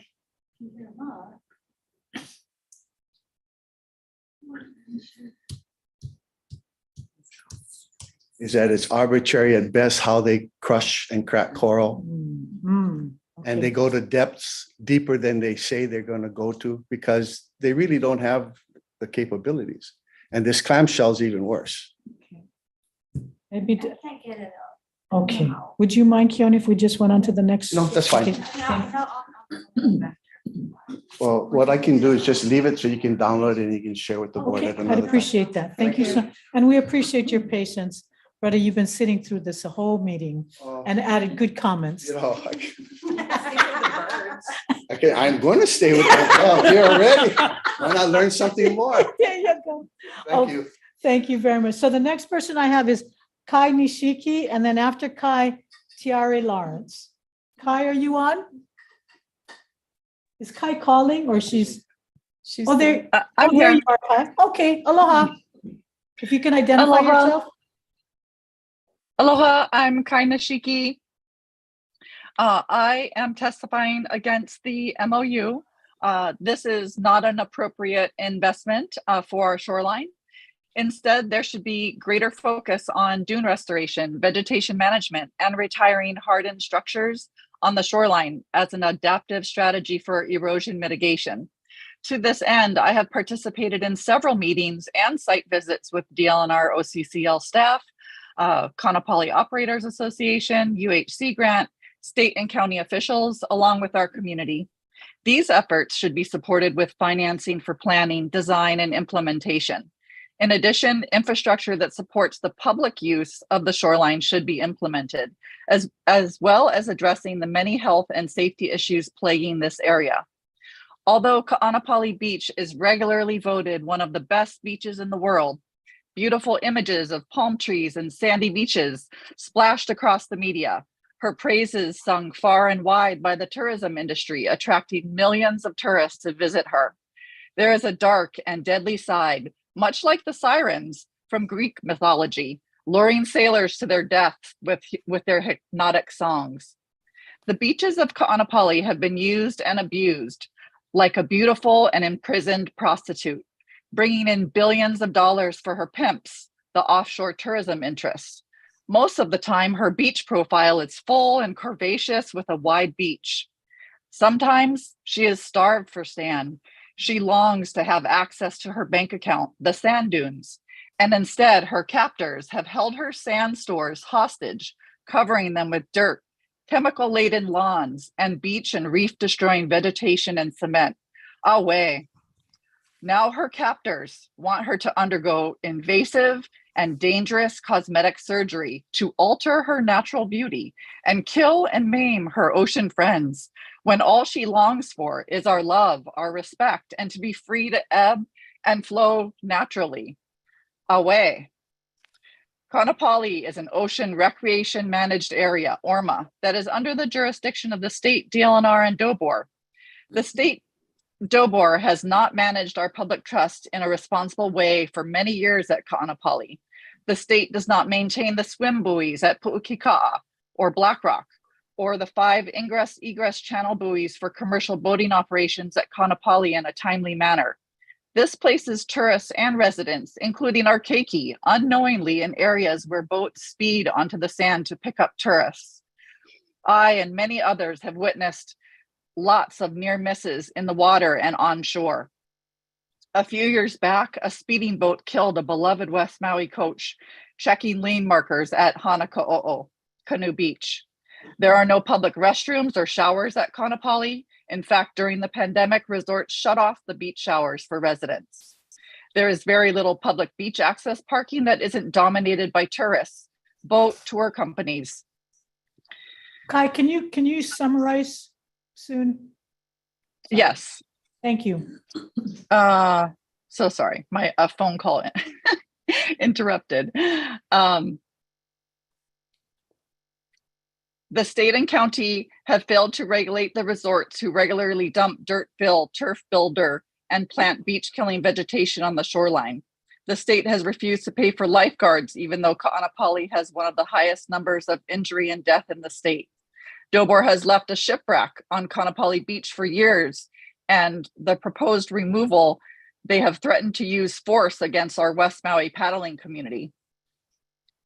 What sort of precedent does this set as far as investment in future projects? Is the state going to continue to pay to have artificial beaches put in across Maui and the rest of the state?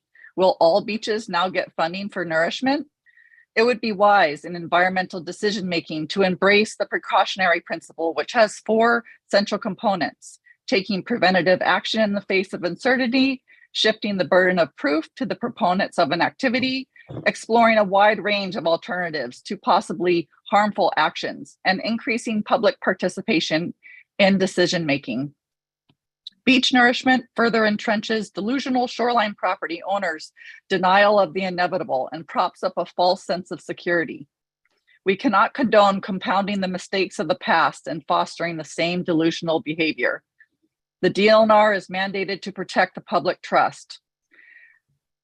Are our dunes that feed our beach's bank account not held in the public trust? They do not cease to exist just because the hotels buried them under feet of dirt for lawns to hold luau's and rent cabanas to tourists. Are our beaches not the public trust? Policies must be established upon which to base decisions upon.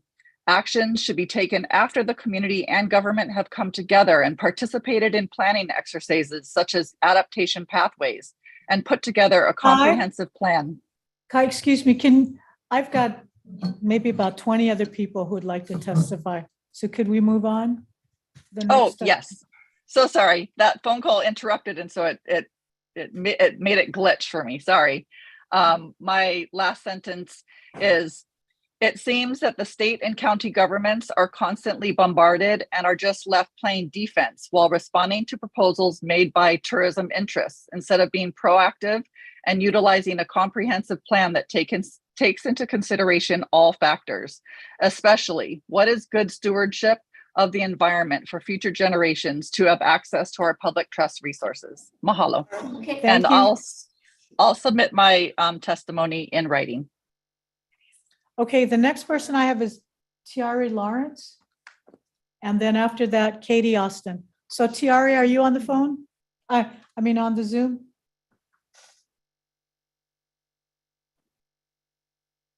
Tiari, Okay, we can come back to Tiari, since she's not there now. Katie Austin? Katie Austin? Aloha. Katie- Aloha. Hi. I strongly oppose the state entering an MOU with the Kaanapali Operations Association for this project. I think this project will have detrimental effects on the ecosystem and a project that will have to be continually maintained throughout the years, causing more money to be needed in the future. It's not a one-time fix. I feel as though if Mother Nature wants to take what is rightfully hers, she will.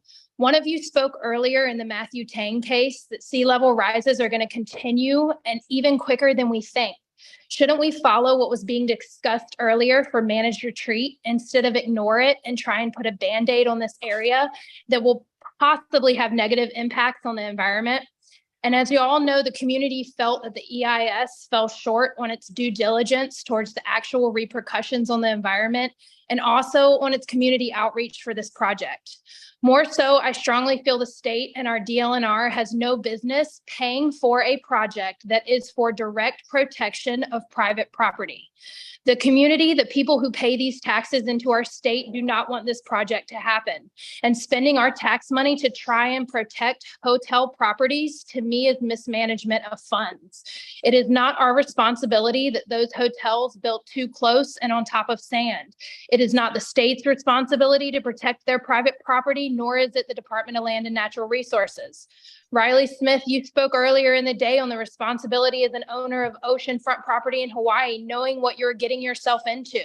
And these hotels knew what they were getting themselves into. I do not feel the state should have anything monetarily to do with paying to protect their private property. The Department of Land and Natural Resources is supposed to enforce and protect Katie, our can you ocean. summarize your testimony? Yeah. Basically, I think that they're supposed to protect against this kind of project. It's even said lately that DLNR is short-staffed and incredibly underfunded. So maybe this money could be better allocated to their resources instead of starting another project that they might not be able to even properly oversee. It could go to a managed retreat fund, or better yet, to projects that benefit the people of this land. Mahalo. Thank you very much, Katie. I now have Kekai Keahi, and then after Kekai is Bianca Isaki. Kekai? Hey, you guys can hear me? Yes, we can hear you. Okay, sorry if I don't have my picture on the screen because I kind of outside, it's kind of loud. Anyway, my name is Kekai. I'm a Kekioka Aina. I'm a Kamali Kekai. I am from that place. That water in front of the hotel runs through my veins. I'm so happy I was able to witness your exchange between the board and Mr. Tang, and the things that you were saying to him about there's no stopping the water from taking his property, and that you need to move your building, and give him all this advice as to what to do, but keeping your home there and continue to have those sandbags is not an option. You guys are saying the exact same thing that us as the community in Lahaina is saying about this project in Kaanapali. The vast majority, and Wayne Hidani will tell you that he has a silent majority, but we have the loud majority that is against this project. They are going to mine sand from one of Lahaina's most important fishing grounds and take this sand and bring it on shore, and it will cover the reefs in front of the Kaanapali, of which Sea Engineering admitted it was one of the most vibrant reefs on the west side of the island. They talk about bringing the sand ashore and overfill. And overfill means that when they bring this sand ashore, they know that through wave conditions and currents and stuff like that, it will be taken away. And what you left with will be so-called the beach that they'll have. But where does this sand go? Will it cover the fish holes, be over the reef? Because in a lot of the project, it was mentioned about extending the beach out 80 feet. Well, then did you know that the reef is only 4 feet from shore? So what does 80 feet do? Now 80 feet of dry sand, they say. You need to maintain a gradient to maintain that dry sand. So underwater, you need a slope, a gradient that will go out maybe another 80 feet. So we're looking at about 160 feet of sand that they're going to put right over our reefs, and that's it. We have no reefs. That is an ecosystem that DLNR, through its mission, is supposed to protect and not go into partnership with a private entity for profit reasons. They're saying it's to protect the hotels. That's their Okay, you can summarize. You Yeah. can summarize. Thank you. So I'm just gonna let you know before I leave. Yep. I am completely against this project. There's a number of us, the majority of us is against the project, and I will put my life on the line and make sure that this project will not see the light of day. I swear to you. Mahalo Kekai. Chair, Bianca has asked to defer to the end. Okay. Please. Okay, all right. So I have Leonard, is it Nakoa? And then Archie Kalepa. So Leonard, go ahead. Yeah, you guys can hear me? Yes? Yes, well, I'm totally against this MOU. I know everybody gonna talk about the whole history. We heard about how the sand go and come. Yeah, let's go talk about the money. You know, all these hotels for decades, they've been violating all these laws and all the stuff. You guys should talk to again the Mr. Tang guy. You know, you guys gave him $188,000 of fines that went accrue all the way back to whatever years it was. That's the same thing what would happen what happened here in Kaanapali. Okay, Mr. Kane, Michael Kane, he came and he walked with us in Kaanapali. He could see all the damage and all the illegal stuff that these hotels did. They went bury sandbags. They went bury plastic barriers. They went put in all kind of illegal stuff underneath the dirt that they put on the sands that should be replenishing our beaches, but then block them up with all the dirt. And then they put all these stupid shrubbery that would kind of stop us locals because they like to make the land bigger. So if you guys, you know, like find the private guy, and you got to talk about this is about private access, not private owners. Yeah, go way back when and go find all these hotels, and then you guys go figure out where you guys can get money from. I know they said they'll give 4 point something million. It goes way over those millions of dollars of all the decades of screwing up. Yeah, I'm not like use the other word, but you know, but the thing is, these guys will do so much damage to this beach that the locals we hardly go down there because it's tourists. Yeah, that's tourists. Yeah, and so but they go there and they mismanage them. Wayne Hidani told us to say she's there. He talked about the silent majority. I don't know I hope he's not talking about all the workers, because all these workers they are silent. Why? Because they work for these hotels. So their Okay, jobs is Leonard, you can summarize. I'm gonna finish. Okay, These okay. guys going okay, hold on. I'm forgetting already. Yeah, so all these workers, they like talk, but they gotta watch out. Somebody get fired. But that's all I'm saying. I'm totally against this thing. Period. Leave the sand alone that is offshore. No go make dantaran like the first testifier when say the pumping is detrimental to the resources, and even the clamshell is even worse. So say no. Yes, sir. Mahalo, brother. Okay, I have sir. Archie Kalepa, and then after Archie is Paele Kiaona. Archie, you there? Is Archie there?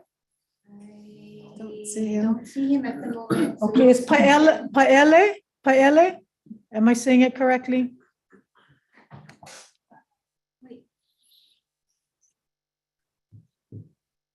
Don't see him. Is that the one that's on an iPhone? Okay, we'll come back if you, I have Keamoku Kapu. I know it's been a long day. Appreciate, oh, there's Keamoku. Hui, aloha. Hi, aloha, Don. Aloha. Good to see you again. My name is Tama Pakupu. I'm from Lahaina, and I run Nai County o Maui Cultural Center. I'm also the CEO for Ahamuko Maui Inc. And basically, we do not support this project 100%.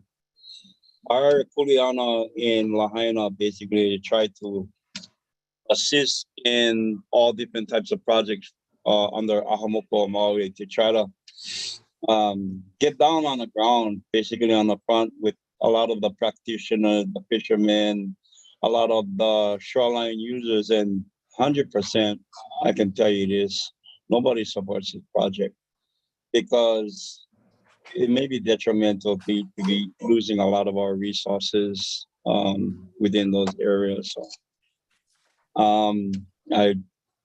I know that Senator said what he needed to say. And I know there's a lot of people that really extended their precautions pertaining to what's going on over here. So I highly consider that this body really denied this MOU. And, you know, you said it before. I mean, there's nothing we can do with climate change. I'm dealing with the whole biggest climate change here in Pomona. A whole park had to shut down because of Iwi Kupuna. So these are the kind of precautions that we are looking at it pertaining to how we're going to solve these solutions for tomorrow. So, retreat is the best option because without that, then we may be losing a lot more of our resources than we think. Mahalo for this opportunity for me to testify again. Mahalo, Kemoku. Hey, Kemoku. Yeah. Aloha. Aloha. I brought up the fact that this was appropriated by Ledge through Act 6 in 2020. You have any context to share? Because you have any context to share if you were there at the Ledge at that time and who was saying what? Well, basically that's what we do every year. We walk around the ledge and we try to at least introduce ourselves on the Ahamuko Maui Inc. because we represent a large majority community within the Moku, the 12 Mokus of Maui. There's all representations. And basically, when it comes to these kinds of things, these issues, we as a consultant party really want to get, and we've been in discussion with Angus McKelvey. We've been in discussion with Maile Shimabukuro, a lot of the senators trying to figure out what would be the possible resolution to these kinds of things. So it's an ongoing battle. And there's a bunch of list of people that we do coordinate with in the ledge. And we try to see whether or not we can be on the ground 100% of the time. Fine. I guess my question is more, how was this thing originally passed back in 2019? You know, I really don't know because when we had a lot of the consultation that was going on, especially with the fishing community, especially with the Ka'anapali community, at that time, the representative for Ahamuku was Uncle Philemon Sedeng. Now, they've been going through a lot of issues pertaining to shoreline erosion, especially the Kahana estate. And now we're looking at this one too and how advantageous this one is even going to be. So when that passed back then, we had no inkling or opportunity to even voice more of our concerns. Okay, Mahalo. All right, next I have Mahalo Kemoku. Ahuiho. I have Kanoi Lani and then Nahiku after that. Kanoi Lani, are you here?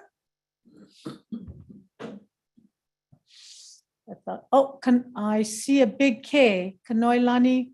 There you go. Okay. Hello, Taco. Can you hear me? Yes, we can hear you. I'm gonna just like cut my speech in half. I totally echo everything that Uncle Kai said earlier in opposition. But hello, Taco. Walipo no Kanoi Lani Stewart, no Lahaina Maya. I'm testifying today in opposition of the BLNR funding the Ka'anapali Beach Restoration Project.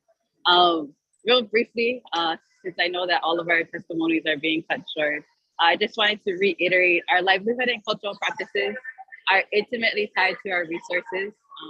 If our resources are not accessible, as they will not be through this project while it's being done.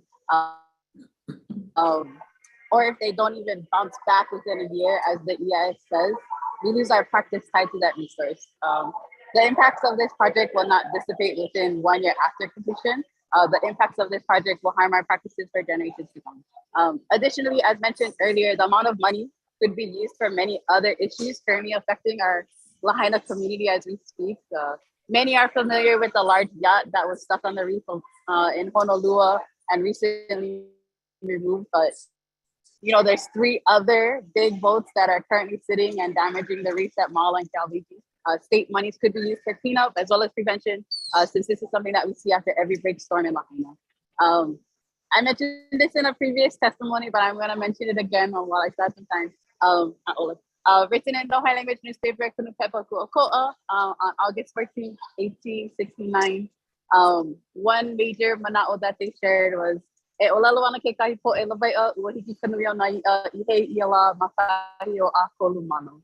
On that day, a kolumano, 12,000 akule were estimated to be seen on July 31st, 1869 in Ka'anapali. 12,000 akule. Times have definitely changed since 1869, but I hope that we would choose to look for ways to support the abundance of our aina instead of choosing projects that could detrimentally harm our resources and as a result negatively impact our people and practices in the long run. Again, my name is Kanoilani Stewart, and I oppose the bill in our funding the Ka'anapali Beach Festival. Mahalo Kanoilani. I appreciate your testimony. I have Nahiku, Paulton Vieira, and then Kona Kanekoa. Nahiku, are you on?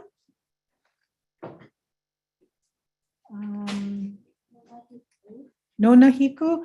Do I have Kona Kanekoa? Yes.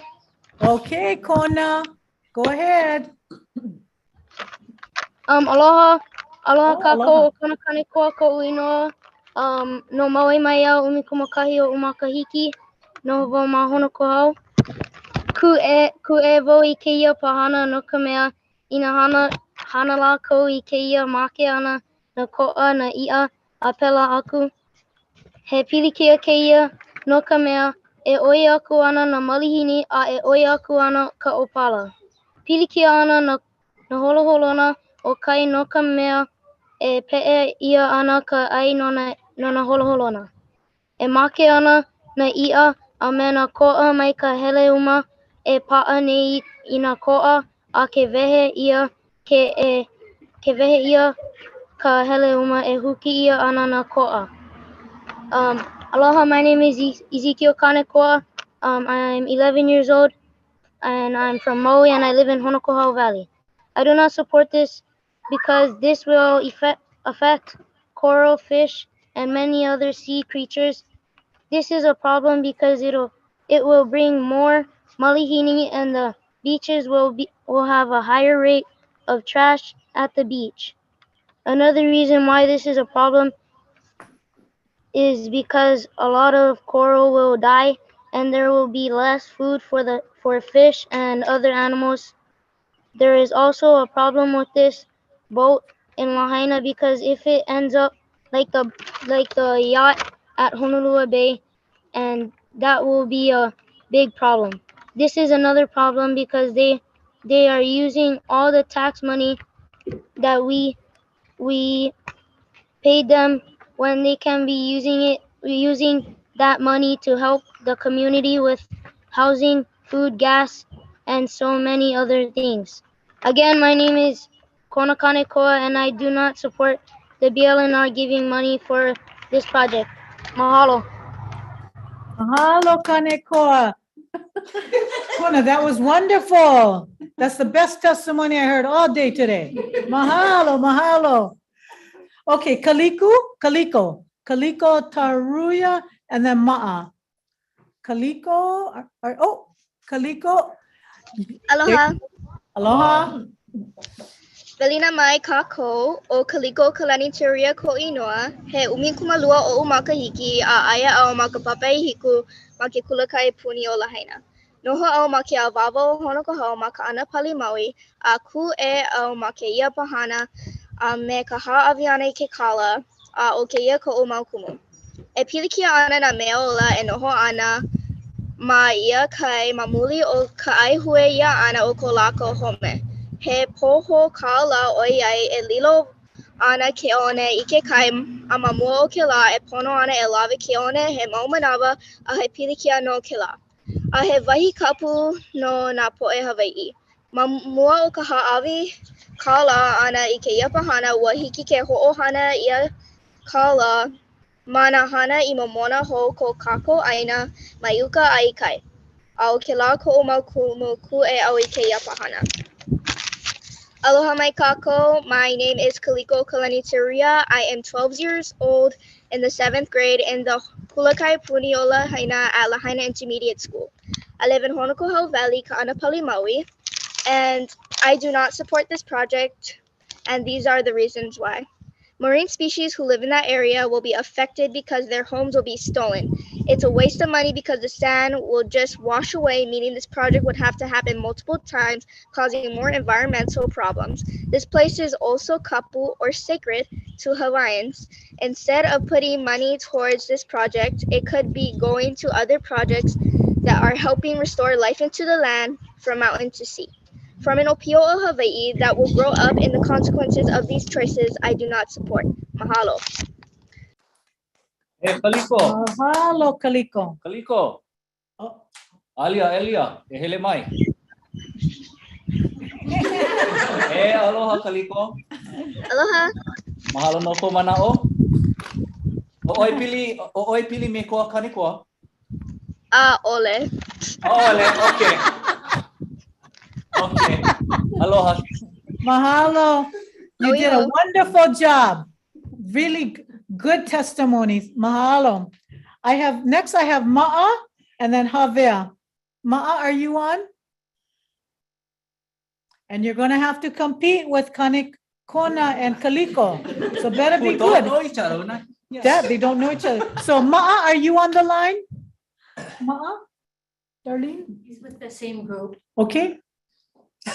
Ma'a. We go try the next one then. The next one is Javier Lindsay. Javier, are you there? Oh, I see a name. Okay. Aloha. Oh, aloha.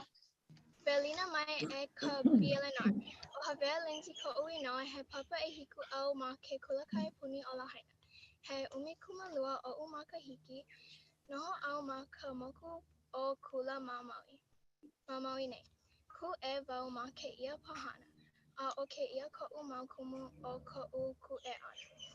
Hiki ke ho'ohana I ke la ka la he nui no kahi mea mai ka I ae. Like me ka ho'i ana I ka wai I na awaba. A ole mai ka I ka aila mana moku o ke kahakai. No laila I na hele ke la aila ma ke kahakai e pilikia nui ana na mea ola. A he poho kala ke ia pahana no ka mea e hele ana ke one I ke kai wale. A ke la ko umaukumu no ke ku e ana. Aloha Bielenar. My name is Javier Lindsay. I'm in 7th grade in the Kulakai Puni of Lahaina. I'm 12 years old and I live up in Kula, Maui. I disagree with this project and this is why I disagree. You guys can use the money for something else like restoring the water back to the river. The oil from the big ships that have been in our reefs in Lahaina are really bad for the ocean. If the oil goes to the ocean, it will damage the fish and coral. This project is a waste of money because the sand that you guys are going to bring will just go back to the ocean. And that's my reasons why I disagree. Mahalo. Mahalo. Good job, Javier. Thank you so much. Mark, I see Mark. And then after Mark is Justin. Mark, go ahead. Thank you, Chair, members of the BLNR. My name is Dr. Mark Dicos. I'm President and Chief Scientist of the Hawaii Association for Marine Education and Research, a West Maui nonprofit dedicated to protecting and preserving our marine resources. We're asking you to deny the MOU for multiple reasons, and I'll include 4 here. Number 1, DLNR's mission is in part to protect and conserve the public trust for current and future generations, and to quote the chair, not to protect private property. This project does the opposite by mining sand next to a popular snorkeling spot, leaving a hole large enough to fill half a Costco center, 75,000 cubic yards of destroyed benthic habitat that will then be bulldozed onto the beach. We know the negative impacts of artificial beach programs can have on coral and fish habitat, as was outlined by the National Marine Fisheries Service 2019 letter of concern about DLNR's small-scale beach restoration program, and in documented numerous scientific articles, some of which I submitted with my testimony. Number two, Kaanapali Beach has plenty of reserve sand mouth of the shoreline, as indicated by the USDA sand and beach substrate maps under and around the hotels, under the golf course, so there's no need to threaten the marine habitat to find compatible sand. And the eroding topsoil above the sand for landscape is not evidence of a beach that has run out of sand.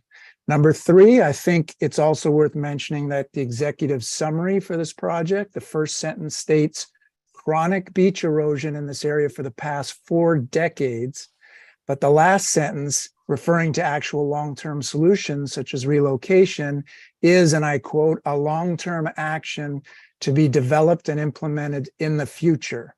So apparently 4 decades is not enough time to come up with a relocation plan.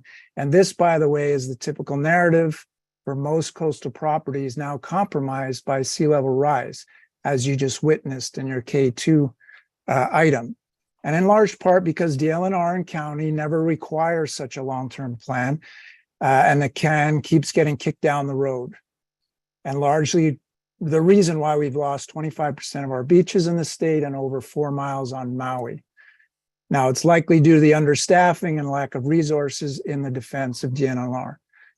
Now, number 4, my last item, these Kaanapali hotels boast $3 billion of annual economic stimulus with over $150 million in state taxes. This equates to about $8 million in revenue per day. So clearly they don't need a $5 million subsidy from taxpayers, especially given the scarce DLNR funds that could go towards more dock care officers, maybe address reef recovery, water quality programs, or to salvage $1 million yachts that wash up on our reefs. So please deny the $5 million subsidy and mahalo for your public service. Aloha.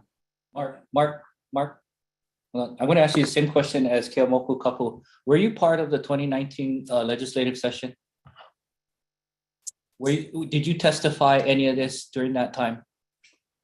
Yeah, to be honest, I had the same answer. I was not aware of when this funding got approved, or I wasn't, obviously there was public notice about it. I had no idea. So I was a little surprised when I heard about it. Okay, mahalo. Okay. Thank you, Mark. I appreciate the testimony. I have Justin, and then after Justin, I have Tiari and Archie. So Justin, are you here? Darlene? Nope. Nope, okay. Tiari, you are on. Are you here? The purple tea.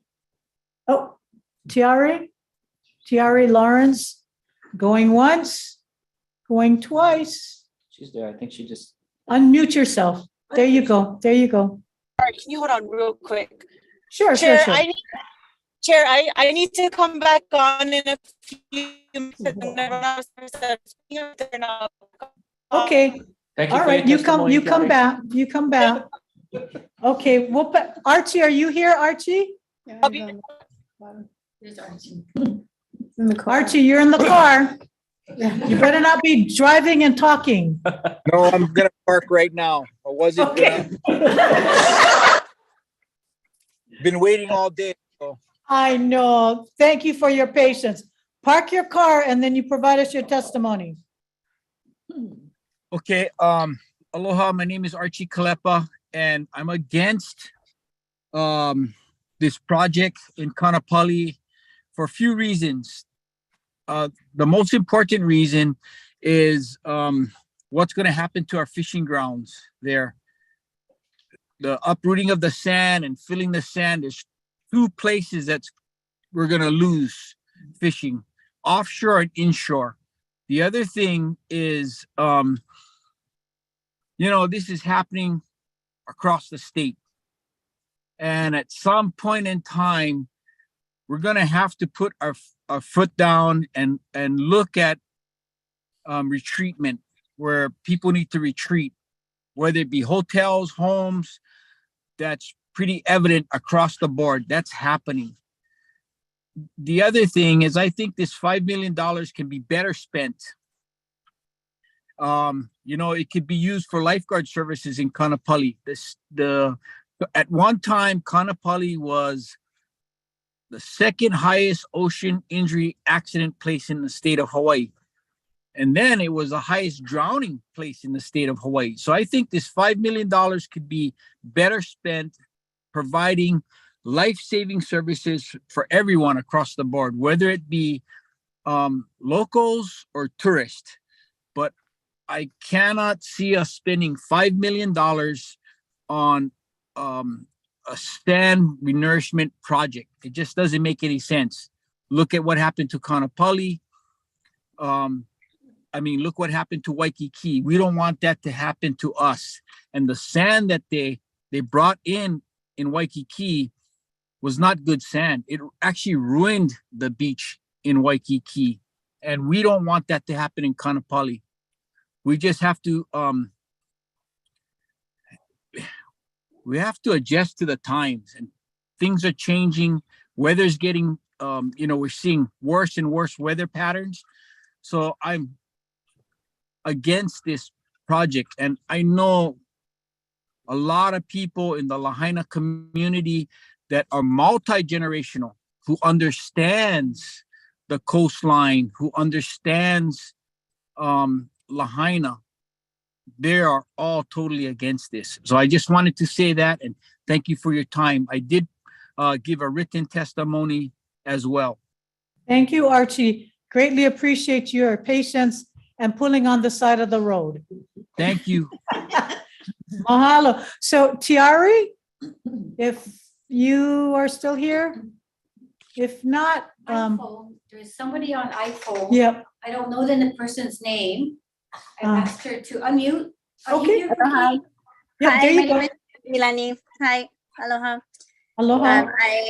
I'm not saying anything that hasn't already been said. I am a mother in Lahaina of 5 keiki, and we are part of one of the canoe clubs here. And I am, although raised in Oahu, lineal ties to Kaanapali. And one thing that wasn't mentioned is that this is a sacred place. Where the mining will be done is Pu'ukeka'a, and that is the lele of West Maui. So we talk about iwi in the ground, and yet we forget about the spirit realm that is very present. And I come to ceremony almost every night, and they talk about it at the hotels. This is the sacred place of the ancient Hawaiians and whatever. And the desecration that will be done there in plain view is just so disturbing to so many of us. And for every person that has spent the entire day on the phone waiting and listening, there are 1,000 more in our community that will come out in full force and literally stand on the beach to block the sand mining. And, a couple of years ago, I believe when it was the retirement and whatever else is going to come up to protect the small little area of beach that we have. We got oil coming from the north. We got spills coming in right where our babies learn to swim. Like in these little tiny pockets where we are being pushed out. The one place that you will see people literally lay down their life, as Kai said, is that area of Kaanapali. Is an extension of our schools. It is where we practice our culture, and it is the last part that the tourist industry continues to threaten. And so with all my heart, and I know like our community can't be here all day, we are asking that you please put a stop. We know you can't do everything for this project, but don't give these people more money to desecrate sacred spaces and to continuously show the Hawaiian people and the local people of this area, you come second, you come third. This is where we eat. This is where we raise our families. People come for a week or two. And I promise you, most of the tourists that use the sand that they're trying to bring, they rather be at the pools. Like most of the Maui tourists that we see in Ka'anapali, they don't even use the ocean. And I'm sure everyone can say this, nodding their head, and it trips all of us out because the water is so pristine. They don't really like the sand, which is so funny. And I get it. We're going to talk about the hotels. I don't know anything about that, but I look at the Big Island and what has been happening, you know, when it comes to eruptions, and Hawaiians just say, well, that's what's going to happen. We just surrender to that fact, you know, and it's the same thing here. We're just going to surrender, but how dare we think that we know better and that we can come up with these solutions to fix it. We're not fixing anything that is going to naturally take place. So mahalo, and I did send in testimony. Mahalo. Pilan, I'm going to ask the same thing that I asked Native Hawaiian community now, and I know you're Native Hawaiian community, scientific community. I'm going to ask now a mother or a parent.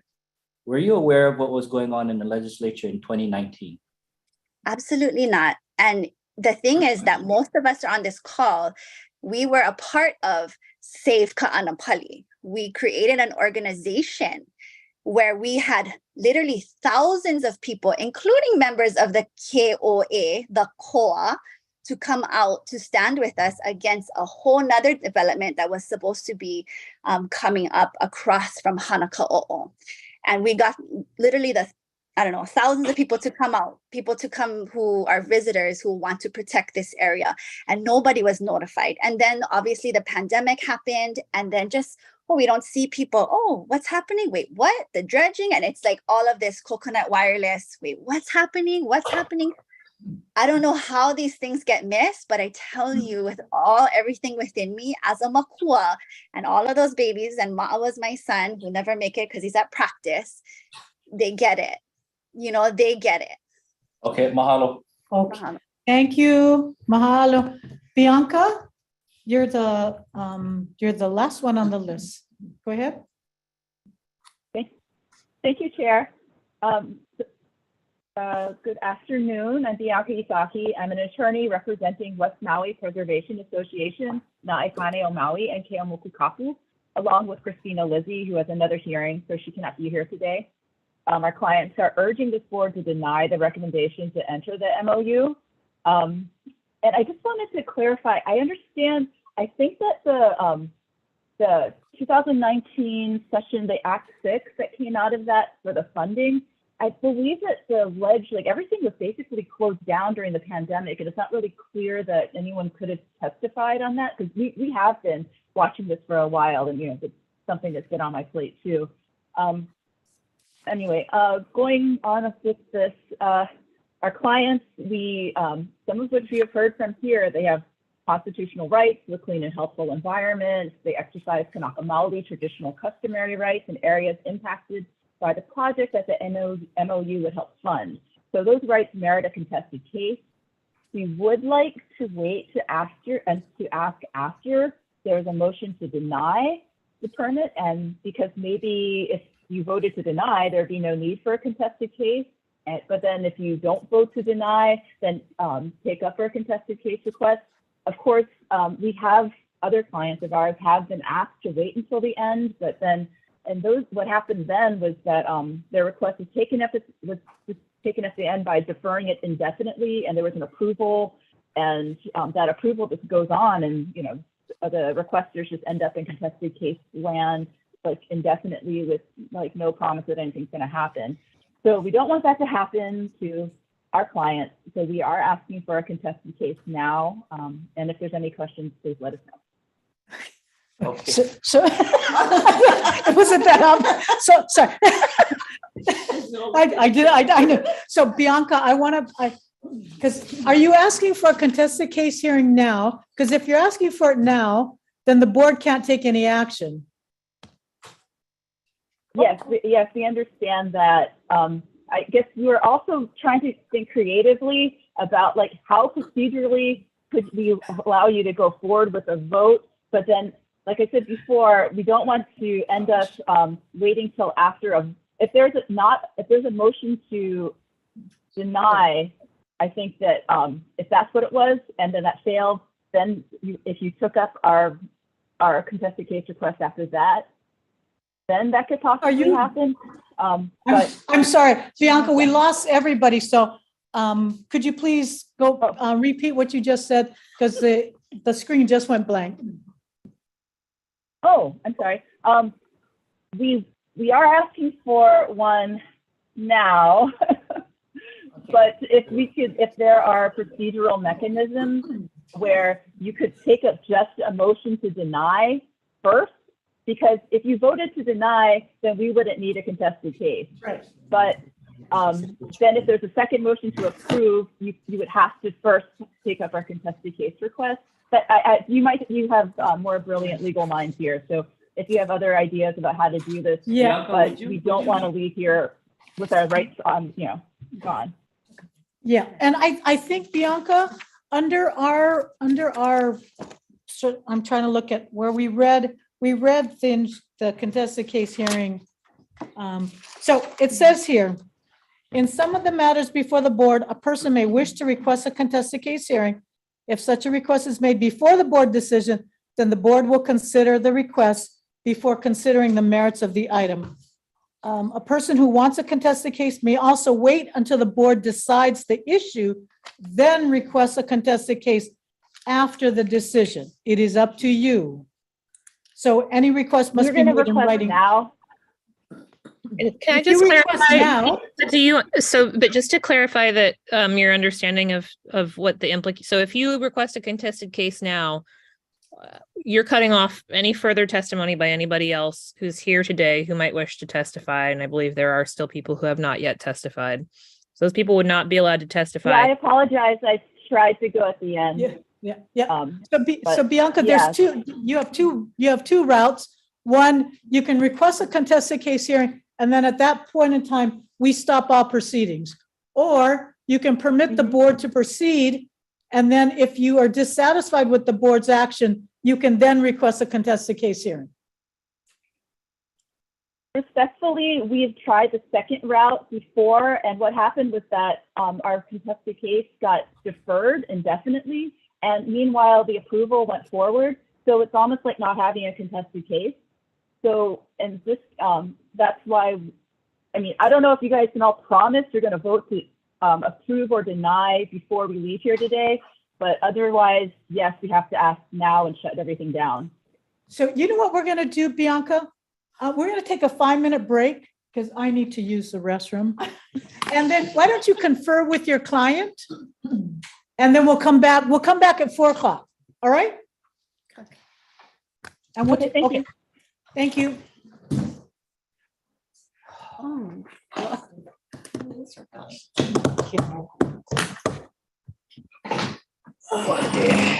We haven't even gotten to the mosquitoes yet.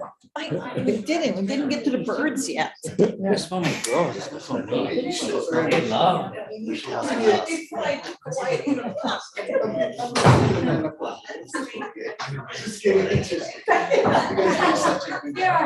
just look up on the screen.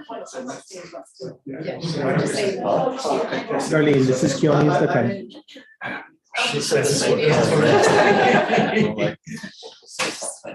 I had to try and see if I could get it up. No, that's good.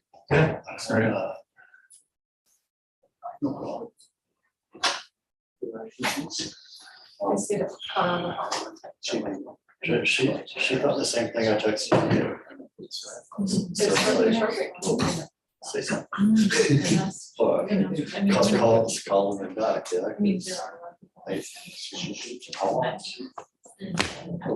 Yeah, but they've actually done some grace for white tea, and we know that like Hopcats as well. It's actually this way more so it wasn't. No, whenever we go there, it's relative plastics. Anyway, in certain sections. Yeah. Yeah, it's either end. Right for that.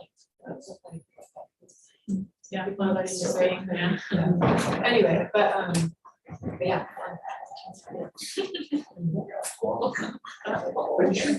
And I should blame Michael to be. But no, this is not here, because it's just that, right? So, yeah. Because I told them I'm not gonna let them they have to.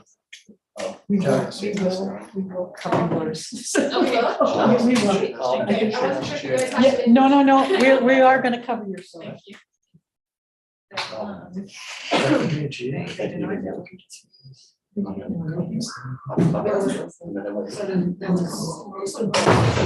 Right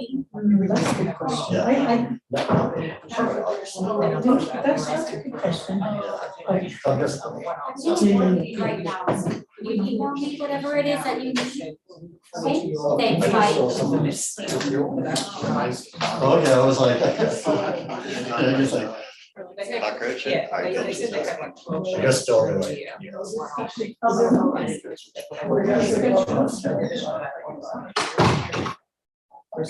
Period. No, why? I wasn't sure what. It's like right in front of, so does it?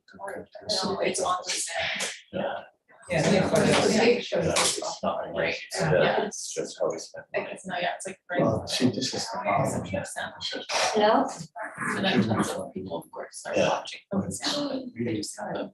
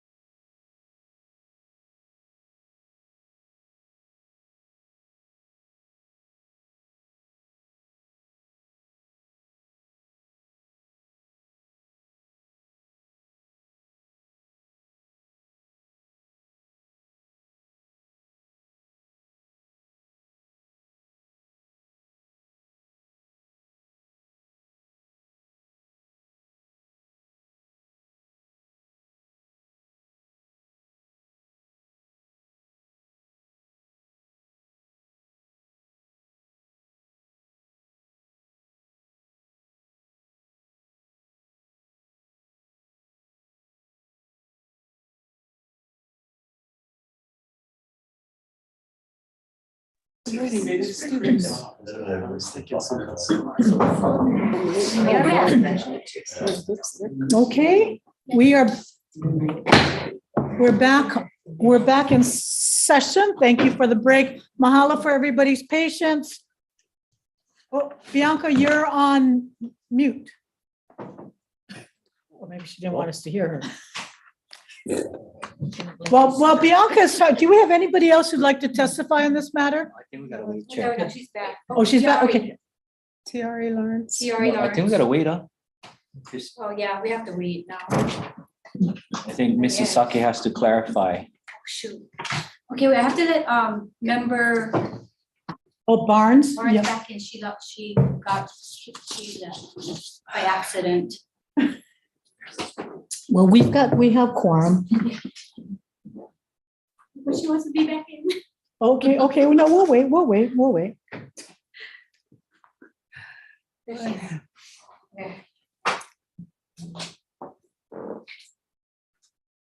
Bianca, we're back in session. Are you okay? Yeah, thank you. Yeah, we will wait until after your vote. All right. So is there anybody else who'd like to testify on this matter? Is Tiari in?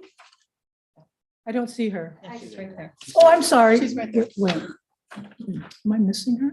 She's in the third row. She's in the middle of. Oh, Tiari, go ahead, Tiari. I'm sorry. Aloha. Go ahead. Hi, aloha, Chair. Before I get started, I just wanted to welcome Chair Don. Oh, Nice to thank have you. On board. Aloha, Commissioners. Mahalo. I had this full-on testimony laid out, but I know you guys have a lot on your agenda, so I'm just gonna keep it short. Mahalo.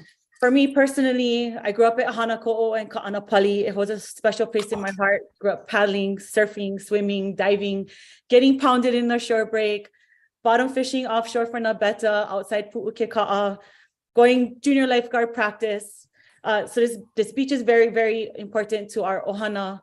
But I want to bring honor to, or I want to bring up a special person, Uncle Billy Gonzalez. He was a beloved paddling coach in the Pili Canoe Club. He died in 2011 because of a recreational boat at Hanako'o. And at that time, the state failed to maintain those swim buoys. And still to this day, we struggle with proper maintenance of those swim buoys. We're still missing the ingress-egress buoys in Ka'anapali. We need better enforcement. And so I'm just here to testify that there's better use of $5 million that could be used in this area to ensure safety, first of all. There's no, you can look behind me in this photo, the encroachment of vegetation that has taken place for many decades. This is proof of the hotels. They put fertilizers, topsoil, and basically have been encroaching on state property for decades. This project will be an epic fail like Waikiki. You know, the state likes to tout as it's a successful project, but when you go Waikiki, it's hauna. The sand is gross. When you go surf Baby Queens, it doesn't break the same anymore because now the level of the water is like only 1 to 2 feet now. When you surf at Baby Queens, it sucks. And so we fear that may happen here at Ka'anapali. The reality is the sand always comes back. Some seasons are more worse than others, but the sand always comes back. You can look to last year when there was that big erosion event that happened. If you go there today, there's a big, beautiful beach. The reality is that these buildings and the hotels need to get out of the way. And I just want to state for, Chair had brought up that we're not here to protect private property. But if you go to the MOU in the new draft in section C, it states that this project is to alleviate hazards to upland development from chronic long-term erosion and seasonal beach erosion. As you can see, this project is meant to protect private property, private interests of hotels and tourism. So I kindly ask you to not support this MOU. And the Lahaina community, they don't call us Lahaina Strong for nothing. It's a popular hashtag because when we're passionate about something, we come out. And honestly, this is Mauna Kea knocking on its doorstep if this project happens, and we're very prepared to fight it every step of the way. Mahalo nui for your time. I know you guys had a long day, but aloha. Mahalo for your patience, Cherry. Greatly appreciate it. Do I have anybody else that's on the Zoom or the telephone that would like to provide us testimony? Do we have anybody else, Darlene? Okay, thank you. We greatly appreciate all of the public comments and testimony. Board members? Move to deny staff recommendation. Second. Discussion? Yeah, go ahead, Molly.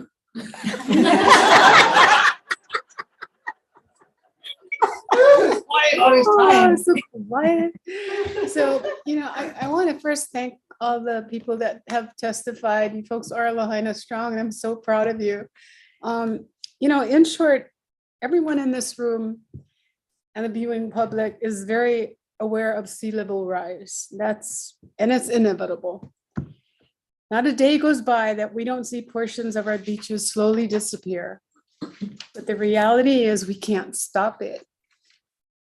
Not now and not ever. That is my thought. I'm not against beach restoration. I'm against desecration. Dredging the sand will impact the nearshore environment, fishing, lifeguard services, cultural practices, and canoe racing.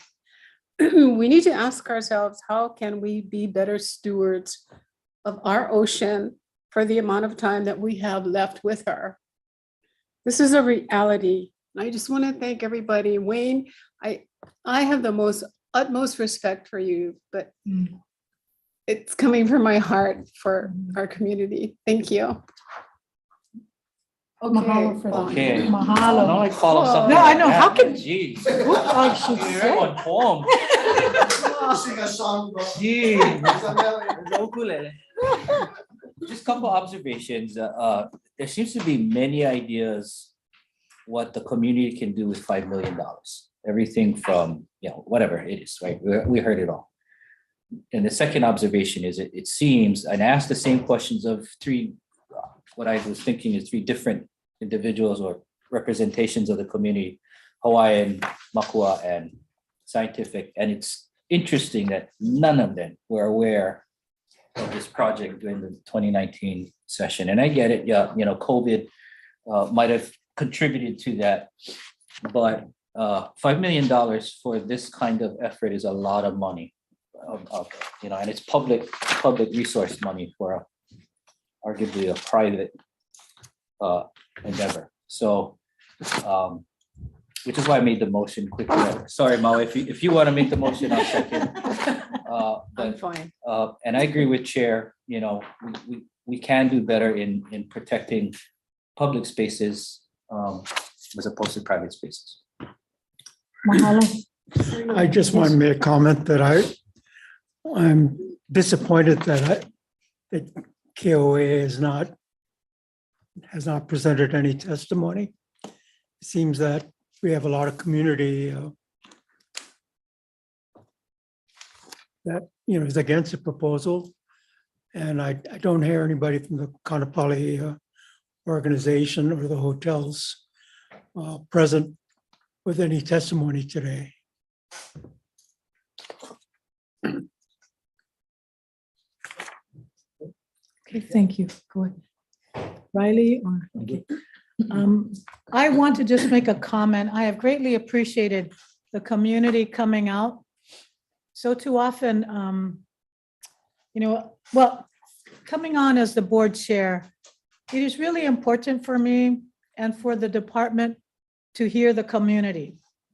So one of the few public forums is this land board. It is a public meeting, and we want to welcome public comments. So I appreciate all of you who have been so very patient and waited all day to provide your testimony. Mahalo for that. I do want to recognize that the MOU itself did acknowledge that this MOU is subject to the board approval.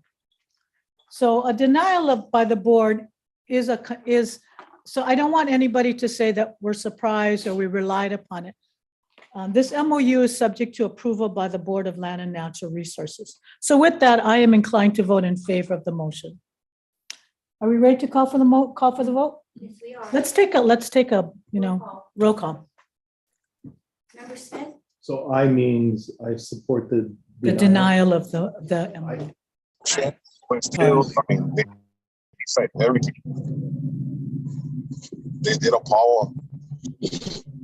Oh, brother, No, you're on no. speaker. We can hear you. I don't know if you want us to hear you. Shut it down, boy. Member Char? Aye. Chair? Aye. Aye. You? Aye. Member Canto? The vote is unanimous to deny. Oh, Step. Amy. Yes, Amy. I'm sorry, Amy, the motion is to deny. Yes, I also vote aye in support of denial. Thank you. All right. Thank you.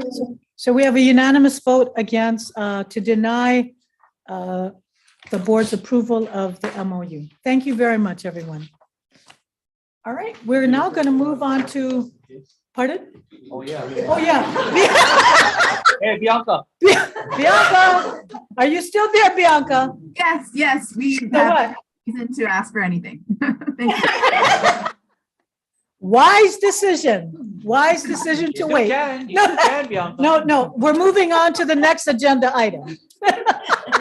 Thank you very much.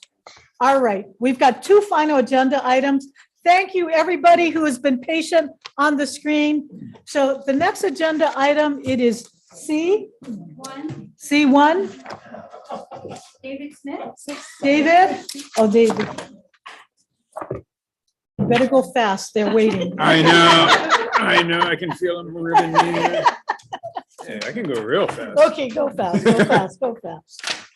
Yeah, so this is a request to authorize chairperson to negotiate, enter into a memorandum of agreement with Hope Builders and West Maui Construction for public access to Lahaina Poly Trail. What it is, it's an extension of, or a continuation of an existing agreement that we had with the previous landowner. The land was sold. We want to get a new agreement with the new landowner.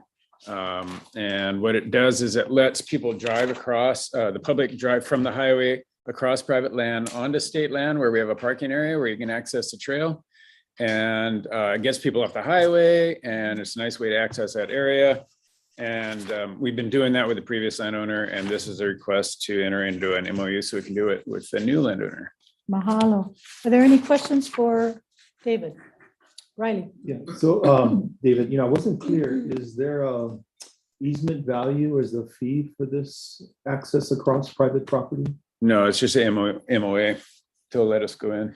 So if it doesn't state a fee, that means the fee is zero. Yes. Okay, I'm good. Thank you. Yeah, I mean, we provide an indemnification, if any, to the landowner, right? Yeah, and what we're actually asking for is to authorize the chairperson to negotiate, enter into and amend. So given the concerns of the board regarding fee, and Scott Fretz, I believe, is on. He could answer that fee question more definitively than I, perhaps, if he's on. Yep, I'm here. That's correct. There's no fee. Okay, very good. Well, maybe the follow-up question then, what is she negotiating? The terms of The MOU. The terms of the MOA, which I think are essentially MOA. going to be this. Yeah. What's before, unless the landowner has something different. Right, so there's a draft MOA. We do it this way so that at the Attorney General usually advises us, do a Right. draft. Then if you have to cross any Ts or dot any Is on the MOU, if there's any small changes. Right. But you're authorizing the chair, the draft was attached, gives you the basic idea of the layout, and then So there's, yeah. you can finalize it with the Full landowner. transparency of what we're intending. And actually, I mean, I think this is, we greatly appreciate the private landowner who's willing to Yeah. open up their land. So no. Okay, is there a motion? A motion has been made, second? And seconded. All in favor of the motion, say aye. Any opposed? Mahalo. So the motion is passed. Thank you very much, David. Okay, now we're on to item C2. And this is just an informational briefing, no action, no decision-making. I have asked David to do an informational briefing to the board before any action comes forward. So please, thank you. Okay, so there's an information briefing by our wildlife team that's working on the mosquito suppression project, sometimes called the Wolbachia Mosquito Project. And we have a number of people. I'll let them introduce themselves. And we just wanted to lay this out for you. It's pretty complicated and people get confused and conflate it with, gene editing and all kinds of stuff. But it's basically, over the decades, and I've been doing this for a long time, and the trajectory on our native forest birds has pretty much always been like this. And we've had really smart people working on it, but it's just a long, slow slide. And then they drop off a cliff to oblivion. And we got a couple of birds real close to the edge right now. We're trying to save those, but all the other birds that we have are on that same slippery slope. So even if we lose a couple because it's too late for a few, right now, there's a bunch of birds behind them. And this mosquito suppression project is what we think is about our only chance of suppressing mosquitoes, which will help suppress the disease vector, malaria, avian malaria, which our birds are not adapted to, and it's just killing them at a rate that they cannot sustain. So that's what this is about. We're going to bring it to you for decision making at the next board meeting, we believe, but this is a chance to just lay the whole program out so that you can get a familiarity before we go into that meeting. Thank you very much, Dave. And I do want the people that are on Zoom, we are not making a decision today, so just please be aware of that. This is just information. And we have received many of your comments. So, all right. A lot of comments. So your we're going team. to start out with Oli. We're going to have Cynthia King is going to start us out and do the testimony, but I'll let, so everybody introduce yourselves as you get up so that we're on the record. And it will be in here as well. So just Okay, one moment, okay. we're gonna share screen. All right. But I am Cynthia King, entomologist for Division of Forestry and Wildlife. Thank you. So we're gonna give you more than 3 minutes. I So maybe appreciate that. 4. I know it's the end of the day and you guys can all join us for Pahana. Oh, okay. Oh. Oh, that might have sounded. All right. So, oh yeah, that screen, yes, is working.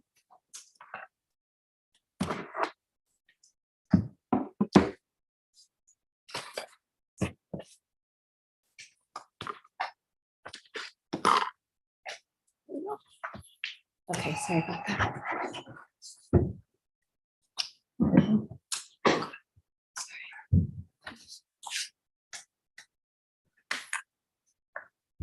Oh, it's going on its own.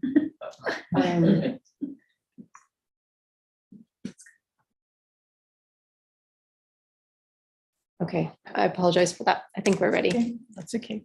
You've been patient. We can be patient as well. O ka lelea nei au nā o ka haka ia la lani o noho noho a paaka aina o Hawaii kua uli o hualau ka mākua puka kana kiki he manu aina lele. Ana o ka a kiki kani kia ia e ka u kiki noho I kai o la maulo e ka umi koa noho I huka o ka a kiki au nā lele a paa Pa'ahia.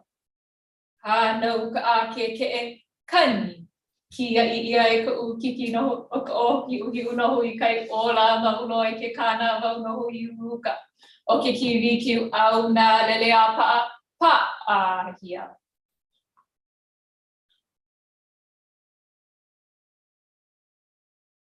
Hano ka a ke e kani. Kia ia ke e noho I kai o la mauno I ka po a aha noho I uka. O ka a ke e au nā lele a pa'ahia. Hano ka a kohe kani. Kia ia e ka laini noho I kai o la mauno I ke kohe noho I uka.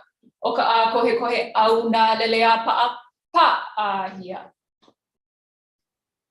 O nā manu lele au nā mai kanaloa ai ka hakai mai ka hakai ai ke alo ka mauna ua kuai ua olai ola pāpainua ola ka naka I ka la hui manu a mau e a mau e I holo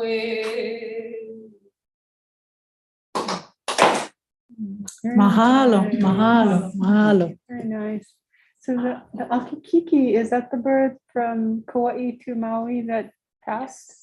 So Akikiki is on Kauai, yeah, but we'll go more into Okay, all of the birds perfect. in Thank just you. a moment. But I just want to acknowledge that this mele, Okalale'ane Auna, was composed by Ahui Manu, which is a group of bird caretakers and enthusiasts, and they composed this mele to express their hope for the Manu of Hawaii that they be guided back into abundance by their kia'i, makai, and moka. And the format was lovingly borrowed from the Kumulipo. I was able to share 4 verses today, but there are actually 25 in total and more being written. So mahalo nui. Well, helu wau I ka manu ehiku? Ehiku? Eha. Eha. Okay. Mahalo. Good job. Cut her off guard. Yeah, I'd like to turn it over now to Cynthia for the rest exit our presentation, but mahalo. Mahalo. Mahalo so much, Leah. Beautiful. Good afternoon again. I'm Cynthia King, and Chair Chang and board members and those watching the presentation. I'm Cynthia, I'm entomologist for Division of Forestry and Wildlife, and I'll be providing you with the update today on how the division is working to prevent the extinction of our Hawaiian forest birds. Iala, excuse me, Iola na manu nahele. I'll note that the mission of the Division of Forestry and Wildlife is to protect, oh, sorry, I need to advance it on here. The natural and cultural resources and help realize a future where we have thriving native, sorry, it needs to go down here, native ecosystems and opportunities for people to engage with nature. The division is a collection of people who love Hawaii and have the honor and responsibility to help manage natural and cultural resources on behalf of the people of Hawaii. I want to quickly introduce the rest of our team members who work on forest bird recovery projects you'll hear about today. Lainey Beria is our wildlife program manager. Lindsay Neatman is joining us remotely. She's our forest bird recovery coordinator. Paul Radley is our mosquito control project coordinator. And Leah Ka'aha'aina, who is our mosquito control project planner, and she just graciously opened with the Oli for us. Today, I'll provide some background on our native, sorry, I think there's just a little bit of a delay, about our native forest birds, as well as the threats that they face. And I'll talk about two specific strategies we're trying to pursue to stabilize and recover these critically endangered species. When we talk about forest birds, we're often speaking about Hawaiian honeycreepers, which are a unique group of forest birds found only in Hawaii. The first ancestors of the honeycreeper arrived to the islands when Ni'ihau was just emerging from the ocean. And since then, these jewels of the forest have lived in Hawaii and evolved into over 50 different species. Our birds are important to Hawaii because of their biological and cultural pilina, or reciprocal relationships. If our birds thrive, so do our forests, and these reciprocal relationships with people and place carry on. All birds, including the honeycreepers, are important parts of our native ecosystems. They provide ecosystem services such as pollination and seed dispersal for native plants. They contribute to nutrient cycling, and all of these functions help sustain our vital watershed forests. Birds are intimately tied to Hawaiian culture, and this pilina continues today. Birds like I'iwi are valued for their brightly colored feathers, once used in Hawaiian feather work, signifying royalty and embodying Akua. Birds like Pueo are kinolau of Akua and Aumakua, or bodily forms of gods and ancestors. And birds like Alapaio are part of the traditional knowledge systems that continue to impart ecological wisdom today. Tragically, honeycreepers have suffered dramatic declines, and these pilina, or relationships, are at risk. Of the over 50 species, only 17 remain, mostly in remote Mauka forests. Many are now extinct and 11 are listed as endangered or threatened. Extinction is not a concept of the distant past, it's the reality that we face in Hawaii every day. In 2004, the Po'u'uli went extinct, and 4 honeycreepers, in particular the Kiwikiu, Akohekohe, Akakiki, and Akake'e are on the brink of being lost forever. The numbers you see on this slide are all we have left, and those numbers are decreasing every year. So what's causing this extinction crisis? Factors you're likely already aware of: habitat destruction and alteration, invasive predators and competitors, things that we may not be perfect at controlling, but we have tools available to help us address. But by far the biggest threat to native honeycreepers is something we haven't had any ability to control, which is the invasive mosquitoes which transmit avian malaria. Specifically the southern house mosquito, which was introduced to Hawaii in 1826. No mosquitoes are native to Hawaii, and honeycreepers evolved without exposure to avian malaria. So when it was introduced, they had no immunity. As a result, one bite from an infected honeycreeper can mean death. I'm sorry, an infected mosquito can mean death for a honeycreeper. For a while, honeycreepers found refuge in high elevation native forests. These forests previously had few mosquitoes and low avian malaria transmission, since both the malaria and the mosquitoes are cold intolerant. But this picture is shifting due to climate change. Increasing temperatures are allowing mosquitoes and avian malaria to invade the bird's remaining habitat. So even though we have ample forest habitat available to support many honeycreeper species, the birds are simply running out of mosquito-free space. And as a consequence, their populations are plummeting. Forestry and wildlife staff and partners engage in on-the-ground work to conserve native birds and the habitat by outplanting native plants and trees, by removing invasive weeds and controlling non-native predators and hoofed animals. However, these efforts alone won't prevent the extinction of our forest birds. We need other strategies. Some of you might be familiar with the first strategy that we're pursuing. But again, for those of you who aren't, I'll explain what incompatible insect technique is and how it works.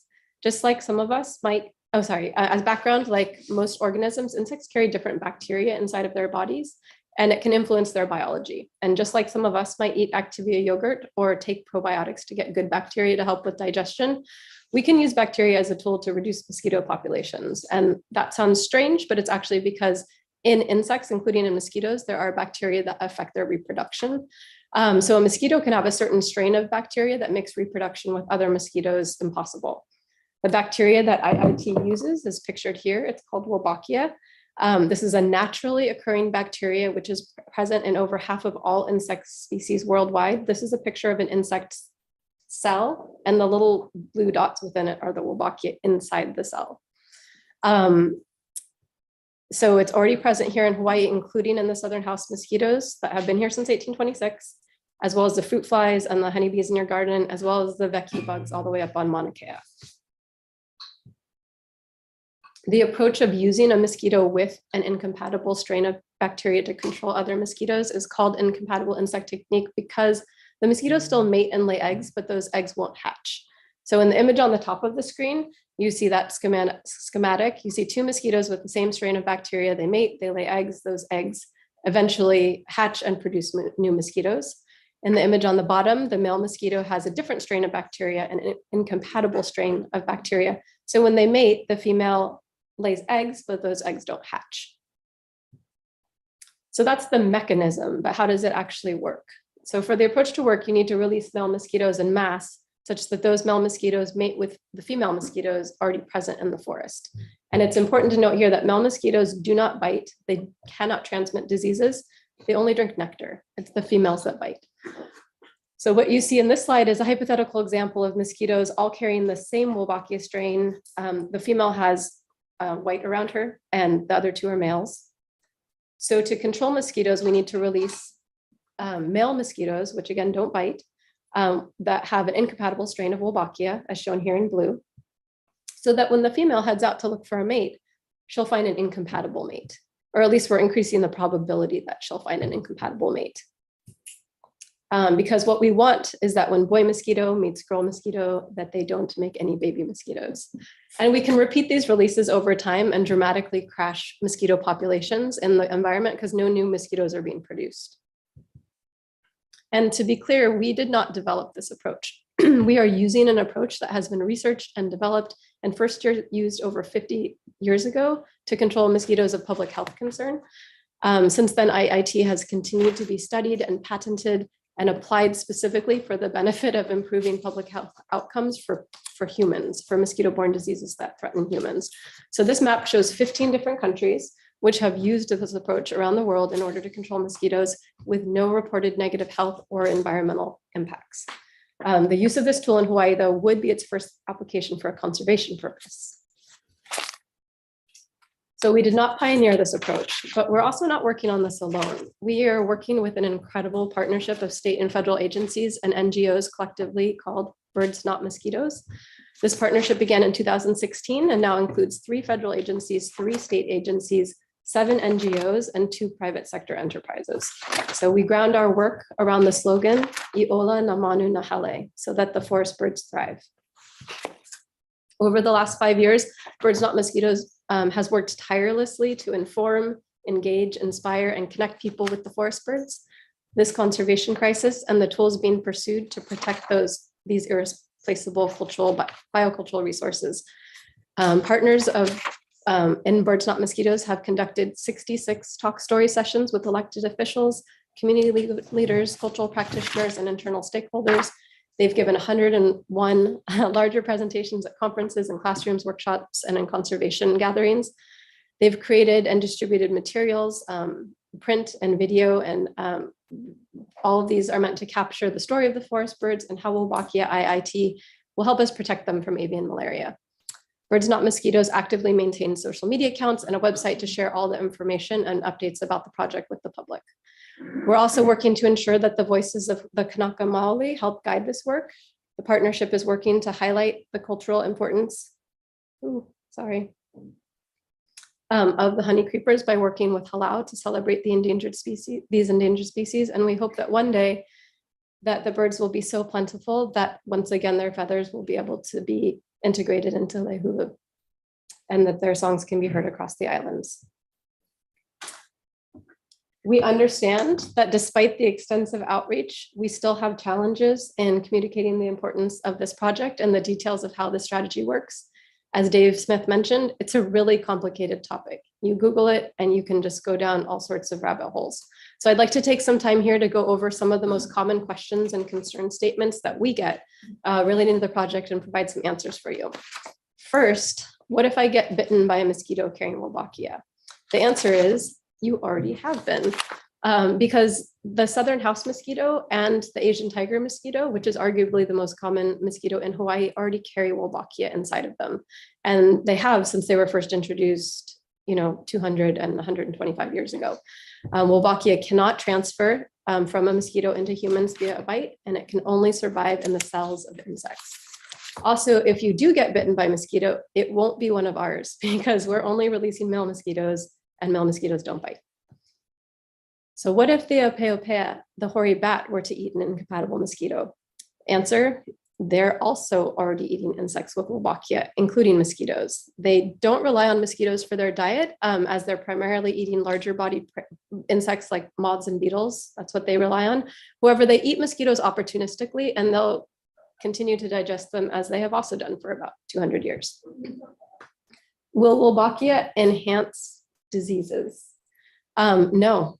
Wolbachia is known to compete with diseases and in most cases reduces disease prevalence. And if I haven't said it already, the Hawaii Department of Health is one of those 3 state agency partners that we have on this project. And the Department of Health is also investigating this approach to develop IIT as a potential tool to help human health, because they believe this approach will help combat and not cause outbreaks of mosquito-borne diseases. Are we introducing to update a new life form or a new strain of Wolbachia into Hawaii? The answer is no. Southern house mosquito eggs from Hawaii were shipped to California to establish a colony and a laboratory population. The incompatible Wolbachia strain those mosquitoes were given is already found here in the Asian tiger mosquito. And those Hawaii mosquitoes will then be reared and shipped back to Hawaii. Some folks have noted that the origin of the Wolbachia strain is from Asian tiger mosquitoes from Kuala Lumpur, and they're correct. The researchers we've collaborated with have done extensive work in the US and in Asia and the South Pacific, and they have had bacteria from projects which they could leverage for our Hawaii project. And I can see why at first read that sounds possibly alarming, but I can illustrate why that feels safe. Just as an example, all dogs in the world are actually just one species, Canis domesticus, but hundreds of different breeds. So Chihuahuas may have originated in Mexico, but we have Chihuahuas in Hawaii and we have Chihuahuas in Europe and in Asia. And there's no reason to believe that just because there's a Chihuahua that happens to be located in Kuala Lumpur, that Chihuahua should somehow no longer be considered a Chihuahua or that it's in any way suspect. And it's the same for this breed or strain of bacteria. Strain is the appropriate term to use when we're talking about bacteria, but it's the same concept. It's a known strain. Is this genetically modified? No, hard stop. So any questions beyond that, it is not. There's no gene modification in the mosquitoes or the Wolbachia using this method. It's one of the reasons we selected this method to move forward with. Why do we have to release millions of male mosquitoes? You've probably seen some numbers that get thrown out. Well, the thing is our goal is to control the mosquito population. And as I showed earlier, that means we need to get a lot more incompatible males on the landscape than there are compatible males. So we're only proposing to release them in the forest bird habitat, but the forest is not a closed system. We can't just put up a barrier in the sky and keep other mosquitoes from lower elevations or adjacent forest areas from flying in. So that means we're going to have to continue to release the incompatible mosquitoes to keep those populations from rebounding once we've suppressed them. Why are environmental assessments being completed instead of environmental impact statements?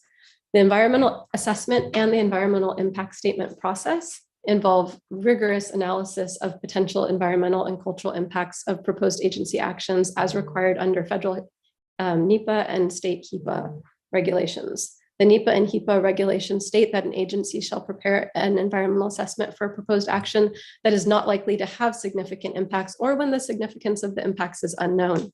DLNR and the National Park Service project teams have spent a lot of time analyzing potential effects of the proposed action, and ultimately none of those potential impacts were determined to be significant in the impact analysis. Therefore, an EA was prepared and not an EIS. Why are there different estimates for the potential for releasing females by accident? So folks have pointed out that there are some differences in some of the official documentation that have been submitted for different permits. And that's because methods have actually been improving so much over such a short period of time. So sorting male mosquitoes from female mosquitoes used to be accomplished using sieves, like handheld sieves like the ones pictured here, which work because female pupae are larger than male pupae. And this basic method is actually really accurate and is estimated to separate over 95% of all females.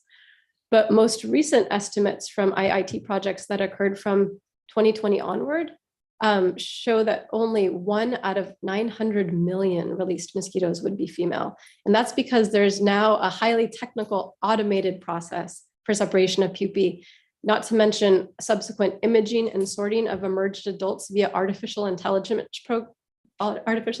programs, which can then be quality controlled on top of that by people individually reviewing the scanned AI images. It's come a long way. But what happens if that 1 female out of 900 million is released? Well, first off, we'll be monitoring continuously to assess what mosquitoes and strains are in the forest. We care about that because if females are being released, our project doesn't work. So we wouldn't want to continue with having female contamination. But there's a built-in safeguard also because the male and female mosquitoes have something that we call bidirectional incompatibility, which is just a fancy way of saying that means that the females carrying the incompatible strain of Wolbachia also can't produce babies if they mate with wild males on the landscape.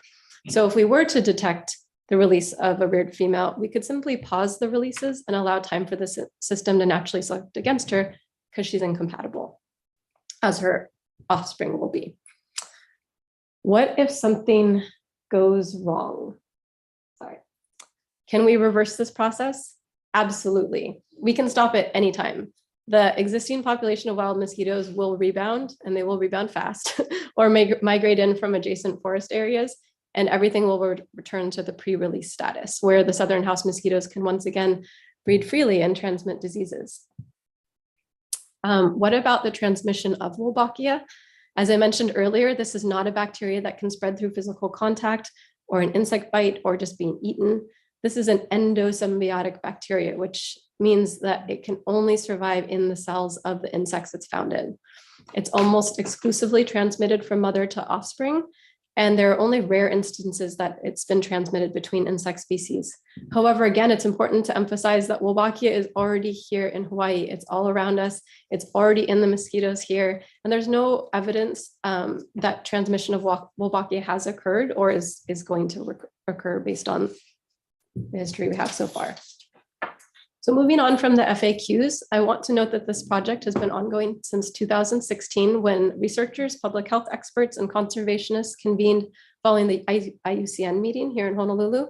The late Big Island Mayor, Billy Kanoy, provided funds for a workshop in hopes that it would identify tools and strategies to address the recent dengue outbreak that the island had experienced. And it was during that workshop that this group identified Wolbachia as the most promising tool and technique that could be used to save Hawaiian honeycreepers and that could serve as a tool for public health in Hawaii. Since that time, we've seen significant official support for use of IIT from the Hawaiian Invasive Species Council and our legislators over multiple legislative sessions. We've also seen proud support from the County of Kauai and the Association of Hawaiian Civic Clubs. And in 2022, the US Department of the Interior chose for the first time ever to take funds off the top of its budget to allocate to the National Park Service, US Geological Survey, and the US Fish and Wildlife Service for this project. They allocated $13 million to help towards the conservation of these precious biocultural resources. Our work on this project exceeds the timeline you see here, but I'd like to show you what steps we've recently taken and what more we need to do. We've developed, in short, we're complying with all of the state and federal regulatory requirements. We've developed a Hawaii line of incompatible mosquitoes, and after a multi-year review process, DLNR has been issued a permit by the Hawaii Department of Agriculture to import those mosquitoes. The use of mosquitoes with Wolbachia is regulated as a biopesticide as well by the EPA. So we've also collaborated with Department of Agriculture on an application to the EPA for registration and the use of Wolbachia mosquitoes in Hawaii. The first areas we hope to use IIT are on East Maui and Kauai, given the desperate status of the forest birds in those locations. So an EA for East Maui has been published by the National Park Service, and in the environmental notice, a draft has been published, and a final EA is anticipated next month. An EA for Kauai is being drafted, and a statewide EA is in procurement with the Department of Health. Department of Health as the lead. And that EA would evaluate the technique across the whole main Hawaiian Islands and target mosquitoes that not just affect avian disease transmission, but also human diseases as well. So if all of our mosquitoes line up, then we might have them swooping in to help forest birds in small scale releases in 2024. While Wolbachia IIT is a promising long-term strategy to protect forest birds from the mosquitoes that transmit avian malaria, several bird species are predicted to become extinct before IIT can be deployed.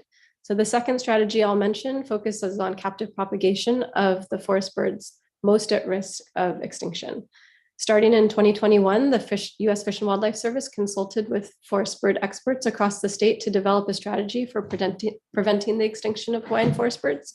This effort also expanded upon previous consultation with Kanaka Maoli and involved a formal consultation organized by the Office of Native Hawaiian Relations.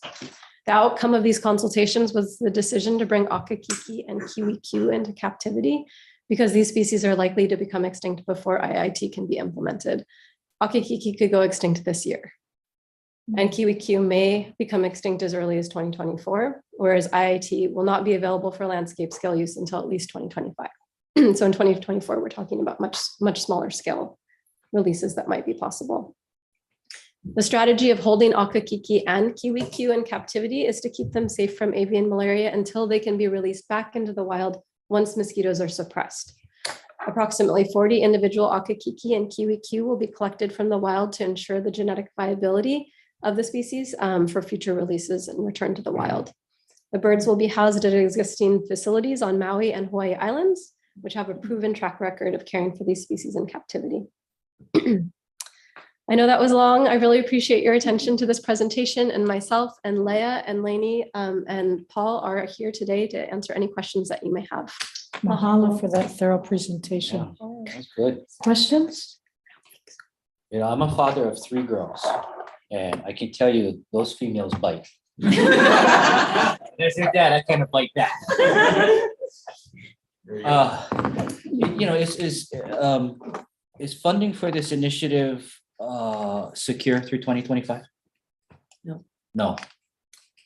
We do have funding for a phase 1 that is underway, and we are working on securing funding for phase 2, which would be the next step. But in the long term, this will require resources that the department and federal agency partners are working, with a lot of effort to secure. A money bill? We most critically need $6 million into the National Park Service budget for Haleakala next year. That is our absolute gotta have to proceed with phase 2.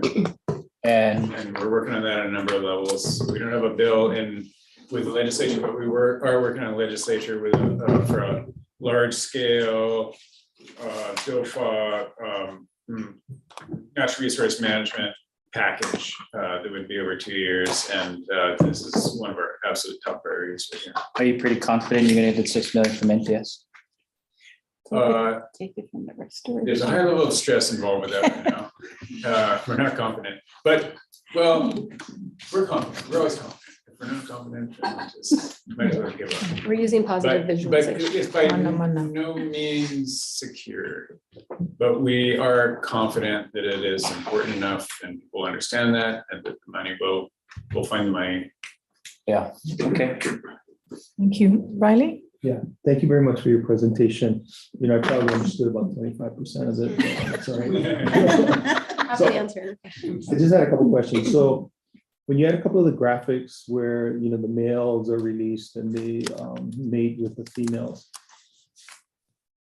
is the characteristics of mosquitoes that they only mate once? So then if you have more males, they're not going to reproduce with the infected ones? That's a great question. Sorry, I was going to go back to the slide, but so for Culex mosquitoes, the southern house mosquitoes, they only mate once, Okay. which is why it's convenient. Then it works. Yeah, Okay. it works.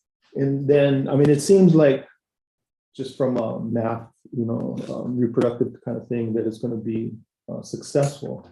But is this something that you have to like repeat every so many years because there's a reproductive explosion of mosquitoes or something like that? So you got to do it every so often. We would have to do it fairly continuously. So it would be a lot like a lot of existing Division of Forestry and Wildlife Management that we already have ongoing. You know, we can't just pull out weeds and then say we're done. And we can't put up, you know, rat traps and trap one time and say, okay, we're done. So a lot of our management work is ongoing continuously. And it would be the same for this project. Okay, got it. So, you know, I'm not a biologist, but is there like similar strategies maybe to control other invasive species like coqui frogs and things like that? I can't speak to that. I don't believe there are. Their biology is a little different. They don't fly around as easily. And so I think there are some challenges. But I do think this is an approach that can be utilized for other insect species. And it has been in terms of use of sterile fruit flies for agricultural projects.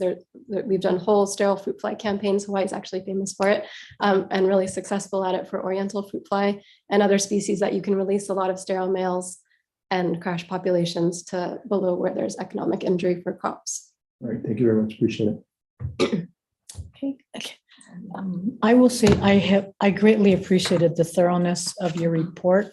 I particularly appreciated Appendix 4, the Native Hawaiian perspectives, and the community outreach that that is taking place in this effort. And the documentation of that is very helpful. So mahalo for your all good work.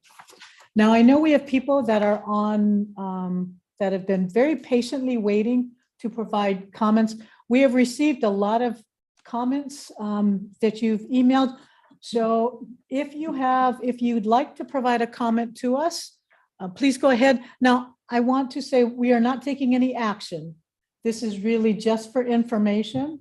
You will, when we put it on the agenda for action, you'll be all notified. So with that said, do we have a list, Darlene? I did not make a list. Okay. Can we start with Chris Farmer? Okay, Chris Farmer. So go ahead, and if you can, it's like, and I know you've been waiting patiently, but it's 10 to 5. So if you could keep your testimony to two minutes. And if you've Yes, already I can- submitted written testimony, please know that we have that available. So go ahead, Chris. Yes, thank you, Chair Chang and board members. My name is Dr. Chris Farmer, and I'm the Hawaii Program Director for the American Bird Conservancy and calling in from Volcano. Protecting and conserving the Hawaiian forest birds is one of the American Bird Conservancy's highest priorities.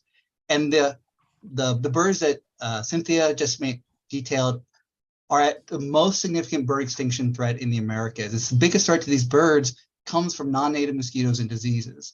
One of the board members asked about funding, and obviously this is going to be a major effort that's going to require state and federal partnership, but ABC and TNC and some of the other NGOs are filling in where we can, hiring people, making things happen, working at the highest levels of Congress in places where the state and federal partners can't. So it has been a true collaboration across the Birds Not Mosquitoes effort. This is critical because avian diseases have already caused the extinction of so many of our birds. Now the native songbirds are just not found at lower elevations. I'm incredibly fortunate and blessed every day to wake up to Apapani and Amaki, but most people don't get that. And we've known about this relationship between avian diseases and climate and elevation since the 60s. But with climate change, the problem is accelerating. Mosquitoes are now in the highest areas on Kauai, the highest forests on Maui. We're seeing them move up here on Hawaii Island. And now we have a tool. Cynthia talked about it. It's been building upon decades of research for human health that can be safely used. I was part of that 2016 meeting where we analyzed all the different options and possibilities and selected the Wolbachia IIT approach as the best tool for Hawaii's needs. And since then, we've been working incredibly hard to go through every step to safely implement this tool. It has been a slow, considered, and deliberate process at all steps, but we're racing extinction of multiple Hawaiian birds. David Smith mentioned at the beginning of that we're at risk of losing 2 in the next couple of years, the next 2 another couple of years, but all of the honey creepers are at risk. It's an extinction conveyor belt, and their only hope for long-term survival is landscape scale suppression of mosquitoes. So for all these reasons, all the reasons that the DOFA staff have detailed, American Bird Conservancy strongly supports DLNR's proposed strategy to save these Hawaiian birds. And so mahalo for your support in saving Hawaii's birds. Thank you, Chris. Sorry, Chair, I have a quick question, comment, then I gotta dig. I gotta pick up some people. You said public and government funding, right, sources? Yes. And one of the things that came to mind is, mosquitoes, aside from being the #1 threat to native forest birds, they're also pesky animals, right, to us human beings. With that being said, has there been any thought as to seeking private money?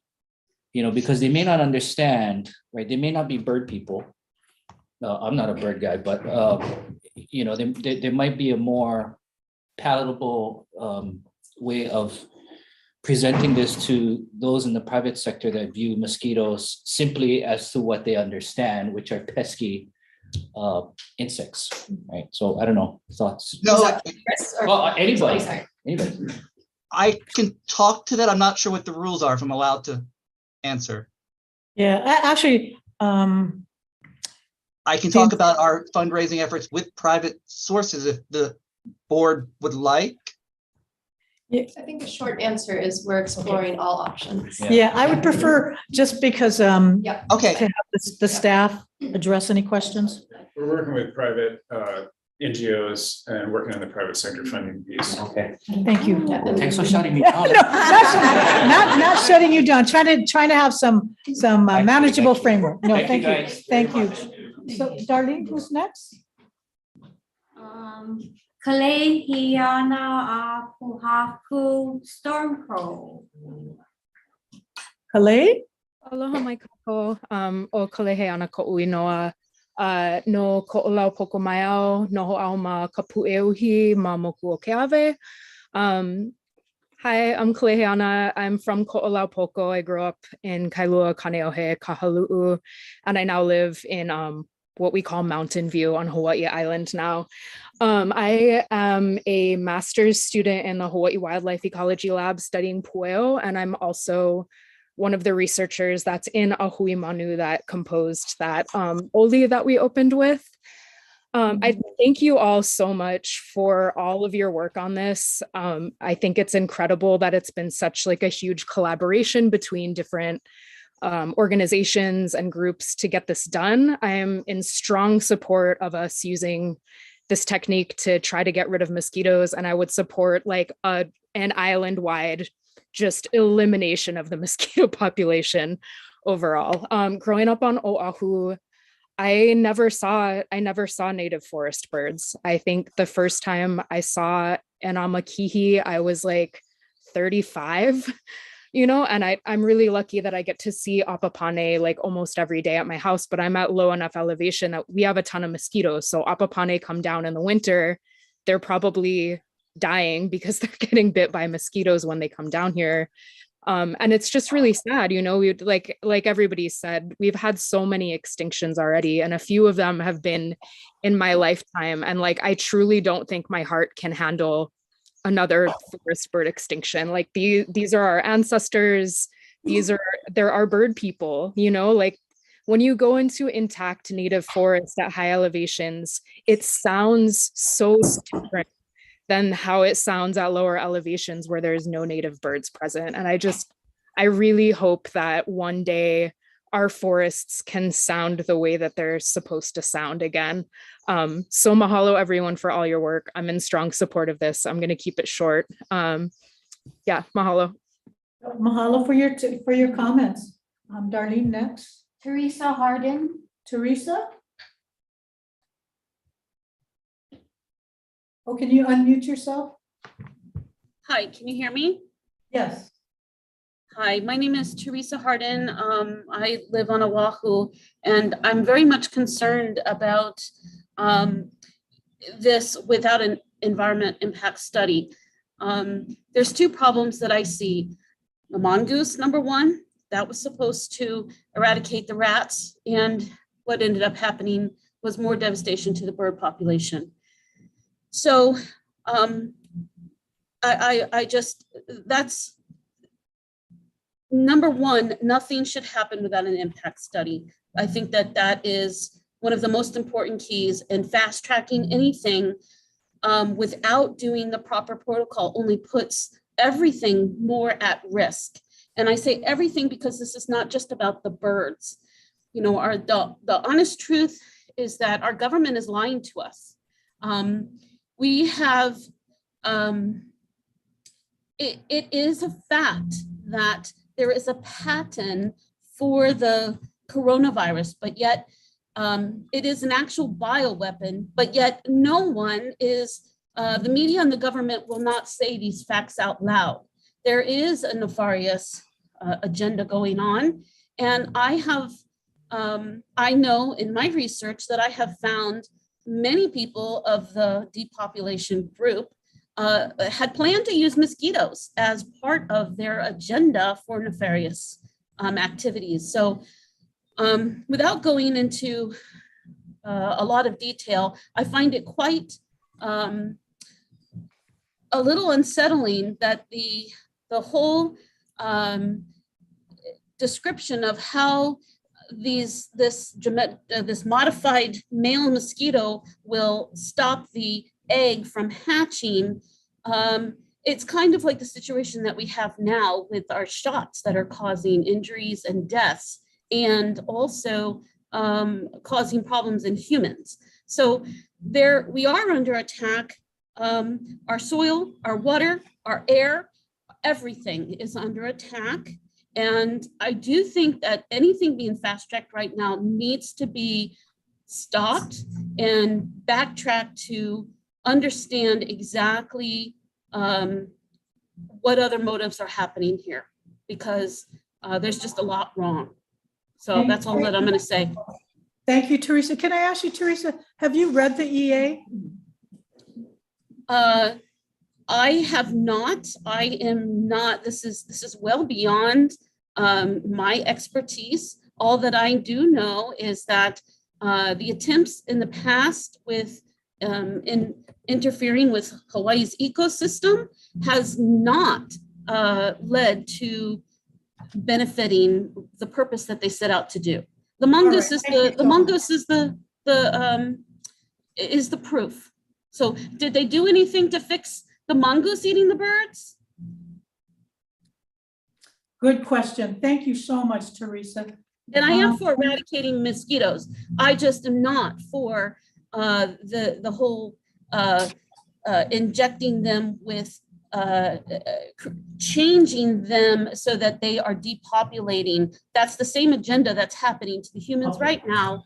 Thank you, Teresa, so much. I greatly and appreciated your patience. Darlene, who do we have next?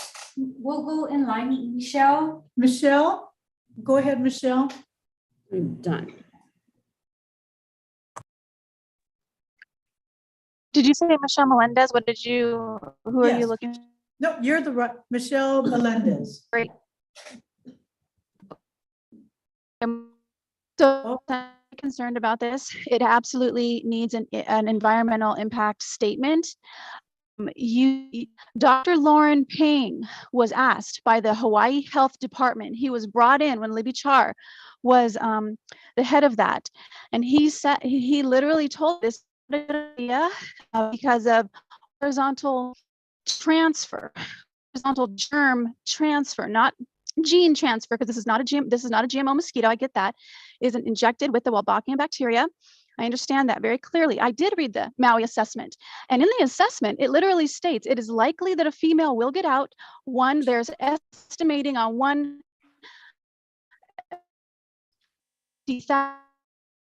Oh, I'm sorry, And Michelle. We seem to be that losing you. You're breaking up. mate with a male one time, and if a female gets out, oh, sorry, can you hear me? Let me get over now here. we can hear If a you. female mates with a male, thank you. If a female mates with one male, it takes one male. If she mates with one male, she can lay up to 300 eggs.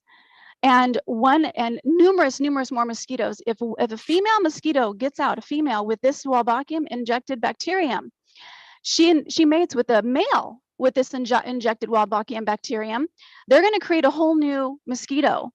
So what is that mosquito going to be like for the birds, for the people, for the Aina? So I get the heart of this. Believe me, my family's been on Big Island for 25 years, and I love this place. And I listen to the birds where I'm at, and I look at the fish. The fish there's nothing like the fish were 25 years ago. I get it, but this is so crucial. These islands are not a petri dish. You cannot skip steps here. You cannot skip steps when it comes to the Aina, when it comes to the birds you love, when it comes to people and the future generations. You have to do a full environmental impact statement. And especially when a scientist who is asked by the Hawaii Health Department says, no, this is not a good idea. Not only will this mosquito be laying, a female gets out and does what I just stated, but the horizontal transfer where a male mosquito who's injected with this Wolbachia, this is from Dr. Peng, he says that when a male mosquito goes to the feeding ground, like the nectar, and they have they're drinking water, the male mosquito injected with this Wolbachia bacterium can actually horizontally transfer this Wolbachia bacteria from drinking from the same pond as a female that's not even injected with this Wolbachia bacteria. So she can actually get it. You have to do an environmental impact statement. You have to. You cannot leave these islands at risk by skipping steps. That's my last statement. So much. Greatly appreciate your testimony. Thomas, Nicole Ferguson says that she can't get in because she's in the waiting room. Oh, okay, we'll let her in. So Thomas? Thomas? Aloha. Oh, yes, aloha. Yeah, first I'll state that I have a history in Hawaii. I'm in my 50th year of Hawaii. I'm 73 years old. And this all sounds very dangerous to me. I really appreciate the work of the woman who gave the presentation. But as so many times in our history in this country, she gave her side of the story, and I don't think she gave the whole story. What I hear them saying here is that they think the biggest threat to the birds is the mosquito. And I don't agree with that by a long shot. I think the biggest threat to the birds is quite possibly what we've done to the environment, specifically in regards to agriculture. We've killed the soil bacteria. We're talking about bacteria here, and we've killed and are killing the soil bacteria. The soil bacteria affects those birds. So it could well not be the mosquitoes. The soil bacteria affects the mosquitoes. Could quite possibly have given the mosquitoes a weakness to contract malaria. So I just think this is a very, very dangerous thing. As I said, I'm 73 years old. I've spent my life in science, in my own way of science of health, and been quite successful at it. And this scares the hell out of me. And it should scare the hell out of all of you. There's been so many things we've done in so-called science that has ended up in disaster. The COVID vaccine has killed more people than all other vaccines in the past 20 years put together by a long shot. Thomas, could you summarize your testimony, your comments? This is a very dangerous thing, and we should step way, way back. So many times in this hearing, I've heard say, let nature take its course. This is not letting nature take its course. It is not. Thank you, mahalo. Thank you very much, Thomas. Darlene, you want to do Nicole? Yeah. Nicole Ferguson, go ahead. Hi, everybody. My name is Nicole Ferguson. I am an entomologist for the Department of Health. I work in the Maui office. I'll keep my comments short. I will say that the Department of Health is one of the partners in this project and as such supports the deployment of this technology. Based on my review of the available documentation and the science surrounding this project, it is sound. Wolbachia has been discovered 19 years ago, so we have a lot of information on how it operates. And it is in the interests of Department of Health as a whole to see that this technology moves forward. And I do believe that since QLEX is also a vector of human diseases, that it is in our interests to reduce the QLEX populations on Maui. So to summarize, I fully support this agenda item. And thank you to Cynthia Smith and everyone who's done a lot of diligent work on this project. Thank you. Thank you so much, Nicole.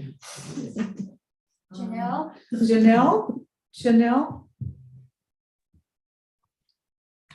Aloha, my name is Janelle Piotr, and I'm here to testify in support of the proposed use of the Wolbachia incompatible insect technique to prevent the extinction of the endangered Hawaiian honey creepers living on Kauai and Maui. My daughter lives on Kauai and has dedicated her career to bird conservation, and I've learned through her the preciousness of these birds and their extreme peril. I really appreciated the very detailed presentation by Cynthia. In my life, I work every day as a climate activist to lower our greenhouse gas emissions, create resilience, and foster adaptation as humans. But I'm also a believer that we need to focus on mitigating the damage we have done to our ecosystems, and in this case, specifically, the habitat of the Hawaiian honey creepers. As explained by Cynthia, these mosquitoes are moving to higher and higher elevations, and that is caused by climate change. This extinction crisis is man-made primarily due to the impacts of climate change, and we are therefore responsible as humans to do all that we can do to save the honey creepers. As a civilization, we have been so slow to act on the climate crisis. Let us not delay on the actions that could potentially save some of these precious species. We do not have time to waste. I've heard the extinction within this year of yet another species. Without swift action, many species of honey creepers will soon be extinct. I'm compelled to emphasize that managing our forests is a nature-based solution that slows down man-made climate change. These forest birds serve vital roles such as pollination and seed spreading. Without these birds, our lush forests are in further peril, reducing their potential for carbon sequestration. Janelle, can I ask you to summarize? Yes, I'm almost done. Without these healthy rainforests, Kauai also loses the ability to regulate rainfall, resulting in potentially catastrophic flooding. So in summary, I believe this proposed conservation action of using the IIT can suppress mosquito populations and may be our only hope to save these precious native forest birds. Mahalo. Thank you so much, Janelle, and thank you for your patience. I think the last person we have is Lauren Pang.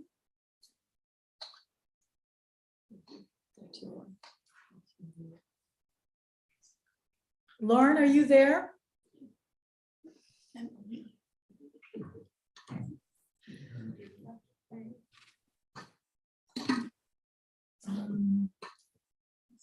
I think we can go. Oh, I think there's one more in the top left. Oh, there's Top left. Oh, Tina.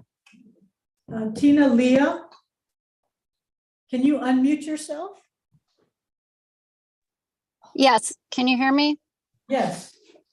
Okay, I was going to put video on, but I'm having technical difficulties. May I start? Yes, please go ahead. Okay, thank you.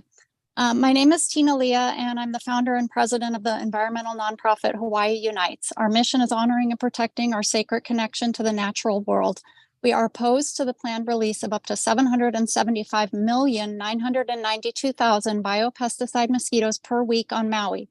This project would continue for at least 20 years. Significant environmental consequences include noise disturbances to forest bird breeding and nesting, and impacts to the viewscape and the untrammeled natural qualities of the wilderness character. Landscape level control of Culex mosquitoes using this technique has never been done before. Federal documentation confirms that, quote, although used worldwide for human health, Wolbachia IIT is a novel tool for conservation purposes, and its degree of efficacy in remote forest landscapes is unknown, end quote. The species planned for use in this project, Culex quinque fasciatus, has never been used for incompatible insect technique, never. Wolbachia bacteria can cause mosquitoes to become more capable of spreading diseases like avian malaria and West Nile virus, bird and human. Tropical disease expert Dr. Lauren Pang, as a private citizen, has expressed concerns about horizontal transmission of the lab bacteria to wild mosquitoes and other insect vectors of disease. Scientific studies document the risks of horizontal transmission, increased pathogen infection, evolutionary events, population replacement, and accidental release of females who bite and breed. Biopesticide mosquitoes for this project originate from Palmyra atoll. Wolbachia bacteria for the project originates from Kuala Lumpur in Malaysia. At least one strain of Wolbachia planned for import in connection with the project does not exist on these islands. This plan is an experiment on our island home. Once it starts, it is irreversible. The scope, risks, and experimental nature of the plan require detailed studies of the impacts to our native birds, wildlife, environment, and public health. We demand an environmental impact statement. In closing, per HRS 171-4D, BLNR Chair Don N.S. Chang and Board Member Vernon Char must recuse themselves from participating in any discussion or voting in this matter, given that they have clear conflicts of interest. Chang is employed by the DLNR, a lead partner in the mosquito project. Char is employed by a law corporation that lists the Nature Conservancy, another lead partner, as one of its clients. Please see my written testimony for more information and links to references. All of this is documented. There are peer-reviewed studies, and I did read the environmental assessment, and it is sorely lacking in detail and in a serious look at the risks here. Thank you so Mahalo. much. Mahalo. That, Lauren Pang, are you on? Okay, I think we're gonna close public comments. And again, there's no actions to be taken here. Greatly appreciated Dopha's very thorough and comprehensive presentation, and we will await when you bring it back to us for an action. With that, that is our last agenda item. Hearing if there are no other agenda items, no other actions. Oh, I'm sorry. Do you want to testify on this item? You went twice already. He dare not. With that, the meeting is adjourned. Mahalo.